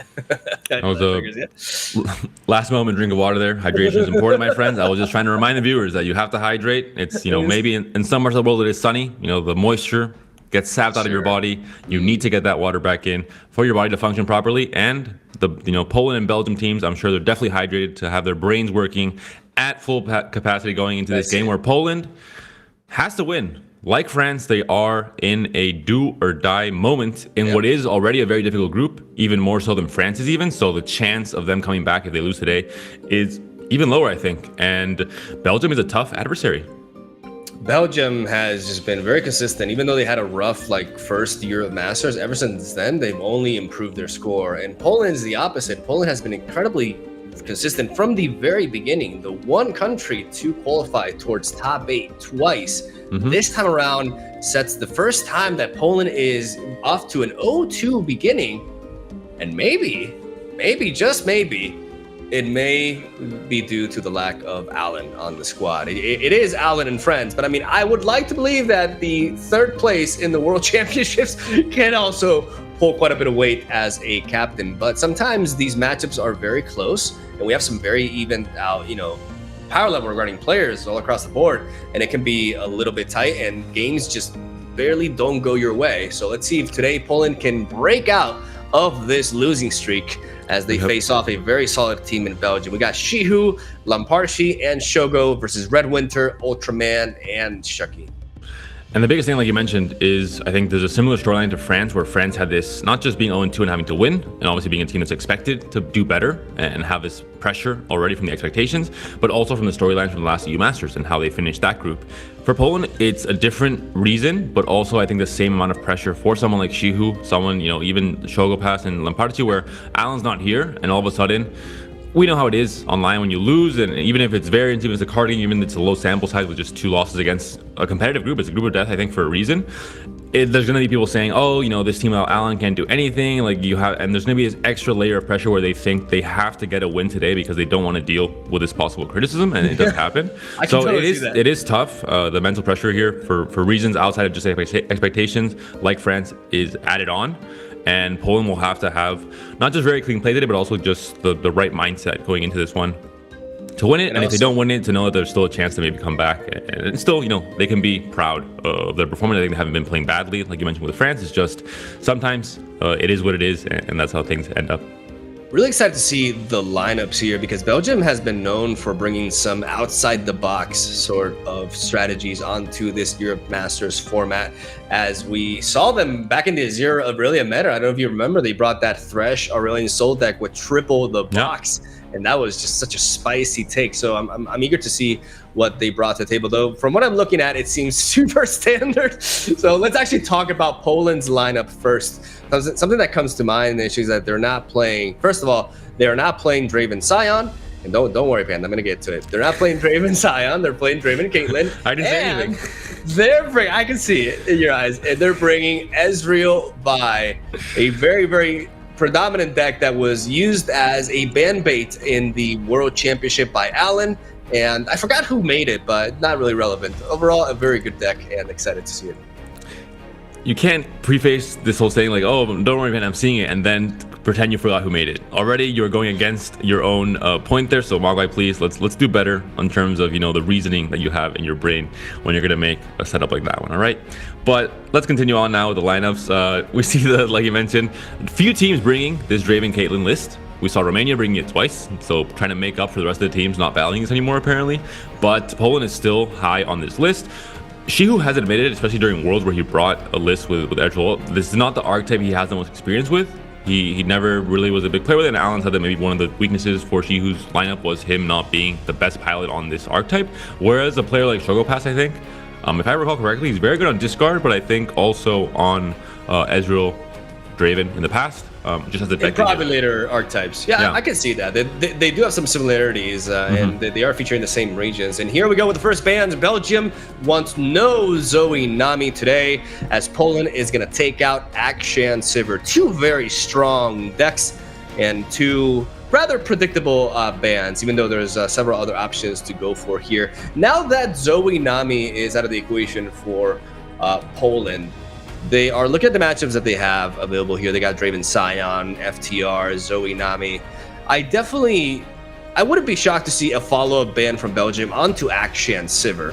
I think that would be a good call. When it comes to Poland, there are multiple things you can target, because you do have Draven Caitlyn, you have Ping City, you have you even have Rally, so you have some really good matchups into Zoe Nami. So I don't think they will be targeting that, but maybe Draven Sion bites the dust here, as it does match up well against Draven Caitlyn and Akshan Sivir here for Poland, for Belgium. My question is, yesterday on day 2, was Ezreal Vice Shellfolk played at any point in time, or was it even brought by teams? I don't recall. But then I think this deck has not been played yet in LoR Masters Europe. I still haven't been able to cast it. Look at that Panda. I got those bans like on point. What do you got to say about mine right now? Huh? That's exactly what I was going to say. If there's one thing you haven't heard me complain about, it has been your predictions with the matchups that are queued in and the bans that are made. Letting me have that at least. Oh my god. I'm not sure if it's through sheer luck. Okay, but you've been nailing it until now, so I'll keep quiet. I know what battles I can win and what battles I will not start, and that is a battle that you've been doing very well on, so I have no criticism. You will not hear a single word from me on that front. But I really hope to see Ezreal Vice Shellfolk. I'm not sure if the matches were good or not, but I haven't been able to cast this deck yet. And it's really a fun deck as a player to play, obviously, and all the different lines. Although we talked about the adaptability with the deck when we saw the Absorb Soul play with Senna, for example. I think it's a deck that really offers such a. I'd like to ask you, how do you feel it matches up against like Ziggs Poppy, for example? It can be a bit of a. Yeah, I think it's Ziggs Poppy's a bit too fast, especially with the 4 health on Ziggs. That's the biggest thing, because again, most aggro lists you can go toe to toe with the rally decks and aggro in general, because you have some Fumes, for example, for huge reach removal, but Ziggs at 4 is it's a problem. A bit of a problem, and also the Poppy sometimes on 3, depending on if you have, like, for example, Poke Stick to get the card generation in hand to activate some Fumes, then you can't do it before Poppy attacks sometimes, so it can get a bit tricky. But it will be Lulu, Poppy, Rally.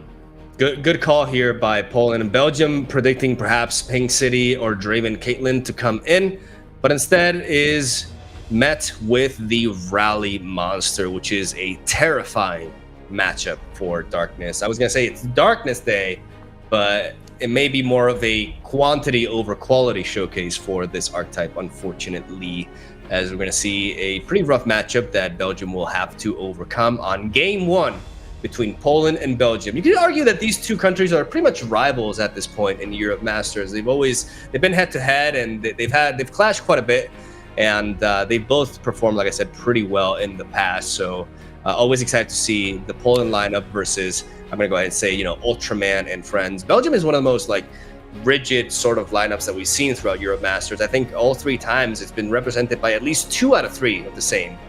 Because I believe in the past it's been Irvine Artifact is a guy. And this time we have Red Winter. But when it comes to Ultraman and Shucky, they're pretty much staples of the Belgium lineup. And obviously Belgium is a bit less competitive than France is in terms of the density of players, so there's a higher chance that these players, although they are very good, and I think regardless, even if they were French, I think they would probably still qualify. They're just very good ladder beasts, both, Ultraman and Chucky. But in this case, Belgium is a very strong team. In the last EU Masters, we're going to remind you guys, Group B was identical to the Group B in this EU Master, just that obviously France was taking the spot of Italy. And the 2 teams that made it out of that in last EU Masters was both Belgium and Poland, with just very good lineups and very good play throughout the entire group stage. So not quite the same scenario in this matchup going into this game, day 3 of the tournament. Poland is very far behind, and Poland has to try and win this game to catch back up on the standings.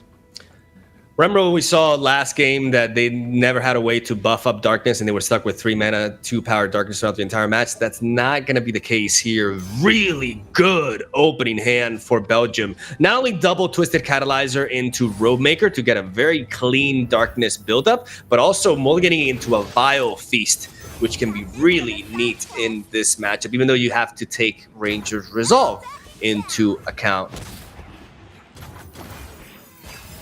And there's Yordle Squire hitting for 2, starting up a bit of an attack here. Obviously, this rally deck is kind of an aggro list in terms of playing for a very specific kind of outcome and play pattern, with the rally effect capitalizing on all the units that are put into this deck and things like Poppy as well.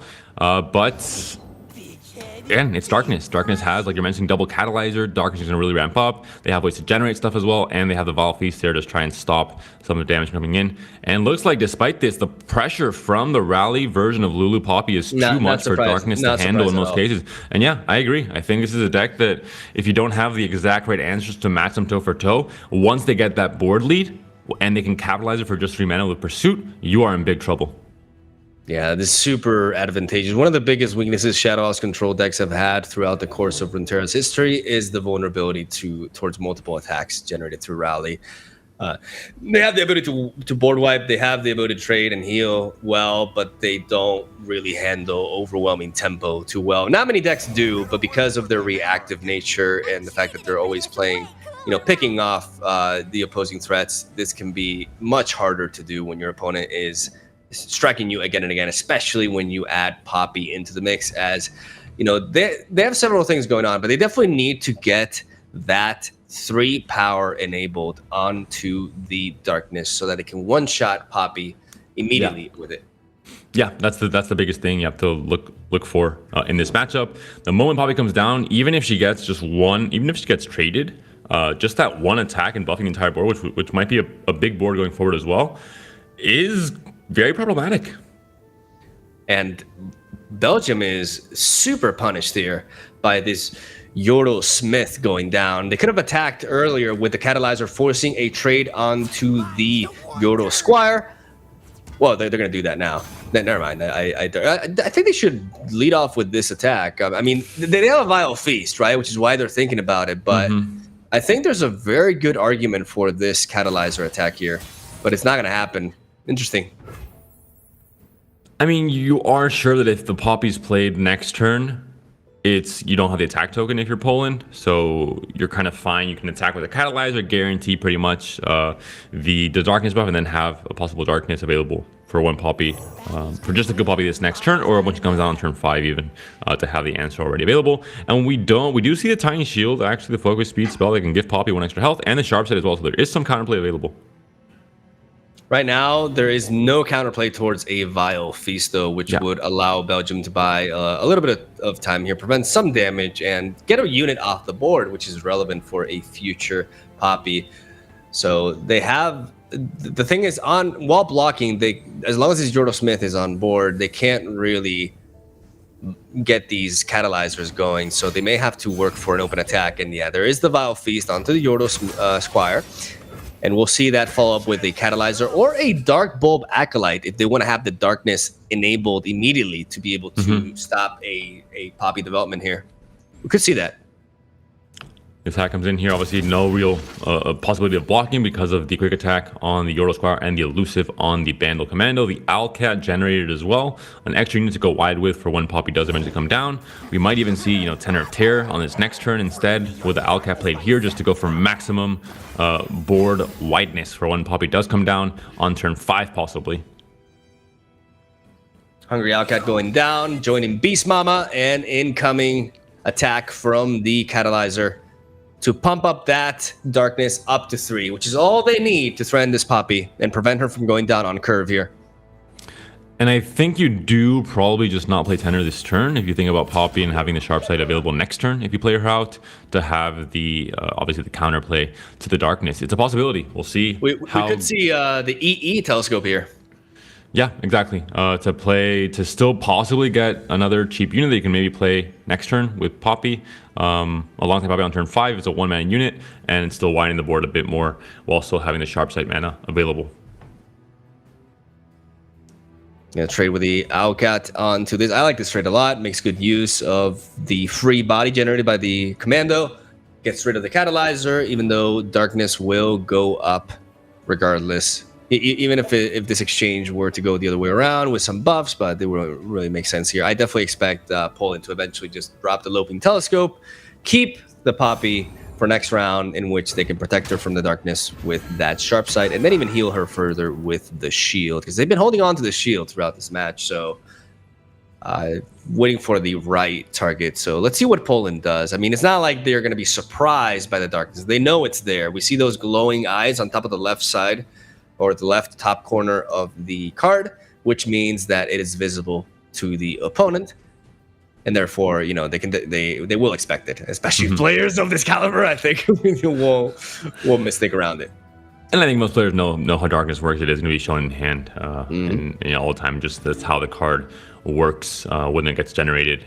This is kind of to add clarity because it saves players from having to manually keep track of all the things that were generated and where they are in the hand and everything. It just adds, it's kind of, the information is already there. It just makes it more easy for players to just access that. Equinox is found here, and we have the Protopore, like I mentioned, the 1-drop that can make it so that the Poppy, gets more value next turn. You're still able to play Poppy with the 2-mana backup for the Sharp Sight as well. So it's, perfect to try and counter the Darkness that is in hand, like you mentioned. Stilted Roadmaker goes down. A Stilted Roadmaker can follow up next turn and still enable the Darkness at 1 mana, as they will be at 5. So a good build-up here. Very solid build-up scenario for Belgium and Darkness. A much better situation than the one we saw prior. But now, that Pokey Stick draw! Oh, that's very, very relevant.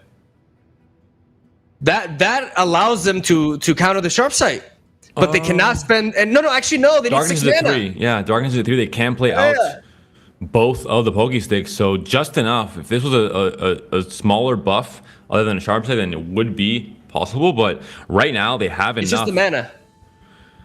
It's the mana. Yeah, and this Poppy, we talked about it. When Poppy is able to dodge the initial, slow speed response to when she's played out, and she's able to attack, then it's already the value there. Even if she dies on the trade, obviously, it's already going to be a big problem. Sweden still on a tear. Still by the on way. a tear. My country, Spain. Get out of here. I no longer care about Spain. They lost today. They're not part of my. When you went to the Feria, I've gone to my family tree and I've just shaded out. Just so you guys know, like Panda went to the Feria in Sevilla with me and my family, and my entire family thought he was American, and so they started talking to him in English because of those Swedish G's, baby. Here we go. Darkness going down onto Poppy, and the sharp sight is the last thing Belgium wants to see. And this is what we were talking about for, 2 turns now. We had the whole setup. Obviously, you can get super greedy if you're Poland and just play out the Tenor of Terror and then play the Poppy and just go for full value. But obviously, Poland is better than that. They know what cards they have to be playing around. They could see the Darkness in hand as well. And they knew that if they get the Sharp Sight mana available, this would allow Poppy to survive. Pretty much, is there any kind of double card combo that would have done it to kill Poppy here with a 5 health? From this Darkness deck specifically, considering everything that's 2 mana or lower deals 1 damage maximum, no, I don't believe that's the case, unless there was like a group shot in a 4th unit, but doesn't even apply here. Yeah. So I really like that Poke Stick onto the Proto Poro, as it's important to note that Yordle Smith will not give quick attack to Poppy, so we can still, like Belgium can still trade the Dark Bulb Acolyte, for example, into Poppy, and that Robe Maker actually puts in the work here because it can block into Yordle Smith, survive the initial quick attack hit, and then retaliate and get it out of the board. So things are not looking that terrible for Belgium at all. They have really good trades here. And something for newer players, I also, with Sharp Sight, it gives you obviously the ability to block elusives and gives you this kind of aura around the unit that makes it look like it is elusive and it can be blocked, obviously.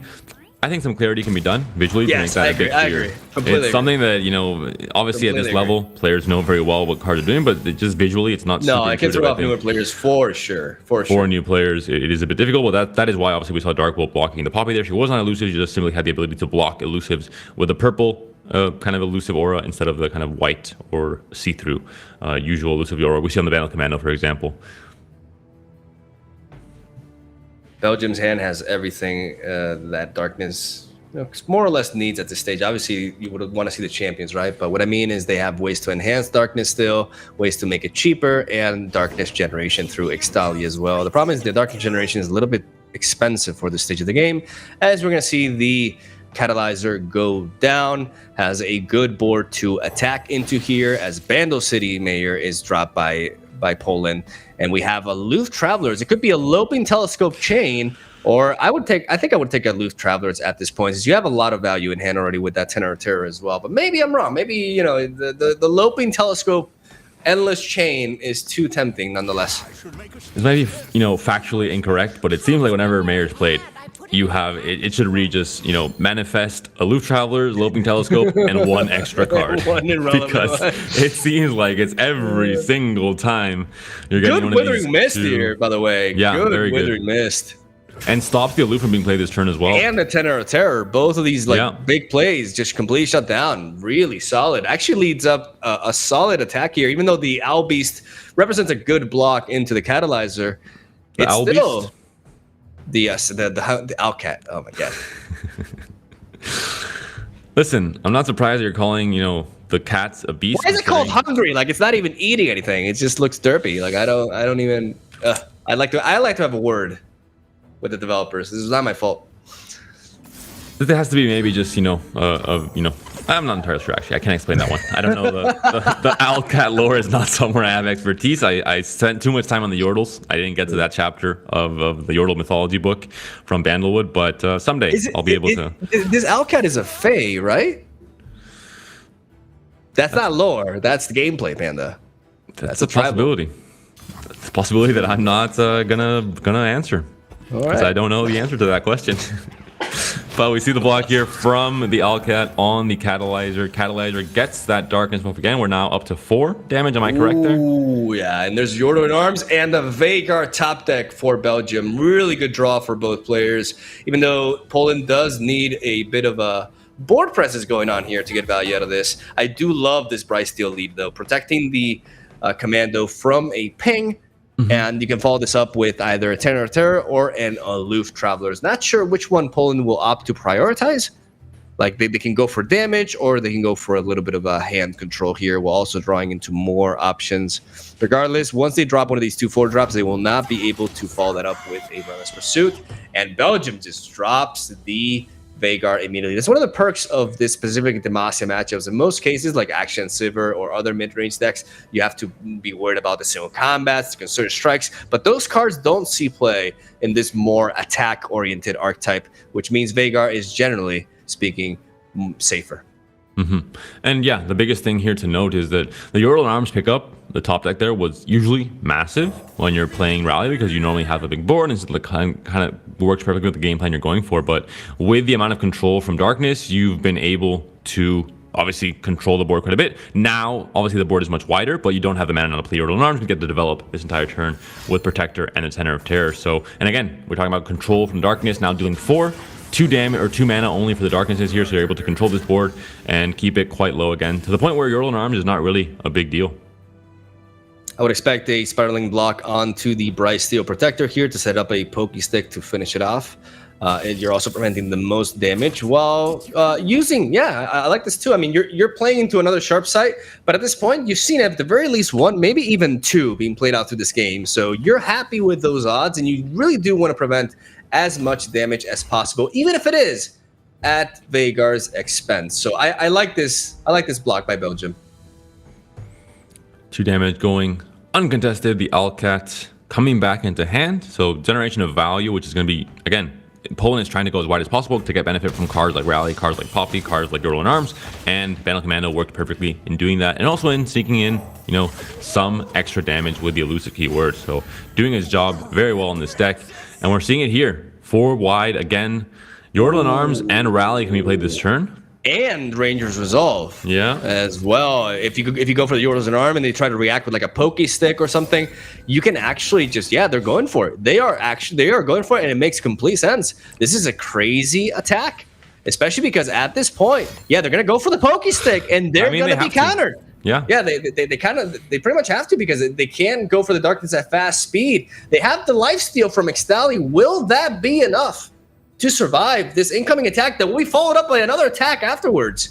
That's the biggest thing. Scary. You might not win it on lethal this turn, but you're going to win the board, and you're going to have another attack for free next turn with the Darkness at slow speed. So you can't really answer it or use it to answer immediately. You don't have a send on the board, obviously. This is a big Yordle and Arm. We're talking about going wide with the board. Bandle Commando and Alcat synergizing very well with this card.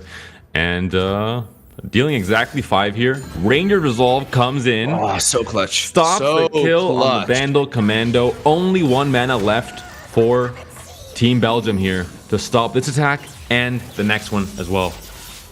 Yeah, this is looking like there's no way this Veigar is not forced to block. We're already looking at a 6. I mean, this is easy.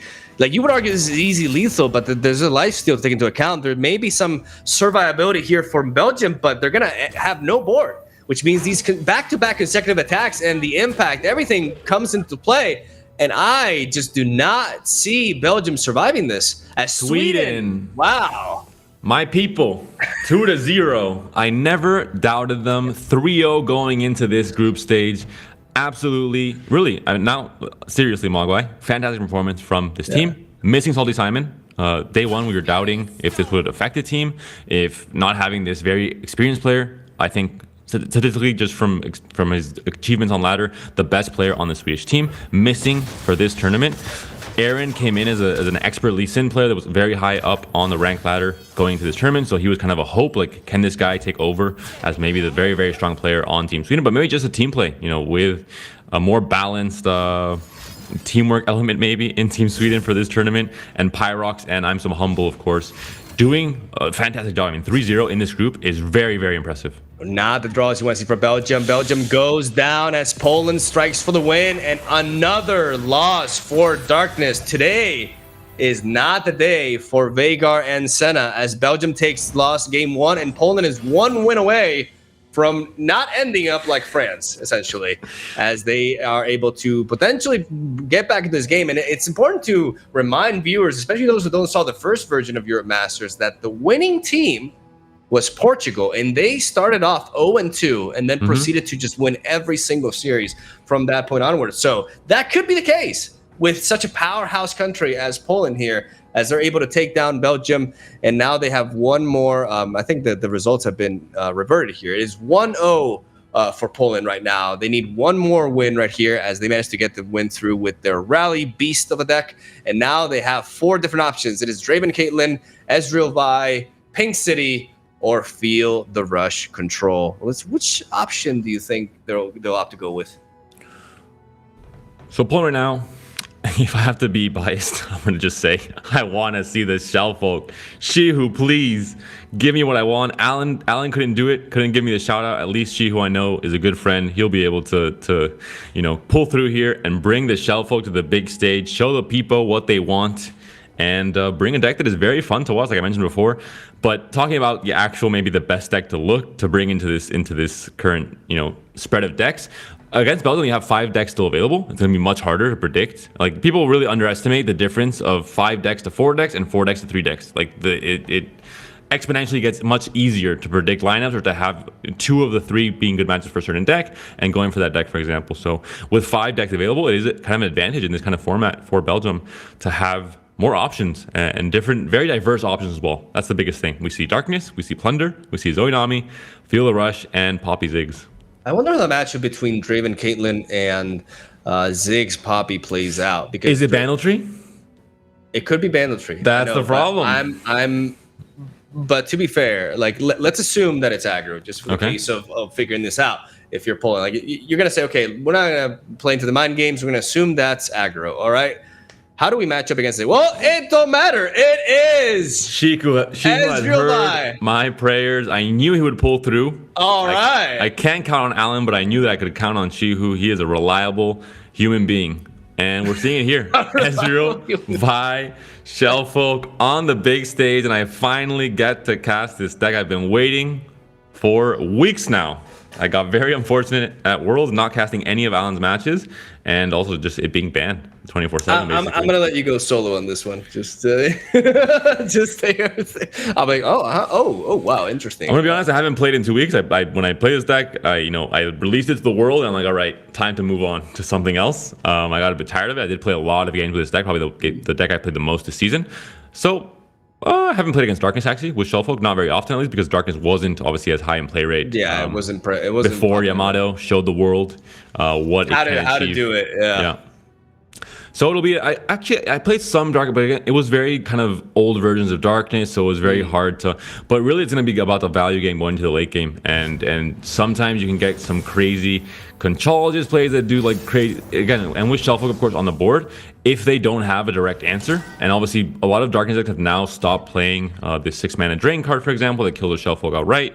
And overall, if they don't have a Minimorph, for example, just one turn with Shellfolk on the board, especially if you bank spell mana, it gives you so much.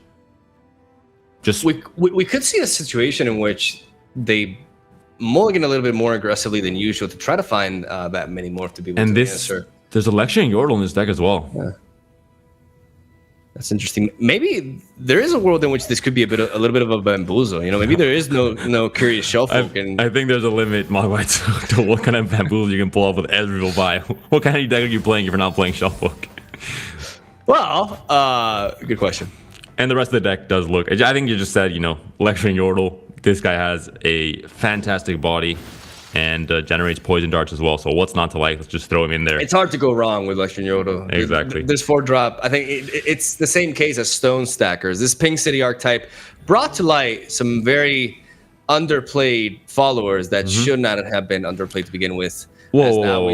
Lecturing Yordle was already a part of the meta, thanks to Teemo Caitlyn Mogwai. I think you're disrespecting I'm sorry. The Teemo Caitlyn deck. I think that was the first window that was opened up to the power of the Lecturing Yordle. Shush Defense here is a very good card against Vi. Completely shuts down the attempt at a level up possibly from Team Poland and the attempt at a challenge on either Senna or Veigar. So big pickup, double Shush Defense now in the hand here. Let's look at the matchup win. Ooh, 47% for Shellfolk. Oh no. I think this is I usually won quite a bit against Darkness, but I think it was less refined versions and players that were just not playing it as well, especially against a deck like Shuffle that was very new when I was playing it, so players didn't really have the surprise the best factor went a idea. long way. Yeah, that makes sense. We see Poland just taking the hit there, not even bothering to use any sort of removal onto the Conchologist as you draw into an Ezreal, and now is a good turn to get a little bit of proactiveness behind your plays as you can develop this Lecturing Yordle. And that's the thing, when you pay 4 mana for Lecturing Yordle, it's 4 mana well spent, you know? Yeah, Lecturing Yordle, Poison Dart. You get a way to, again, this is a matchup that when I used to play, it came down a lot to just value, to grinding out to the end game, controlling things that could deal darkness to face, obviously, because you don't really have any kind of lifesteal or healing in this Ezreal by Shelfolk deck, and just trying to go 1-for-1 until the point where you were able to outgrind and outvalue a deck like Darkness. That was kind of the win condition, and it sometimes came down to different generated cards from Telescope or Conchologist, pulling the right things, obviously hitting the right sequence of cards with Shuffle on the board. But that's the biggest thing, is trying to outvalue your opponent, and Lecturing Yordle helps with that. I like this pass by Poland. It indicates that they could leave their options open in case Belgium developed something like a Veigar. They could combine the Sun Fumes with a Mystic Shot to knock it out. Now that they see them going under 4 mana, they can drop this Lecturing Yordle in peace, and they can proceed to... Now that there's 2 targets for it, you can just attack with it. If one of them chump blocks it, then the Poison Darts can be used to clear up the other Conchologist. As the Pokestick goes down, trying to cycle through the deck. And let me remind the viewers that there is indeed a Go Hard in hand that has been generated by Conchologist, so maybe we could see that sort of game plan. Like, you're going to pivot. And stem from talked about his adaptability. Like, all right, we're going to become Go Hard players now. There's a Poison Dart, like you mentioned. Double Poison Dart can come in. Lecturing Yordle, another key synergy is the addition of a card to your hand. Means that it enables something. And this synergy with Ezreal is really tight. I love it. Yeah, actually big brain play. Both myself and Alan didn't pull this up, so Shihu showing he is the ultimate deck refiner. I do like this addition. You're mentioning it here, and we're seeing it obviously with the Sun Fumes as well. The synergy there is huge. Catalyzer never stood a chance in this matchup. Every time I played against Darkness, I just shot down the Catalyzer no matter what turn it was. Stress defense, though. That is true.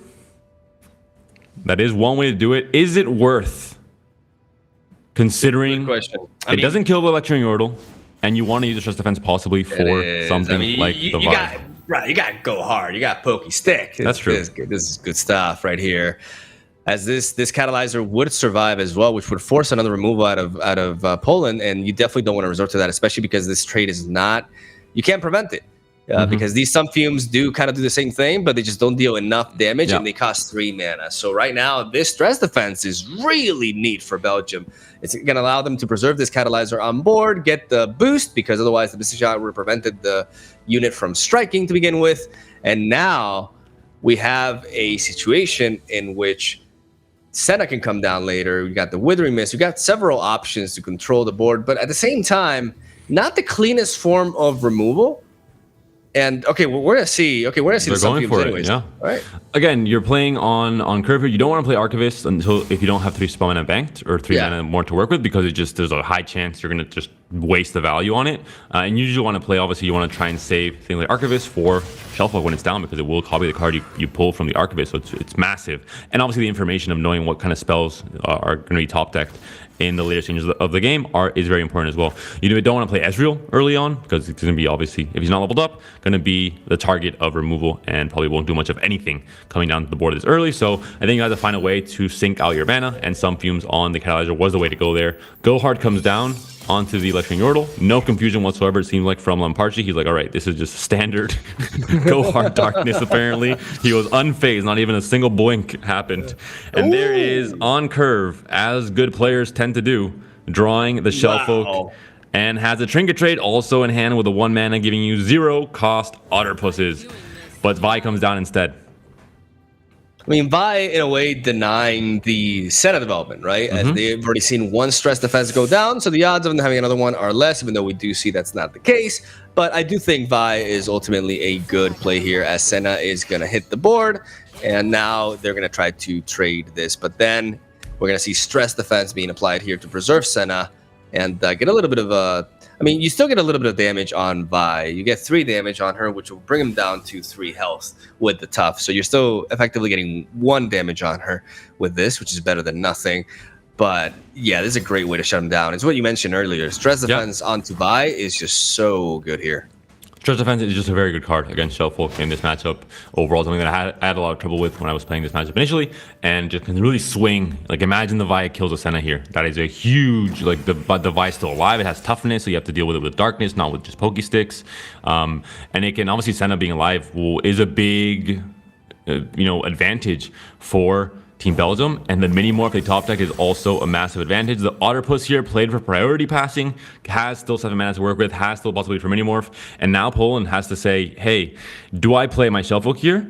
It's not a bad idea, but because the mini morph is burst, that's the biggest problem. Exactly, because otherwise you would be able to go for that time trick and the trinket trade. And the trinket trade. You would get crazy. That's the great thing about this 6th round is that you don't even need it to survive 1 round. As long as you have some spell mana backup, the value that you generate out of her is ridiculous. And I talked about this matchup being about outgrinding for the most part your opponent, and just getting double Otterpuss, double Prank, and the time trick doubling up the spell you draw is so big as well.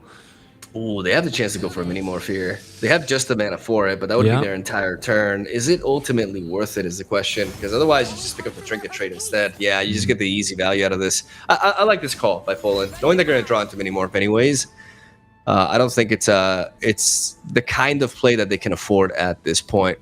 Senna's going to be attacking alongside a darkness play. This may seem a little bit weird for some newer players, like, because we see this quite regularly, right? Senna attacking. Why not go for the darkness first and then attack with Senna so they can't declare a blocker that's going to get hit by that anyways? And the reason for that is because you need to generate the darkness before the opponent removes Senna, especially in such a reactive matchup such as this one, right? So going to go for the darkness immediately. They're going to declare a blocker here as the Sun Fumes goes down to clear up the Senna because of the Station Archivist. Picking up a 2nd card this round, this Sun Fumes will deal 3 damage instead of 2, and will allow Poland to clear this big threat.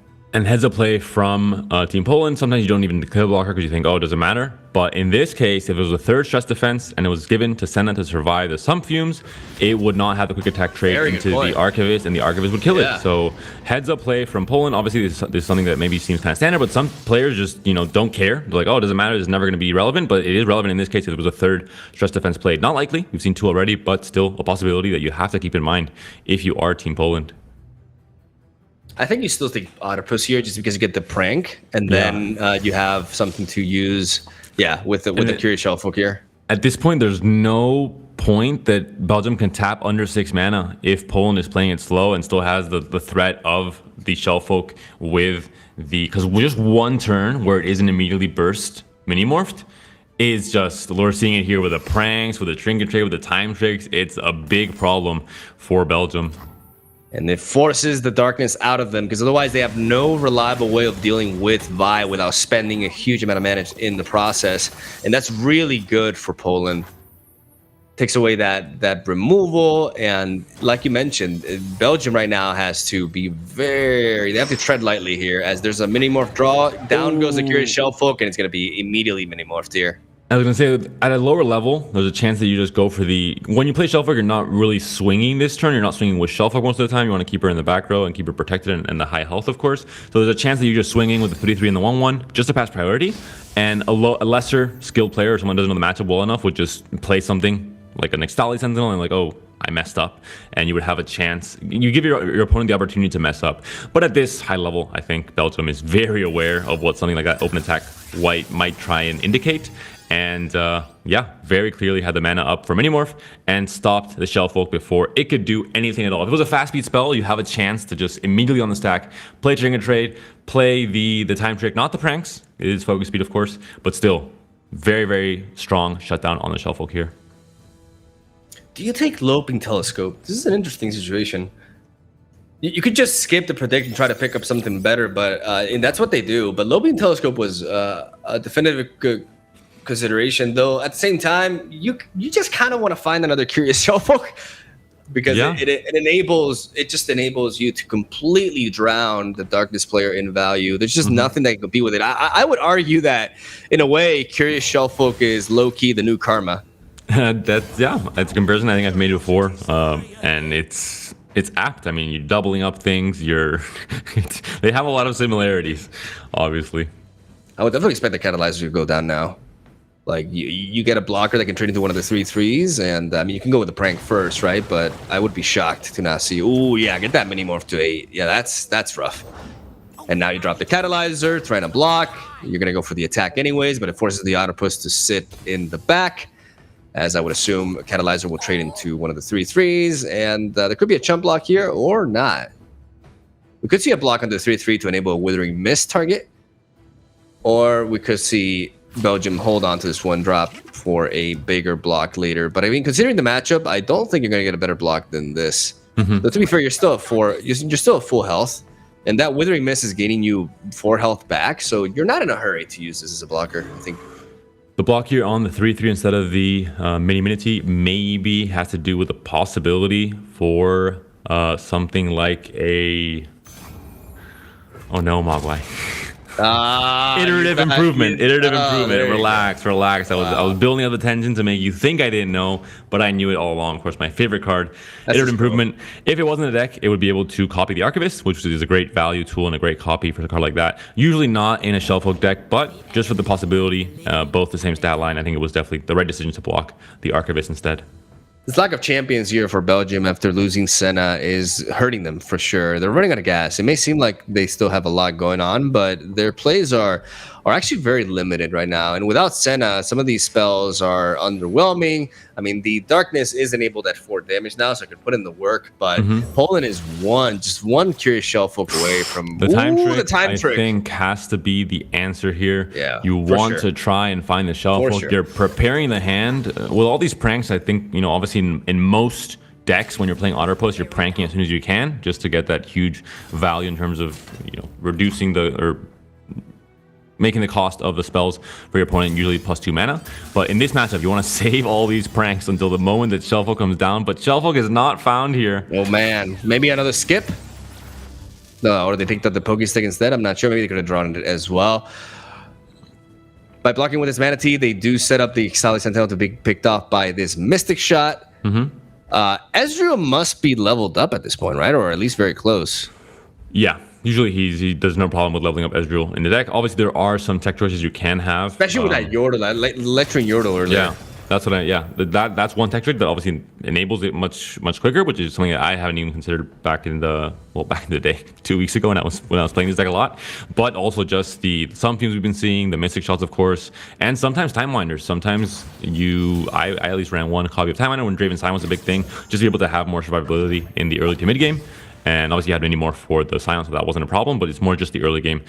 And against like Draven, Ezreal decks, against Boom Baboon, it was good to have Time Winder, but I think most lists are cutting it now.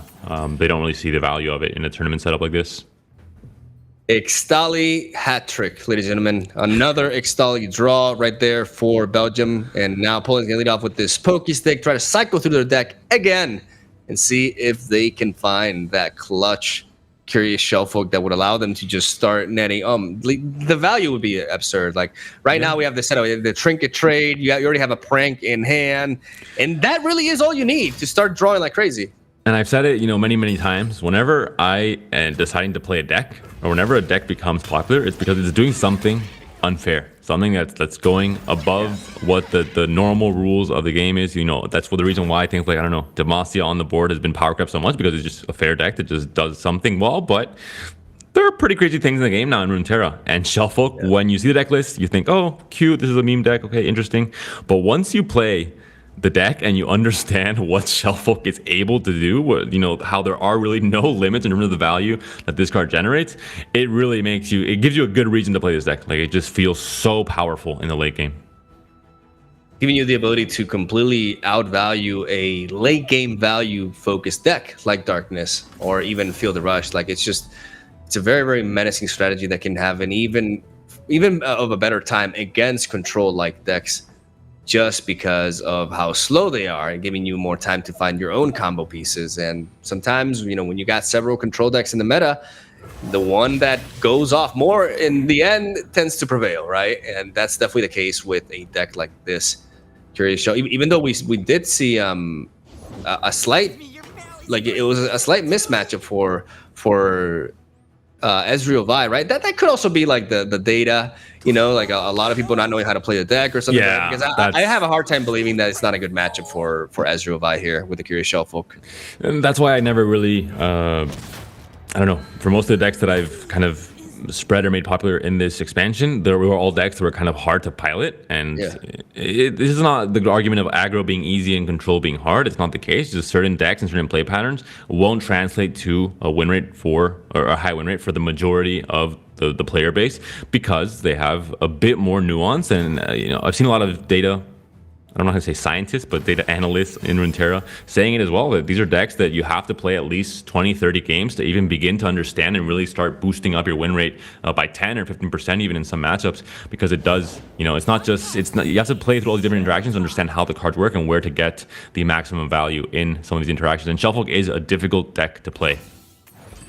Another pokey stick that's displayed immediately just to cycle through a deck. Both players desperate to find their win conditions, even though Ixtali Sentinel does put in the work here. And one of the things that, even though this Curious Shellfolk deck has a lot going on for it, it does lack a little bit in the healing department.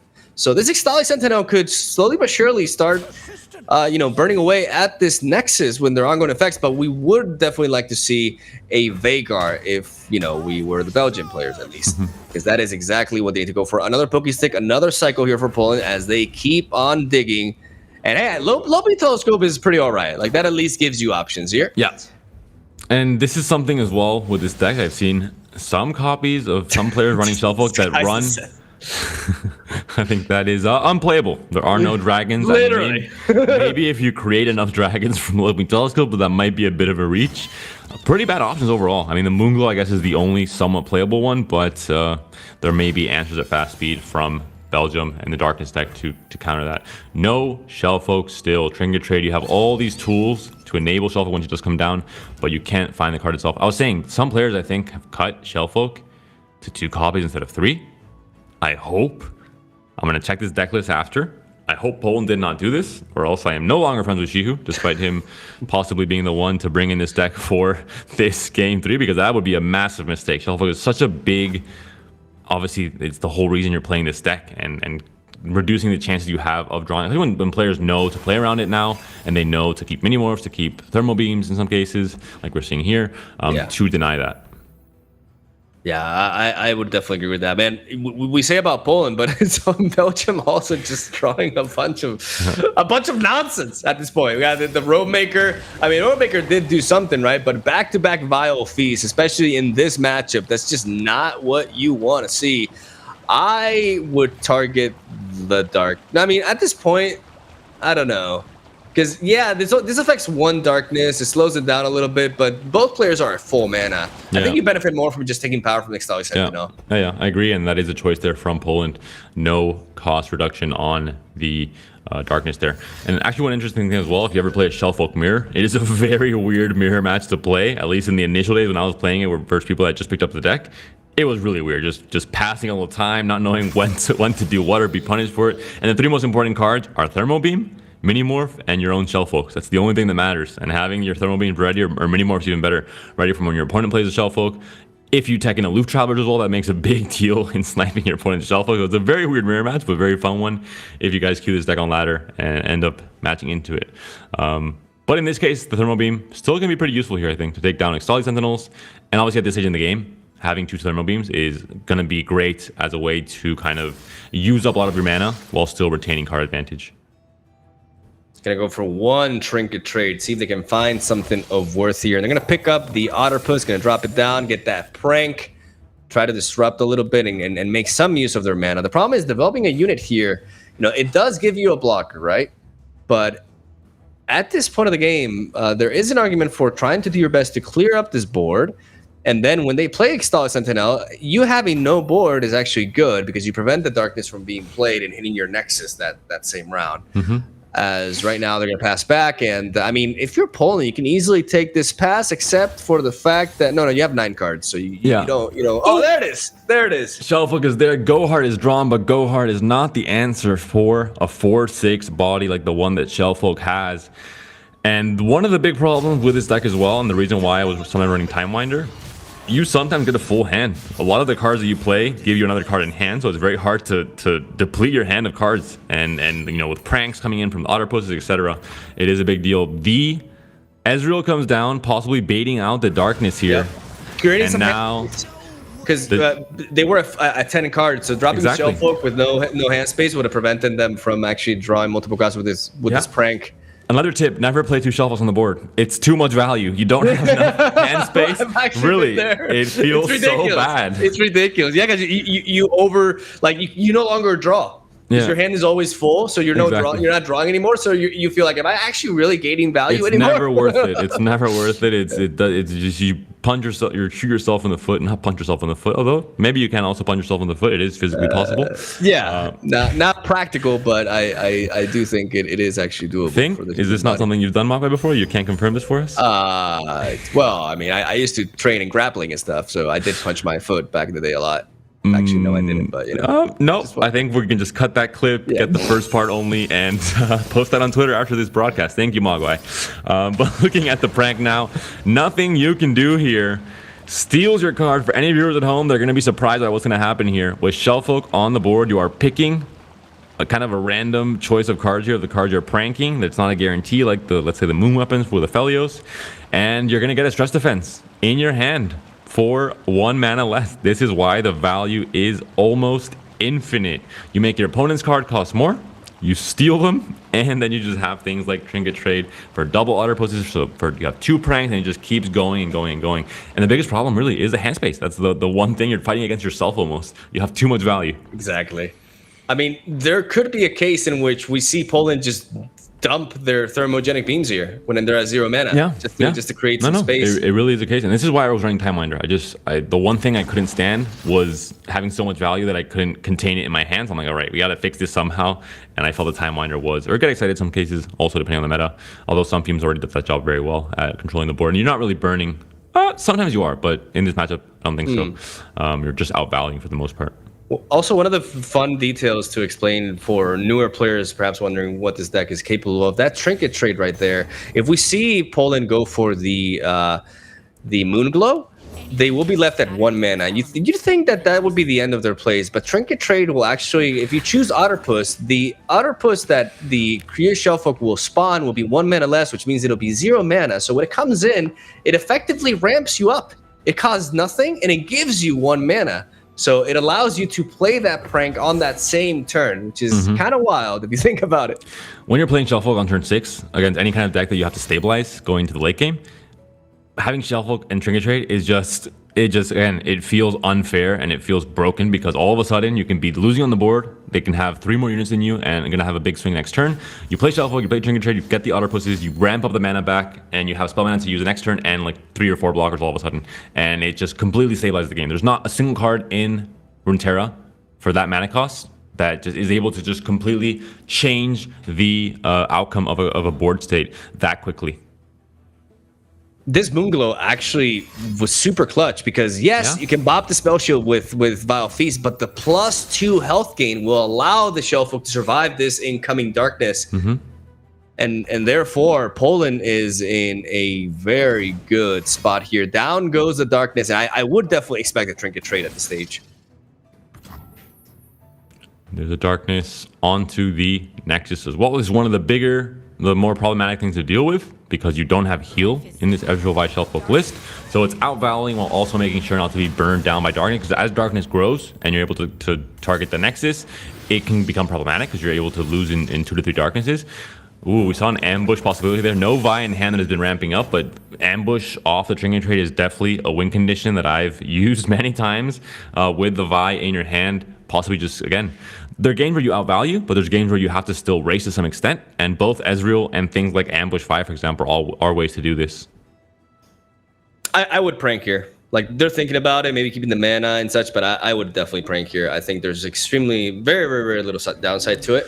it kind of guarantees that you get some extra value out of this Curious Shellfolk as well. You're not at the risk of overdrawing just yet, and you can get some very valuable information as you pick up the Stress Defense again. And now you know there's a Withering Mist. You can make that Withering Mist cost 7 mana, and all of a sudden that's the entire turn just to deal with Curious Shellfolk here, and there's a counter with Stress Defense. The Stress Defense that you yoink from your opponent. This is why this deck is not only very strong, but also very fun, because you're able to counter their opponent with their own cards. When you steal Scorched Earth against Bandlewood decks, it is just the most hilarious interaction for me, at least. I don't know if there's some kind of problem with me in terms of like being chaotic evil or something like that. That was a bit. There is nothing better than not having an answer if you don't draw your Aftershock, or not running Aftershock in some cases for some Shellfolk lists, yoinking their Scorched Earth and just killing their Bandlewood when they're about to get to 10. It is truly one of the best possible moments in Runeterra. Gonna throw away the Octopus and the other Octopus at the Roadmaker and the Spiderling. Gonna take 3 damage here, go down to 10. But because now they have the ability to drain back 4 health, all of a sudden this deck that does not heal will make the opponent's healing useful for them, as they're gonna be able to get back to this game. But it's important to know that that is the 3rd go hard right there for Belgium, which means that after that one is played, the next go hard will be a Pack Your Bags, which could deal a lot of damage here. Even though Poland has a very big hand size, they have a bit too much reactiveness going on for them right now, as they're going to drop another Otterpuss and set up that prank again. There's a total of 9 cards in hand, which means that they can still use it and not overdraw, and then drop something like a Lecturing Yordle. The go hard might be it's played out before. Imagine both teams getting into a go hard game plan. Whoever looks at this game right now, if that were to happen, we're like, wait, what's happening here? But if they go for it now, they pick up Pack Your Bags. You know that, right? Like if they go for the prank now and they hit something in the deck, believe me, Mogwai, I know that. Believe me. If there's something I know, is that it's an exact copy. That is the key thing with Shellfolk. If you target a Tri-Beam against Draven Caitlyn decks, you steal the Tri-Beam with all the counters on it. I'm telling you, Shellfolk is a very strong unit. Yeah, no, I'm gonna go ahead and say it's a better Karma because it's immediate value. Like I believe it's just that good. And like, if you look Karma has to wait up to turn 10, and then Karma goes off. But this card comes down on turn 6, and the very same turn that it comes down, if you have some spell mana backup, like we mentioned with the value with Time Trick is just crazy as well. And this is something that I think the survey I did going into this new expansion after 2 weeks, I mentioned, Shellfolk is a card that is currently not being... I think when you posted a video with Shellfolk as well, I commented saying, hey, this card is nuts. This card is crazy in terms of what it can do and what the possibilities are. And it will be a card that will be experimented with and will become a big part of the meta. And I definitely expected to see it nerfed at some point. It's just the possibilities are so high in terms of the value you can get that it does feel unfair in some situations, and especially when decks are able to kind of abuse it better and better as new lists get refined and maybe new archetypes or new cards get released in the future as well. Hard agree. It's a very powerful. It's such a powerful card. When I started playing it with, because I played it with Zillion at the beginning, right? Like the more obvious approach with the predict synergy and everything. And I realized that I was just overdrawing like crazy. And then part of me just thought, I think just the Prankster synergy on its own is more than enough, And Time Trick and Archivate, there's so many cards that work. That ended up being the case. Like it turns out, that the predict package, it's super snowball-y, but it's completely unnecessary, and it just ended up being a weaker version of what this card had to offer. A lot of times that happens. You have a certain matchup or a certain card combo in mind, but then it turns out that the card itself is just really good on its own, and there's a better shell for it, and that's the case for this Ezreal Vi. We're going to see Darkness go down, targeting the Lecturing Yordle, knowing that the Stress Defense could easily preserve this Curious Shellfolk, but it's not so much about the units here or preserving the value. It's about the health. Right now, Poland is down to 5, and they're essentially 1 Veigar away from going down, even though that Withering Mist will have something to say about that. And also the Extali Sentinel with the lifesteal. I don't want to, toot my own horn here, but the general kind of outcome of this match, I think I predicted it perfectly with this being a value grind for the Shellfolk deck. Darkness, how many times you see Darkness without resources in a game? It never happens. Against very few decks are able to go toe-to-toe and win that battle in terms of the long game value. And for Darkness, you have to go in with Extali Sentinels and just try and burn your opponent down with the Darknesses. And that's what we're seeing here as well. There's no heal in Ezreal by Shellfolk, and the chance of getting a Darkness onto face can be, GG if you're not able to close the game out quickly enough with things like Ezreal, for example, or Vi. So it's, exactly as I predicted. This is how I ended up how most of the matchups ended up going down when I played against Darkness initially with this deck. And that's the scariest thing. It's just the Darknesses to face if you let those Darknesses get out of control in terms of how much damage they do. Withering Will, very underwhelming draw for Belgium here.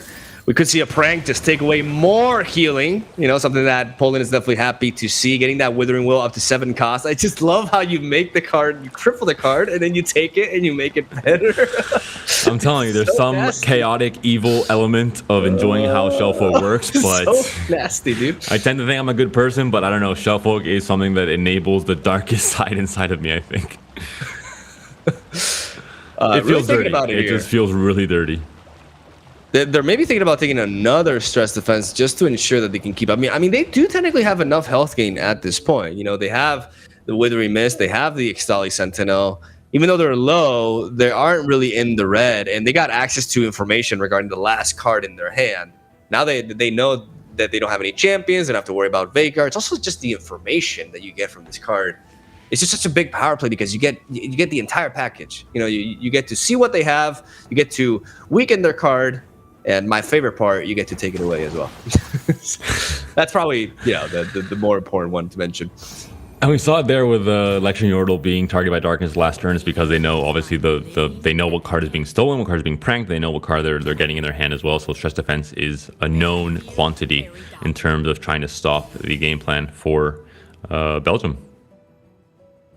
Nothing to do about this Extali Sentinel attack unless they want to spend a 7-mana stress defense just to prevent a little bit of health gain. So I don't think that would be the case as it strikes through. And now this is looking really, really good for Poland. They are out of the woods, it seems. I said Mogwai, there was no lifesteal in Ezreal Vi. Well, if there's no lifesteal, just make your own. Steal your opponent's Extali Sentinel and heal back up outside the darkness range. And there's a big difference between make and take. All right, just gotta take your own. There. Make your own. I don't think they made anything. You know what? Use the darkness as well. I'm just waiting for them to still pack the bags and just really disrespect everything Belgium is trying to do. Literally, Shellfolk showing who is the dominant and most, powerful being in the Runeterra lore, it seems like, on how this game is going. Bends all the rules of reality and does what she wants. But by doing this, by going for this darkness, they open up the removal here. Yeah, the Withering Mist comes in. And this is maybe something that they accepted. They think they already have enough value. And it is sometimes the case. Looking at the hand we're looking at now, looking at the hand we're looking at for Belgium. The Mushroom comes in as well. Poison Dart's OP. Vi now comes into the mix as well. Not a good draw there. That Roadmaker, man. Belgium just cannot find their champions. Hey, you can play the 7-mana stress defense on Vi next turn. That is something. But overall with Shellfolk, once you've used up your entire hand in terms of pranks and time tricks and archivists, and you don't have the synergy to benefit off of it, then obviously you're relying on top decks, but you care a little bit less about Shellfolk dying or not. You're able to just go into the, hey, I have a much bigger hand, I have much more of a card advantage right now. Vi, sometime with the amount of removal here, if your opponent isn't, not necessarily you're just smart, but if your opponent doesn't necessarily play around this, the Vi can sometimes just hit face without a blocker because you have so many efficient ways of removing stuff with Thermal Beam, with Mystic Shot, with Sunfume sometimes, and just get a ton of damage on face with Vi.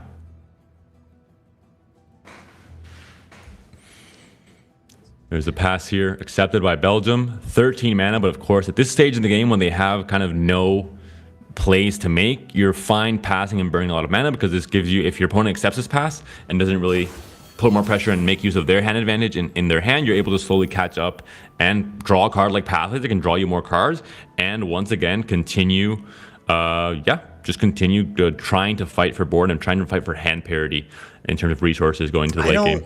I just don't know. I have a hard time believing that was correct though, like letting that Curious Shellfolk die. I think, you got a lot of value out of it, but what if you draw into like a time trick or something, like you just keep going, you know what I mean? And letting, it's not like they were in a rush to play that darkness. Like, they got some damage onto the opponent, but... Yeah, no, I agree.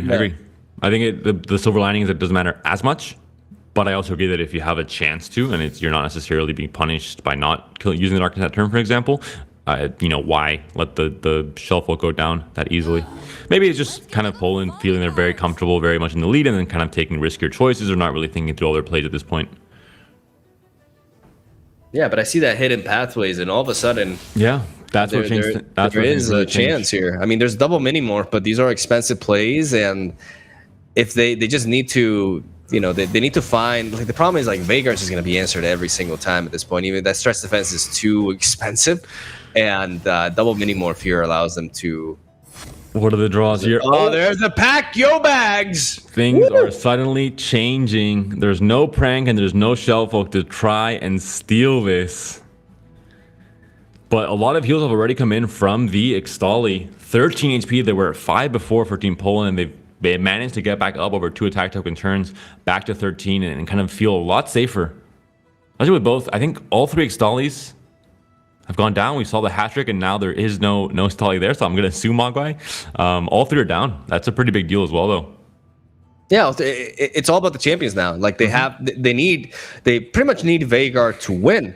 And the thing is, they got double mini morph. They have the thermogenic beam as well. They have answers for days. They can even, like, we can see a world in which they double stress defense here just to preserve their units. Like, I think that's perfectly possible. I think, yeah, definitely can be the case here, especially with the Solid Sentinel putting so much work in the lifesteal department, making it feel so much safer for Poland. Like you mentioned, this is all, or like I mentioned, I guess, this is all about grinding out late game and getting all the resources.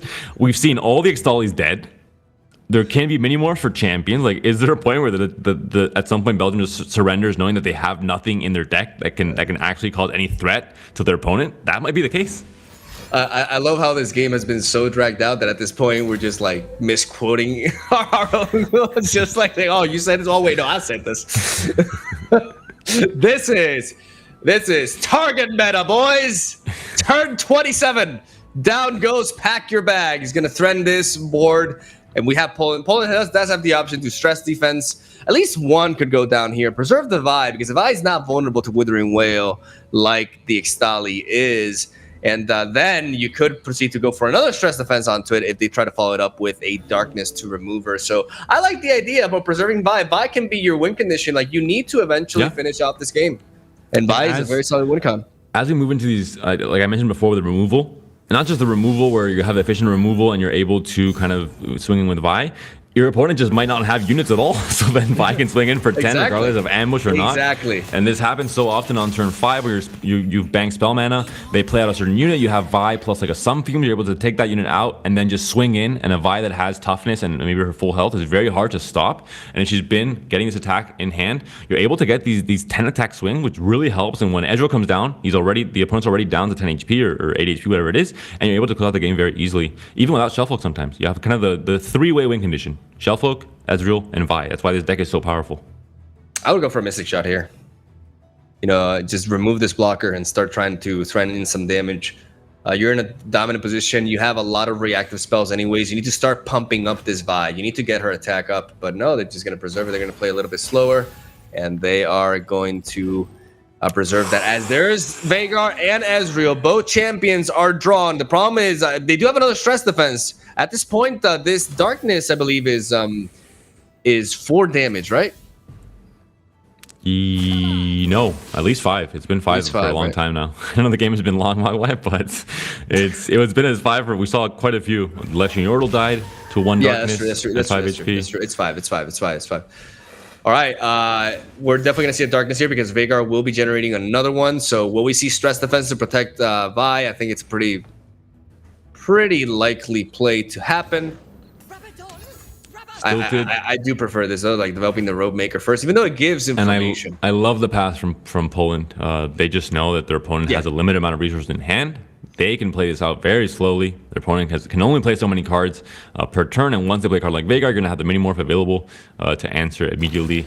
And yeah, the pass comes back from Belgium, knowing that they're behind on card advantage, and they have to draw into more cards to try and equal out the parity of options available for these big turns. Go hard, not really the most impactful spell now that the Pack Your Bag was used already. the yawn from the portal there on the left, I think really fits with what Team Poland and Team Belgium might be feeling right now, and what we might be feeling as well.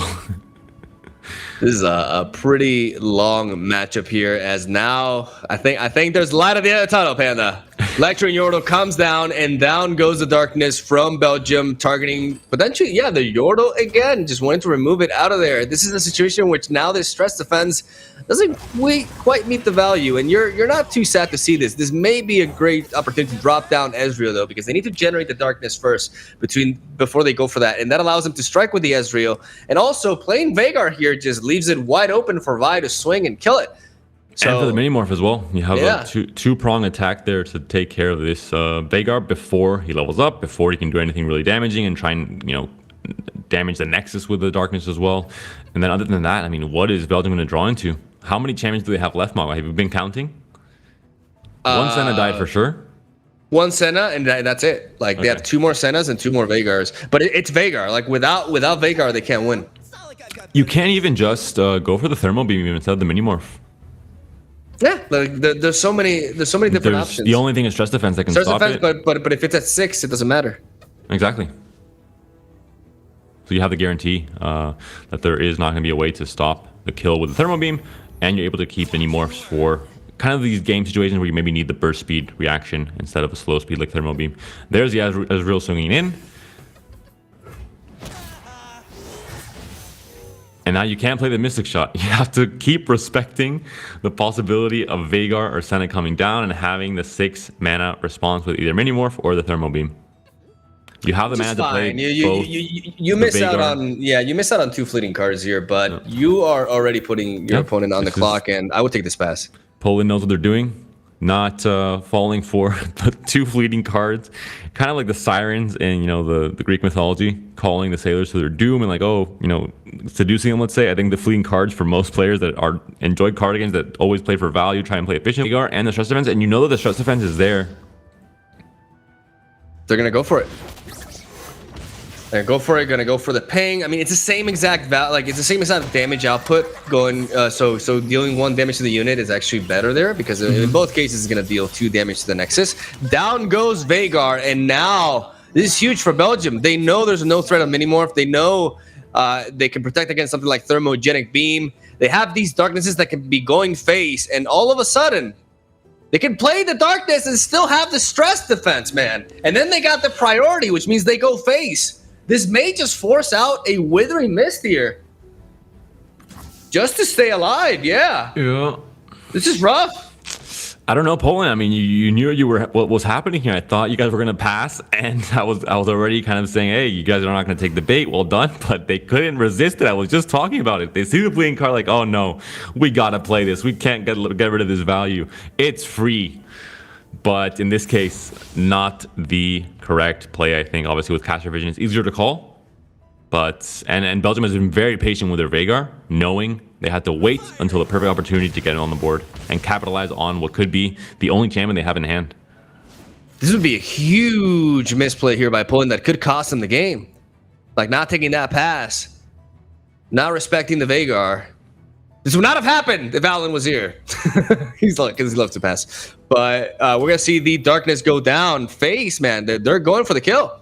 They are going for the kill. They know Veigar won't go down here, so they're just like, hey, you want to take us out? You're going to have to beat us with Ezreal at burst speed. And we got health gain with Withering Wail, and also go hard as well. They can go up to 10 health.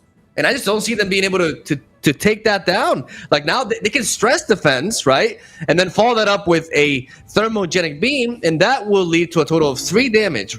But this Withering Wail keeps them back at it, and I think Poland just gave them the opportunity here. Mogwai, 1 Trinket Trade draw and a sequence of burst speed chains with Trinket Trade. I've seen Trinket Trade into Trinket Trade into Trinket Trade in some games. Don't count it out. This health, the Nexus health for both teams is in a dangerous spot. I just don't think they're there. Like, considering the Withering Wail and the go hard. Is like, the Wail going to be played this turn? I think it has to. I think it has to be played. Yeah, you play this turn and the go hard. Both of them. Yeah. Both of them. You go up to 8 health. And I have a hard time. Like you said, Trinket Trade couldn't make a miracle happen, but it would have to be a very specific chain here. Like, wow, it's crazy. We've had such a long game, and Poland threw it at the last moment there by going for that face and not respecting that. There's a draw for the Mystic Shot. That's 3 damage, 4 damage, 5 Deal 6 to anything, damage. and there's nothing Poland can do here. That's it. They didn't respect the Veigar. They fell for the siren, luring them in, played the fleeting poison dart. Honestly, several misplays here, Panda. Also, like, letting that Curious Shellfolk die at that point was completely unnecessary, in my opinion. They have to stress the stress defense here, but it's not going to be enough by 1 point with the Mystic Shot, or by 2 points. By two. They have 6 damage, which means they just, Well, I mean, they should have stress defense the opponent's unit for the targeting. So it would be 1. Yeah, exactly. It would have been 1 more, but missing out on lethal by 1, and that is game. We're going to a game 3 as Belgium takes out Poland. Man, and they had that. They had that. Seeing Lampard there with his reaction, I think he knows. Yeah. Like, they were patient. Like, we reached that point in like a 35-minute game. All you had to do was pass and keep the Minimorph always available, but they couldn't resist the temptation. They fell for the poison dart that was fleeting. The lecturing Yordle, the secret agent, being paid by darkness to give that fleeting poison dart and make it so that Poland fell for it and ended up using it. That's very tough. The reason why this is like, there's the fact that they lost that game. They were so close to taking out Belgium 2-0 and be like, hey, Poland is still here. And we had a bit of a rough start, but we're going to pull a reverse sweep and we're going to make it the top 8. And just failing on that because of a misplay, I would argue a couple of misplays at least, is definitely a big blow to take. And now Poland has to start all over again. And we're going on to game 3. We got Ezreal Vi, we got Pink City, FTR, and Draven Caitlyn into FTR, Poppy Zig, Zoe Nami, and Plunder. I honestly... Okay, so let's try to predict what decks they will bring here. Since Darkness is out of the equation here for Belgium, Poland doesn't have to take that matchup into account, which eases up the room a little bit for Draven Caitlyn, which could have a good situation here, unless they run into Field of Rush control, right? What about Field of Rush? Field of Rush, Mirror, actually bad against the aggro deck, and they're going back at it against Burn. Ooh, not good. No, it's not good.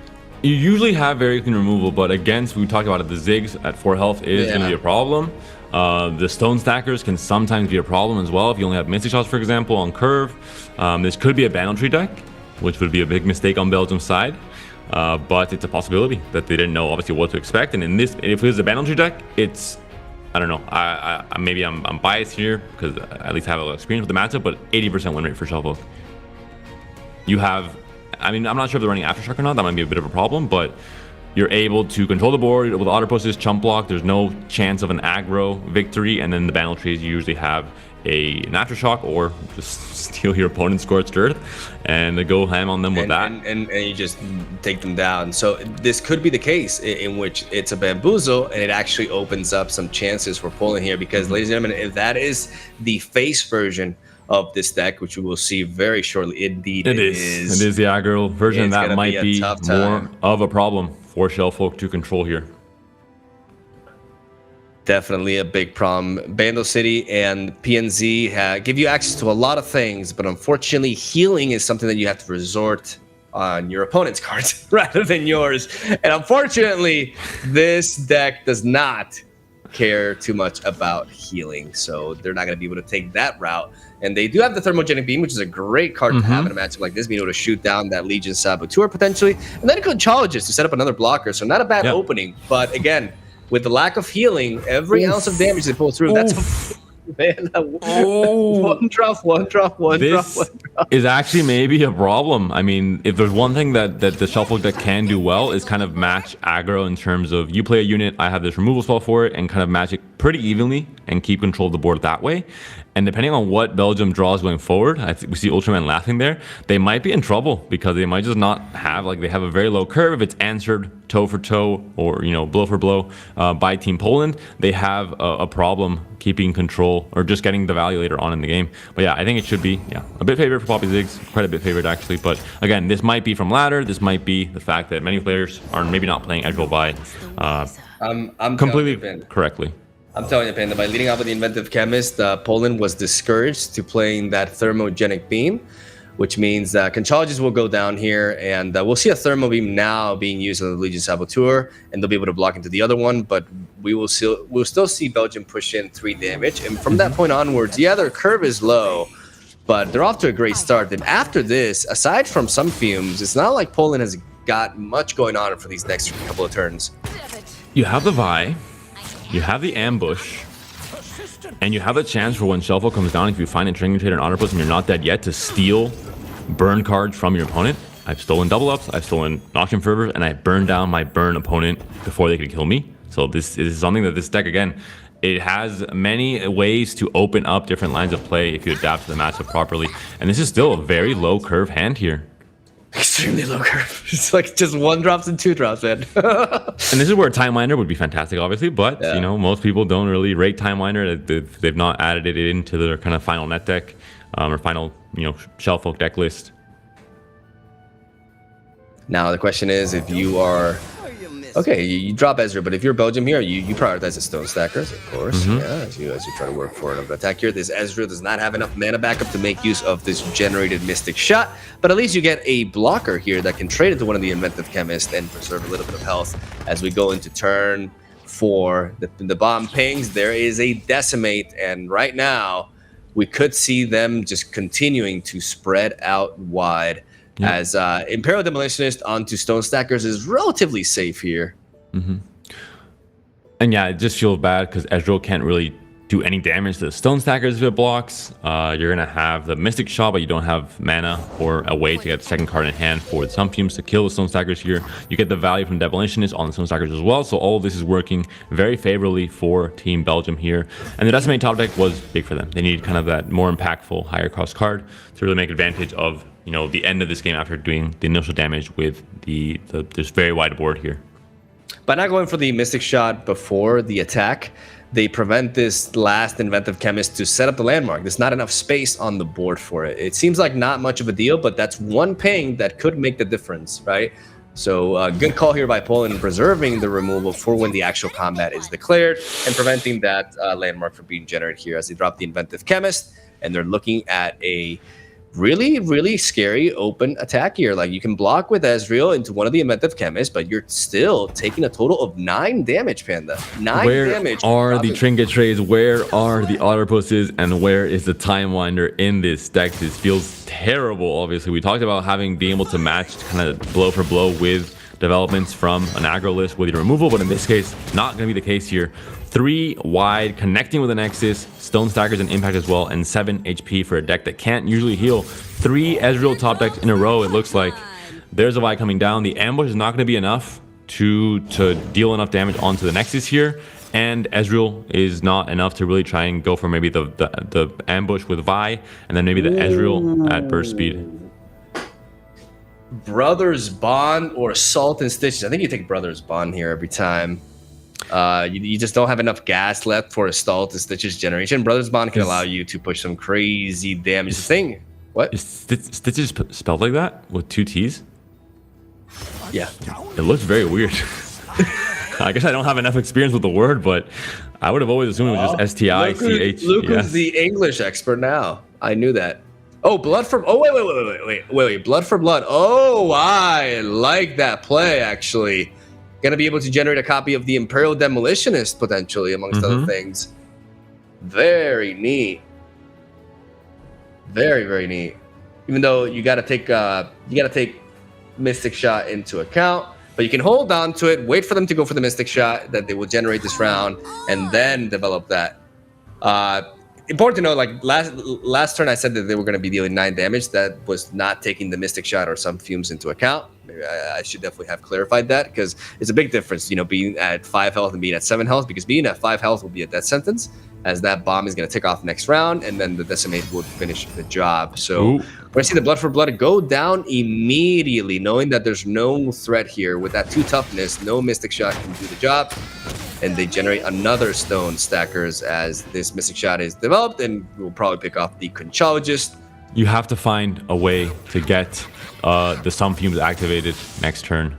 That is the biggest thing. They have to find a card that can give them that. Trinket Trade, obviously, at burst speed would be the best. You kill the Stone Stacker, stop that damage. You have 2 blockers for the other 2, and then only Decimate as the final pledge to deal 4 damage, depending on what the draw is here. Even more so now. You have a time trick now as well, so Sun Fumes is activated. This could be a major punish if they go for the Demolitionist onto the Stone Stackers. From the information that they've gathered throughout all of these rounds, they can assume that it's been quite difficult for them to activate a Sun Fumes. It was in hand, and there we go. The Demolitionist play on Stone Stackers, what is usually free value in this case, can be punished here. Time trick into Sun Fumes to take down the Stone Stackers despite its toughness. Yeah, this is huge for Poland. They can chain, they can go for the time trick instead and try to kill it. They're worried perhaps about something like a Noxian Fervor, but you can't respect that at this point. You're gonna go for the time trick and a fish. I think you take some Fumes here, maybe. Like Letru and Yordo can also make sense. It gives you a blocker and such, but some Fumes is very reliable. I mean, one of those 2 is gonna be picked up. Or maybe I skip. They don't have enough mana to control the board. 2 damage will be going through no matter what. The Otterpuss! Oh! Well, they'll just swing it. They'll just swing in before it can be played, no? No, because they respond with the Sun Fumes now, so they have initiative back. The Otterpuss top deck is massive. Wow! It's exactly what they needed, or else they were dead. It was going to be 2 damage going through plus a Decimate. There's no healing in this deck, but all of a sudden, they can get the full blocks here. The Decimate is in hand, but then it will be Belgium relying on top decks with the chance of, if it's like a Noxian Fervor, you have to have a unit on the board, and there's going to be removal still available for Poland. Poland with Shellfolk next turn, and with Prank as well. I told you at the beginning, you can steal their burn cards and burn them before they can kill you. You have the ambush on the Vi as well. There's going to be very little counterplay, or none at all, actually, with the toughness. And you can just win the game with possibly just Vi and Ezreal Mystic Shots, and then the burst speed kill, depending on how far away Ezreal is from leveling up. That Otterpuss pickup. That Otterpuss pickup, keeping Poland in the game. Belgium just waiting for some extra damage. That Imperial Demolition is being countered. Oh, and you have a way now to add a card to hand for the ambush for the Vi as well. We're going to see now what Poland decides for. Are they going to go with the Shellfolk route and just double Prank with the Otterpusses and try and see, first get the information on what's in hand and what's to play around, if it's a Noxian Fervor, for example, and just make it cost that much more mana? I think it's not that relevant, because obviously we're at 10 mana now, and Belgium just doesn't have a hand. They can play any card they have, regardless of the mana cost. They're going to go for the Prank. They want to know what's up. They know what they have. Like, now, they know what to play around. This information is huge. And the Prank being used before the Shellfolk comes down means that Shellfolk is not coming down this turn. This will be probably an Otterpuss into an ambush, into a Mystic Shot, into a Mystic Shot that the Ezreal generates, and you might just get lethal here at burst speed next turn, possibly, depending on I mean, you get the Prank as well. This is massive. The Conchologist can draw, possibly, a Fervor, for example, plus a Decimate. But then you don't have mana for it this turn. But they can't play it for this turn. Yeah, that ambush is definitely looking lucky at this point. 12 damage, 3 damage with that hit. Gonna drop the Otterpuss, gonna enable the Mystic Shots. And right now, it's hard to see an out here. Even if they pick up a Noxian Fervor, they cannot kill Vi. Vi has 3 health with Tough, so there's just no stopping her here, I think. And enable, though, the ambush more than anything. It's a card that you need to have added a card to your deck to what get if they pick a Stress Defense, you know? From the Conchologist? Yeah. Yeah? That could allow them to buy time here, because otherwise, you're completely right. Like, they may actually be dead this turn. The matchup graphic? Wow, they're just going with the Decimate immediately, showing no respect whatsoever. I mean, that's it, right? That's actually it. Yeah, that is actually it. This ambush Vi. Gonna do it for Poland. Plus 12, 13, plus the Ezreal attack. Nothing Belgium can do about this. Ambush is not a card that's main decked unless you're really trolling. I've done it for a few games.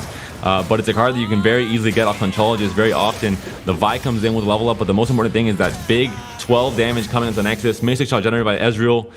He's not quite leveled up yet, though. Yeah, I think he maybe won away. He should direct one of these Mystic shots towards. I mean, yeah, like maybe we got ahead of ourselves here a little bit. And There's Poison Dart now to kill the Ezreal. But it is a slow speed spell. If you don't kill, you can just throw it face. Yeah. Also, just go face. And how far is Ezreal from leveling up? And he lose because of that. Oh no, the frick! Shut down! But you don't have Shuffle on the board, so you're not able to get this Poison Dart or this Nocturne Fervor for yourself. This game is nuts. This is so close for both teams. 2 HP for Poland, 5 HP with 2 Mystic shots, so 1 HP basically for each of these teams. Any burst? Yeah, I mean, Ezreal's still not leveled up. This is the biggest thing, though.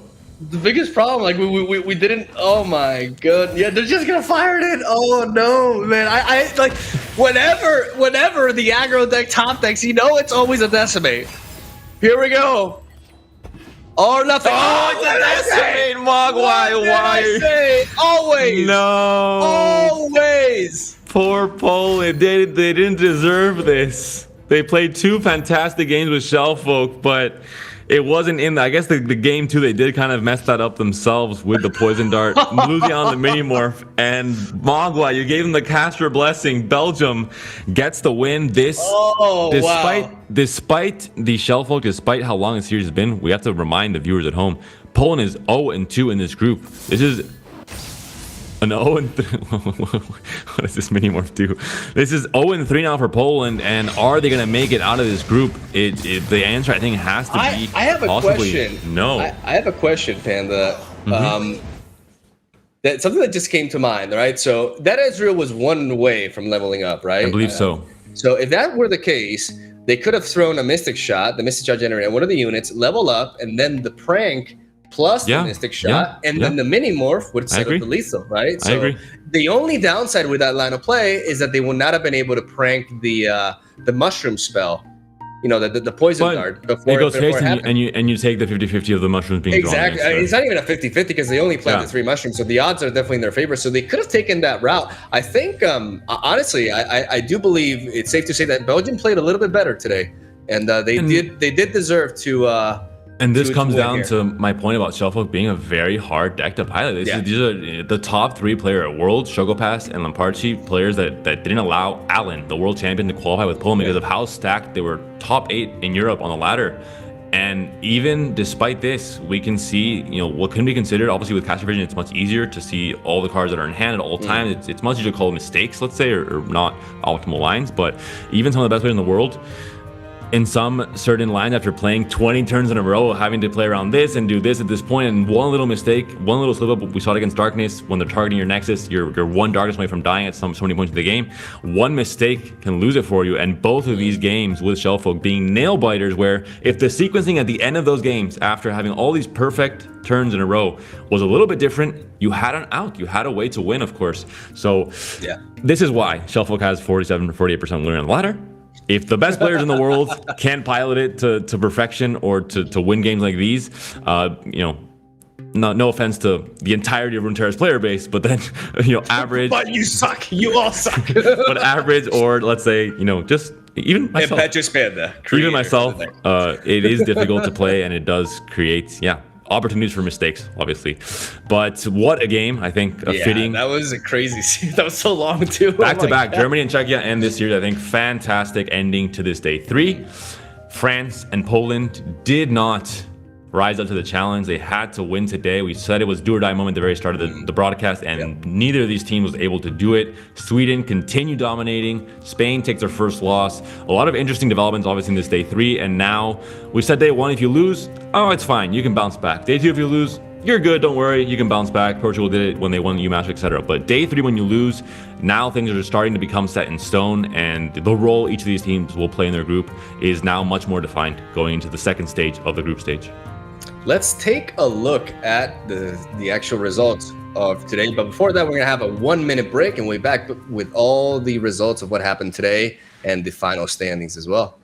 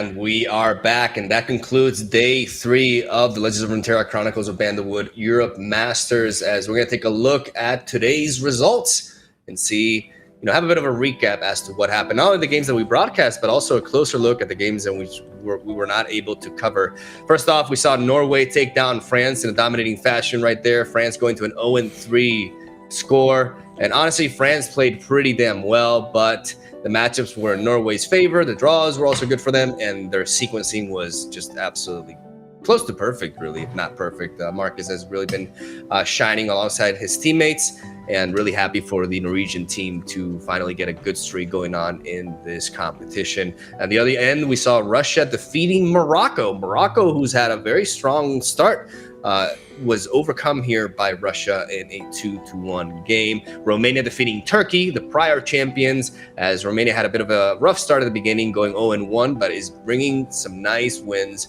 after losing to Spain. Speaking of Spain, going down to Serbia, the one country that was 0-2 in their group, manages to take down the favorite in the group in a 2-1 fashion. I cry every time, but I'm also happy for Serbia because I do believe that the quality of their overall team is really high, and they deserve the win, even if it is against my boys.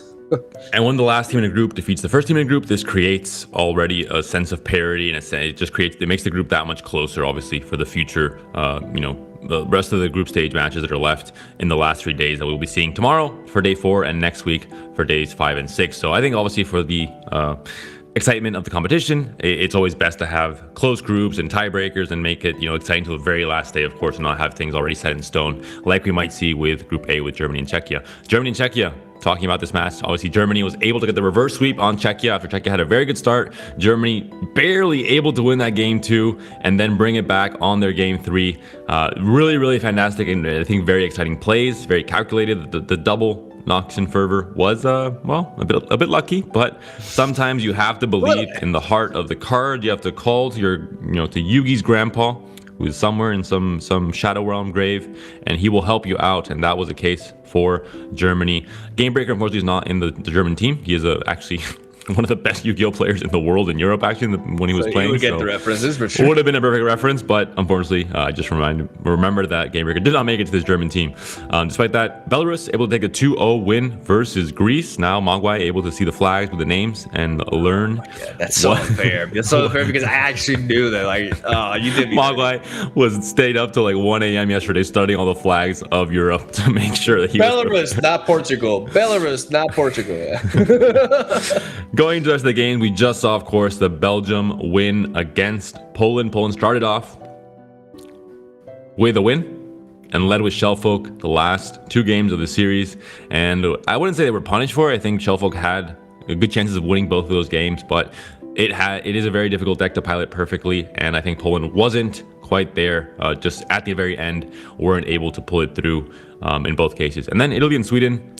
Sweden, my boys. Never doubted them. 2-0 up against Italy, against Broken Ball. Broken Ball actually let me know that he wasn't playing on stream today, but there was a very interesting lineup, so I do suggest those who are interested to check out the deck list now that this tournament has concluded. I think they'll be updated soon. You can check out the list and the lineup for Italy, because I do know it was, I think, pretty spicy. They were bringing a version of the Swains and Johnny deck I posted earlier in this expansion as kind of an interesting meta call as well. So if you're looking for different decks to play on ladder, I would definitely recommend checking out Italy's lineup for this day 3. Net deck away. Now let's move on to the standings. Let's see how these groups ended up after today. We see Group A being led by Germany with a perfect 3-0 record, really solidifying their position as the #1 seed overall and the #1 country within their group, followed by Czechia, who have been putting an excellent performance as well. What a fantastic, definitely the series of the day for me. Even though we had a very long and exciting series between Belgium and Poland, I'm a bit more of a fan of the games that we got from Germany and Czechia. The piloting was super clean on both ends, and it was really, really down to the wire. So props to both teams, as Czechia still has a very solid spot within the group and can make a run for that top 8. They're followed up by Belarus, who is 1-2, still in the race, and Greece taking a hit here, going 0-3, having a rough time to get back into it, but anything is possible. Group B featuring Sweden, Panda's newfound home, at a 3-0. Whoa.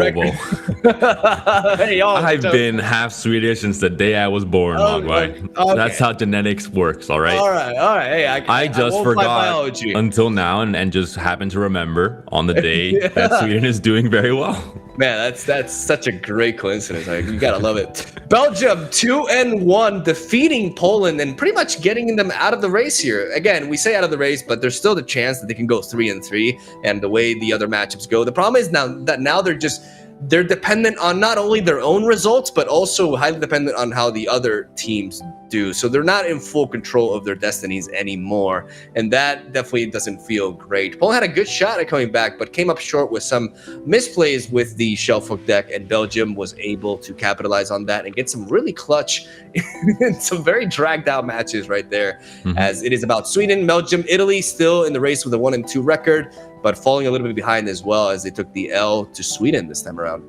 And in Group C, Norway, Scandinavia, reigning supreme in this tournament. Apparently, 2 of the group leaders are from this region, with Marcus and Trinch Fangirl really just sealing the redemption arc completely, going from what was I think an 0-5 start to then a 1-5 finish for Norway in the first EU Masters to now a 3-0 start. So the complete opposite, the same kind of opposite redemption arc France would have loved to have as well, but it's unfortunately for them, once again, a disaster in this group stage. 0-3 for them, and like we mentioned before, with Greece and with Poland, very difficult to climb back in and try and make it to top 8. And Russia and Morocco still very much, kind of in the battle here. Morocco started off very well with a first win in the day 1, but now have taken 2 losses in a row and would have to really get their A form and try their best to try and get that second seed in Group C.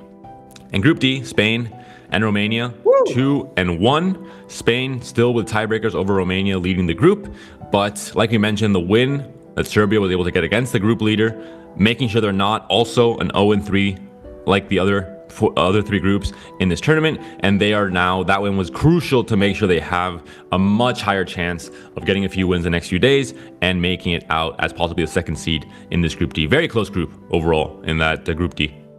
Let's take a look at the games that we will feature for the next time, as it is group stage day 4, and as you guys can see, we are finally gonna be covering Spain. Mogwai, Get some hype in the chat, please. As we got Belgium versus Italy for the first round, then Norway versus Russia, Romania versus Spain, and then to end it all off, it'll be Czechia versus Greece.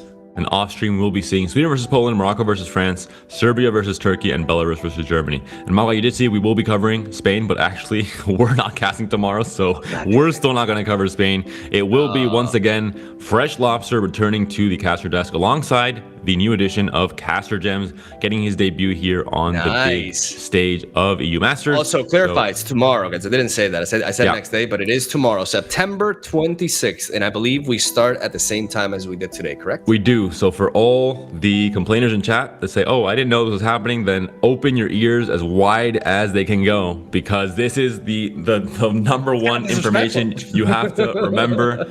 Listen, Mogwai, if there's one thing I care about is making sure that everyone knows when the tournaments are happening. I'm tweeting about it. I'm posting on Reddit. So I'm going to take a chance here while people are watching to remind them, please. Open your ears. I don't know how Open your ears. Tomorrow, wide. Same time as today, noon CEST. If you need more information on my Twitter, on Reddit, you'll find Sticky's thread every single day for discussions about the tournament and the times and the players and all the info you might ever need. So I don't want to read in Twitch chat tomorrow. I will be lurking. Oh, I didn't know it started this time. Now you know. Tomorrow, Sunday, group stage day 4 with Fresh Lobster and Caster Gems taking it through. Again, what continues to be closer and closer as we get closer to the end, these matches might start being deciding. If a team goes 4-0, in the case of Germany, that is pretty much seals the deal. They're 100% qualified. Maybe not as first seed, but pretty much guarantees a lot of things already on day 4. And that pretty much concludes it. Thank you guys so much for sticking around for today. We got some amazing games. One very long last series that was really intense and had a lot on the line as well. And we saw a lot of darkness, which makes me very happy. And in the end, darkness ended up prevailing, so it did redeem itself as well. Big props to all the teams participating today. Good games for everybody, as we're going to be venturing into the second half of the Europe Masters, and we get closer and closer to that sweet top 8, which will determine everything I am Mogwai. He's Panda, in case you forgot. You know, there could be some. Our names are still there, stories. Mogwai. And that's all I gotta say. So, Day, thank you for sticking around. Hope you enjoyed the games. We'll see you tomorrow.